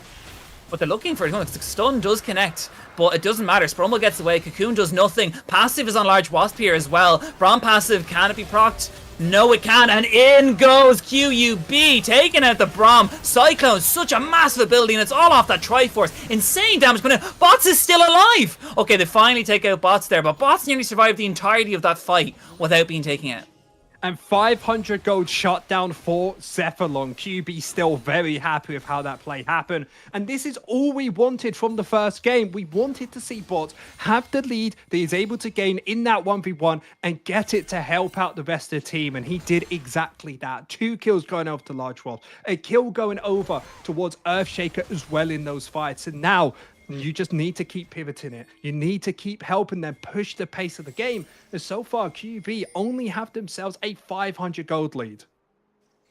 I mean, right now, it just shows you how good TUD are at neutralizing things, where even in really dire situations, they still don't bleed heavy losses. And that's what keeps them in so many of these games where we might say they're over. I've seen a UCD game where TUD were 2 kills to 9 down, and they were down completely, but there was only like a 300 gold diff. Like, they're so close in their games that it's so hard for any team to capitalize really without getting aces and without really putting the pressure on TUD. And everything makes sense when you think about TUD Miau being a cat, 9 lives, winning 9 games in total in the regular split. This might be coincidence, but I think not. TUD still very much in this game, and it's so hard. I want to make more cat puns, but I'm still holding back. I'm waiting for a game 3, and then we'll bring them all out. Well, I mean, that's hoping there is a game 3. You're a bit being proactive there, because I think right now, look at Ulf pushing Earthshaker, force the flash, maybe over egregious Bra multi there, but it's okay. In case someone came over the wall, we know what he was going for. You could say he took it personally. Oh, Jesus, yeah, okay, Zapdos. Yeah, but look at this, though. Look who three takes have. it personally. Dakin's going to take it personally when he just about to get destroyed by Cephalon. Down goes Dakin, and TUD still in this game. They're only 200 gold down, and Turret is nearly being taken out topside as well for Coaxus. Yeah, bots can win out in this 1v1 top side once he starts using that Cyclone ability, but he wants to try and hold it, wait for his team to be nearby, push his lead a little bit more. And one thing we forgot to mention is 6 Void Grubs have gone over to the side of QUB. They are fantastic at taking these towers together, but on the side of TUD, they've already got themselves those 2 dragons. So that's 2 neutral objectives each, but we do see Coaxus getting taken out potentially here. Turret's going to take the last shot. Is that going to be the empowered boots? I don't know, because no one has boots on the side of QUB, so we'll have to wait for that. But yeah, Rift Herald spawned in the game, and Cephalon and Mitcha are trying to hold bot lane together here against Large Wasp and Wiggler. Does Cephalon have any amount of damage? I don't think he does. They need to be really careful right now, but TUD look to be collapsing as well. Look at the bot side. Braum is rotating down, as is Ulf. Can they stall this long enough? TP actually coming in from Earthshaker. This is going to be a quite scary fight. TP as well coming in from the Corki, but I think he's just a bit too late for the fight. The fight's already happened. Here is Sprumble, though. Is there anything that can be done here to stop this from happening? 4v3 for the side of QUB. And I think they just kind of wasted resources right there. Yeah, but he's using their teleport. Zurich towards the top side. It is going to be a match for 20 seconds. Going to get that top lane tower. So even trade so far for QUB and TUD. And the question comes to Cephalon. He doesn't have damage. Neither does Mitcha just yet. You can't go for these plays. You need to scale. Get your 2 items. Dakin, we okay? Dakin going to just cost himself his life going for the play here. He has 1 stack of Braum passive, which is gone now, so he's gonna nearly be down. He gets the 4th one. Oh my god, Ulf really well played, and they're taking a fight. 2v3. Can Ulf do it? Can Ulf make the plays? Doesn't look like he can, but the 4th shot of the passive is going to do a good job. Come on, Sprumble. Can you pick up the kill? Yes, you can. 2v3 for TUD. Oh, bonking the door right over his head. TD winning out on that play. And I'd never seen a more Hylissang moment than in that moment there. Dakin trying to stop the reset. Everybody's felt it as support, but it did mean that QUB should have just left him to die. They overextend, and now TUD get themselves 3 kills back in towards their pocket, get themselves this Rift held as well. And this They're in the lead. is a constant back and forth. How are we 17 minutes into the game and all of last game and only be 100 gold difference between both of these teams? That was feats of strength as well. TD have just gotten feats as well, which is another little icing on the cake for TUD. As Dakin looking pretty aggressive here as well. He needs to really be careful here. But TUD, look at the gold difference right now. They are now, for the first time in a while, I'd say, up in gold. And it's just overextensions from QUB. Yes, they have great abilities to play with bots, but he used teleport and they didn't find anything from it. And every time bots tries to join the team and they find nothing, it gives more time for Coaxus to get back into this game. Oh my god, Ulf absolutely outplaying the living daylights out of Dakin there. He walked even just a smidge too far up, over the wall as well. Braum passive just connecting, and it was just those little chips away to prop the Braum passive.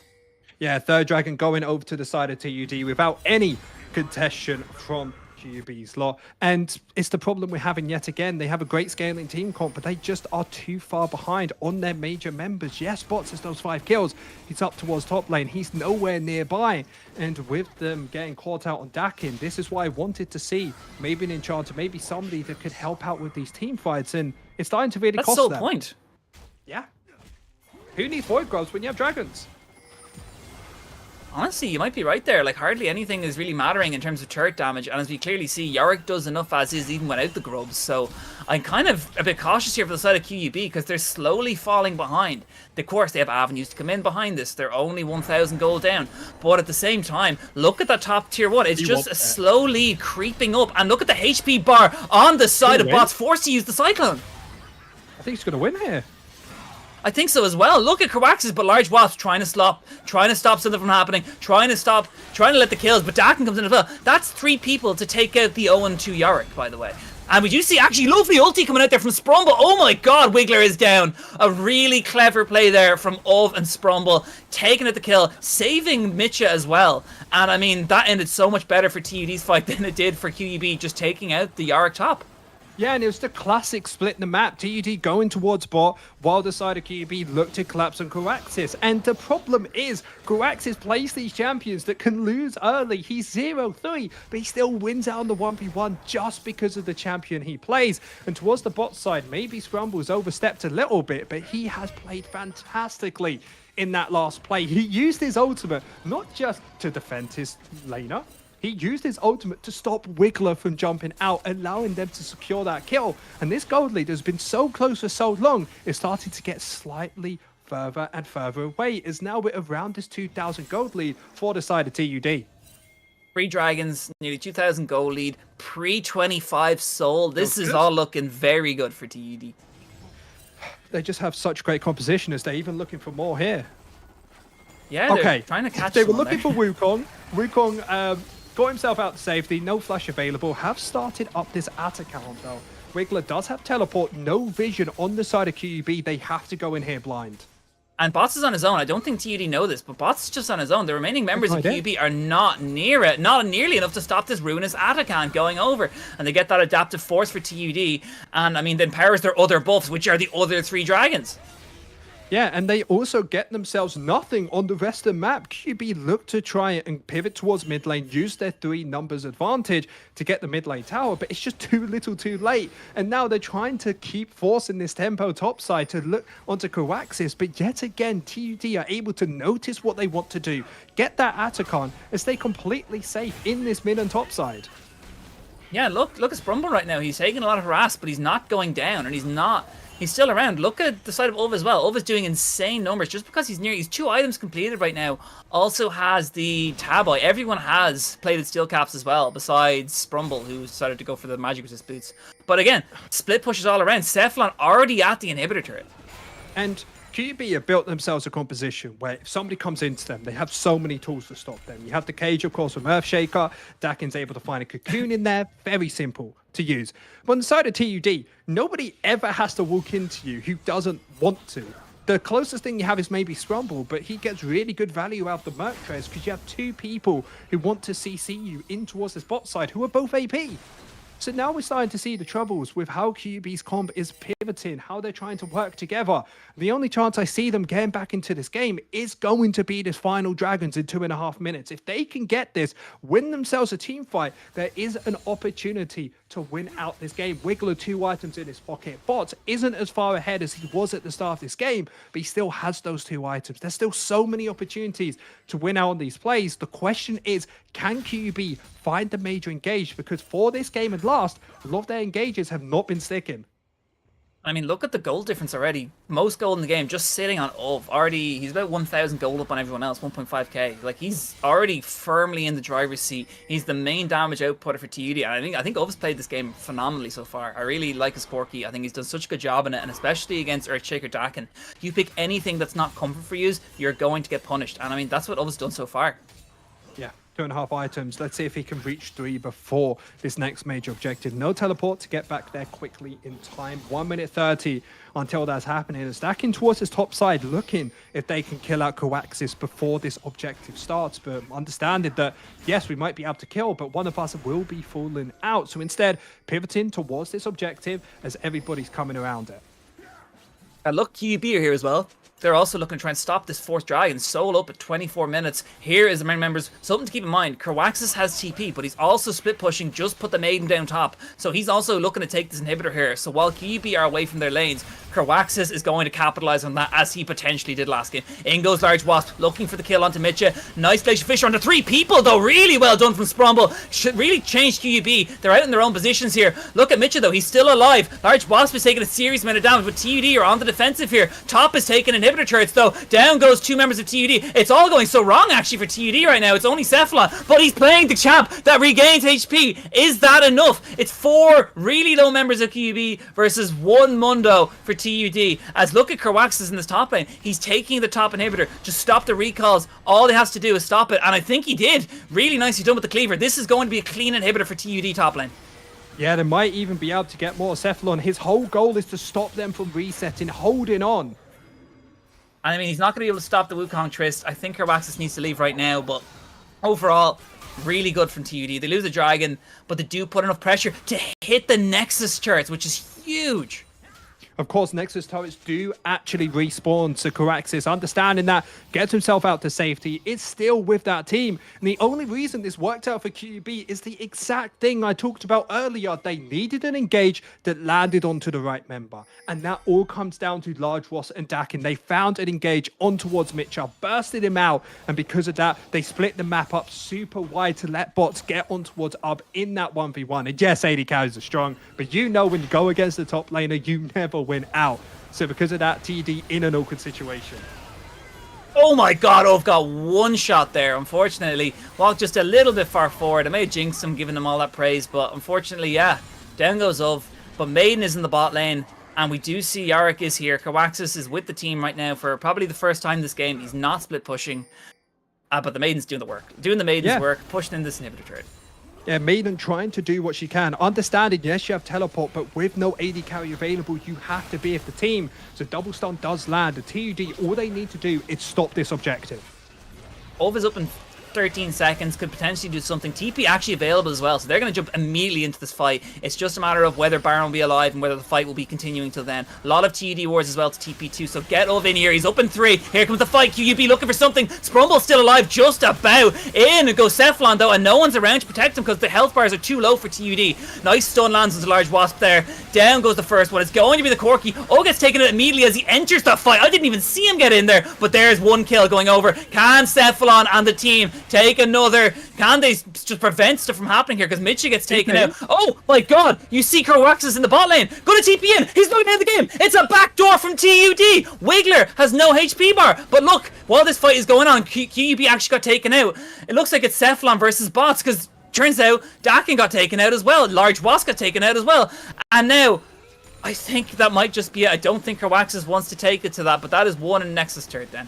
Oh, it's such a messy fight for both of these teams, but TUD coming out on top. Once their AD carry was down, QB looked for that Baron. If they got it, there was a chance for them to take over this game. But TUD sending that Maiden down towards the bot side, getting that top lane inhibitor as well, put so much pressure, forced QB to make a play then and there, but they just don't have the damage to get through Cephalon, to get through Mitcha, who's built these 2 tanky items towards the mid lane. Because of that, TUD now have 2 inhibitors to their name. They stopped this Baron, and now they're very much in the driver's seat with this Dragon being alive in the next 2 minutes, and with Baron being available now, we have even more fighting coming up.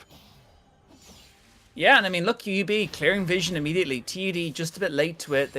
But Dragon is well, according to the scores, alive. But Dragon's not alive yet, but they are looking at Soul Point anyway, regardless. We don't know the timer on it, but at the same time, I would be a bit worried for QUB. They're still sitting on that timer that Soul's going to be around. Also, with Voracious Atakan buffing your epic monster buffs, I think that'll also buff the Dragon. So the 4th Dragon Soul, it's something good for TUD. I really think TUD are going to love that Soul if they get it anyway, but we'll have to see right now. TUD pushing into the QUB jungle. We do see Cephalon's not with his team. He's looking to maybe clear some vision topside. Maybe they just rotated it, put it onto Baron. Fight might start soon. Yeah, TUD, they aren't forced to contest this Dragon spawn in the next 2 minutes. They can just play for the side lanes, maybe look for the Baron. He's down towards bot. Dakin and Box are looking to try and take it out, but that means they know there's 2 members of QUB not there right now. Dakin might be a bit late. TUD can just force an objective. Dakin won't be there in time. Yeah, but Bots is teleport. This could be a 4 versus 4 if he gets there soon. Jungle's nearby, 8k. They're looking for something, but again, Kerwaxis is going down, maybe not the end of the world. Just make sure that Dakin's still not there right now. It's still a 3v4 in favor of TD, but that doesn't matter as QUB do serious damage numbers. And here's Bots. Cyclone is not available, actually. Bots is going to go in. Cephalon, look at the health bar. Doesn't have much death. Can he take out Large Wasp? Yes, he can. But look at Bots just doing serious numbers right now. Cephalon doesn't have any way to stop it, but it's a 3v2. Wiggler also quite low. Bots is just the last member of QUB standing as Dakin forced to defend the Nexus. this, because look at the minions. All the grunt work done by Kerwaxes is paying dividends, because what can Dak can do? And they take out bots. That might be it. Yeah, 25 seconds, only Dakin alive on an Elise, a champion not very much known for clearing these waves. And you don't need the mid lane tower, you look for the end. TUD, can they finish it off here? And TUD do it. 14 seconds on Earthshaker. They got to end it right now if they're going to do it. One turret left. Dakin looking for Ov, looking to try and get one kill in response in the end there, because the most auto damage is going to come from Ov. If he takes it Ov, it might not be over. Oh my god. Earthshaker's up now. This is going to be very scary. TUD can't end. Oh, the tower's up as well. This is so difficult for them to play. And their whole goal was to get themselves the soul of this dragon. But with large wasp being available, they have to finish it off so quickly. Unfortunately, having both of your solo laners up, they will be able to get themselves the soul and get themselves in a very strong position for this next play. But in that last dragon fight, that all came down to Cephalon. I talked at the start about he's a champion that nobody can deal with on the side of QUB unless your name is Wiggler. But even with 3 items in his pocket, it was just too little too late. And they have no healing reduction.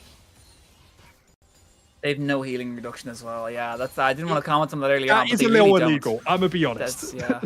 Not even a little Morello's in there.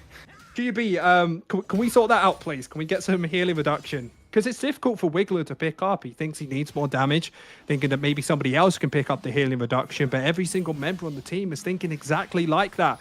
But TUD, now with the dragon in hand, all they need is one Baron, and they can start thinking about ending this game. So they're pushing out their waves, they're trying to set up, and QUB need to find a pick. Is Yorick soloing it? Yorick's soloing Baron right now, by the way. If I can see that right. Yeah, Yorick was just soloing Baron on his own while that fight was going on. And here's TUD. Tristana's not with them. TP's going to be a bit late. Large Wasp might actually go down here, which is huge. That's your smite gone. Where was Tristana clearing waves bot? That is not a situation to be in. Yeah, Baron should be taken by TUD without any contestation. Maybe Veigar's looking for a pick. It's just too little too late. And QUB's team comp that was built to get this early game lead, you wanted to use that priority. It's just falling apart. As now we have Yorick towards the bot side, already got that inhibitor shoving in this wave. And QUB are desperate for anything here. I mean, it's 4v5 at the moment. 25 on Large Wasp. Dakin looking for Kerwaxes with bots. Bots is actually incredibly low thanks to the Yorick ghouls. Look at that damage output from Kerwaxes off just splitting. And I mean, TUD, they have... all members of QUB are doing what they can, but at the moment they're forced on the back foot. There's an inhibitor going down. They finally have access to the last Nexus turret. They're looking to push this in. Keep an eye on that timer. Large Wasp is up, and he doesn't have his ulti up just yet. He actually won't have it up for the start of the fight, which means maybe something else will happen here. As the second inhibitor gets taken out, I don't think this is the end of the game, Zastos. Yeah, it's going to be close. They need to win one final team fight to crown themselves Irish Collegiate Champions. They've come so far, 1 tower's left. They're looking to push for it. In goes Kerwaxes. They've got the Maiden tanking the turret. Here comes TUD. Look at bots right now. Nothing HP-wise. Look at Kerwaxes pushing for the kill. But in goes Large Wasp, trying to do something using that Cyclone. Trying to do anything, really. Here's bots with the Cyclone engage. Going golden is Dakin, but down goes 1. Down goes 2. Down goes 1 on TUD side, but now it's 3-4v2 in favor of TUD. This is going to be the end of the series. This is going to be the end of the game. Wiggler goes down. Down goes the Veigar. This is the end of the series. TUD are your Ireland Esports Collegiate Series Spring Finals for 2025. QUB fought back. They fought against 2 different TUD teams in this gauntlet to get themselves towards the finals, but they fell at the final hurdle. TUD are going to be crowned your Irish Collegiate Champions, and what a series we had on our hands. Sadly, we didn't get silver scrapes. We didn't go towards that 3rd game, but it all came down to how TUD in the 1st game was able to understand we're able to play front to back and engage afterwards, we'll win. And in this 2nd game, I think with the draft, I think with the way they were able to get back into the game with some of those outplays, it was clearly the TUD were the better players here.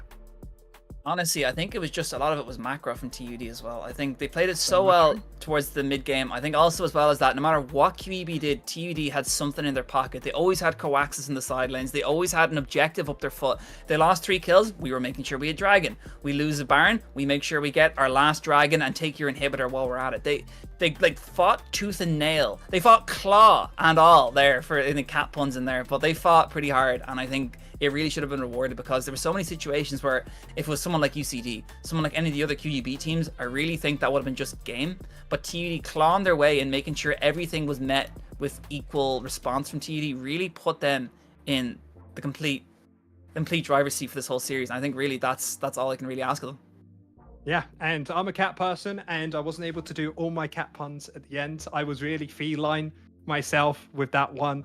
9-1, TUD clearly meant to be victorious here. And the dad puns have to come early, and they have to come at the end.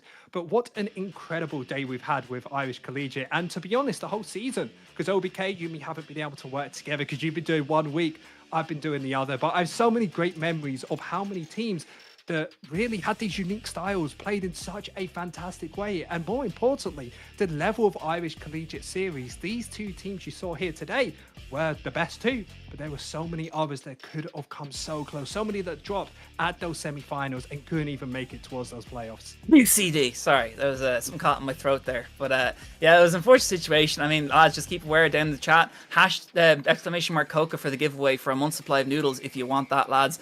Good giveaway, good kind of idea, because overall that was just an incredible final series. I know we didn't get game 3, but overall just brilliant from both these teams. QUB, hold your head high. You did as good as you could. You did everything you could. Just like to go, we'd like to thank our sponsors, Dogpatch Labs, Stack, GG Machines, PlayAid, Logitech, presented by KOKA. That was the Ireland Esports Collegiate Series Grand Finals. And tomorrow we have Counter-Strike 2 starting at 12 p.m. and Valorant at 3 p.m. for a TUD versus TUD. A little bit TUD favoured in the Valorant one. Yeah, TUD v TUD. I do like that. I think TUD might win. They won here. I didn't think so. I wonder what trophy case it's going in. Is it going to go in the TUD one or the TUD one? If you guys have not seen CSGO, I'm a person who doesn't like the game at all. I play it here and there, but when I got to actually go towards the LAN that happened last time for Irish Collegiate Series, CSGO was actually the best one. It was a super close game, some really cool tech I've never seen before, and those Setu lot are absolute monsters, so it's something you really have to check out tomorrow. But I don't think there's really much more for us to say. I've had a fantastic time. Hope you've had too, and if you want to say anything else. Well, I just want to say I've been OBK99, you've been Zaftos. This has been the Ireland Esports Collegiate Series Spring Final. Congratulations to TUD. Please, please, please, guys, get involved in the chat, get your stuff in there. But that has been us. Please, guys, hope you enjoy yourselves.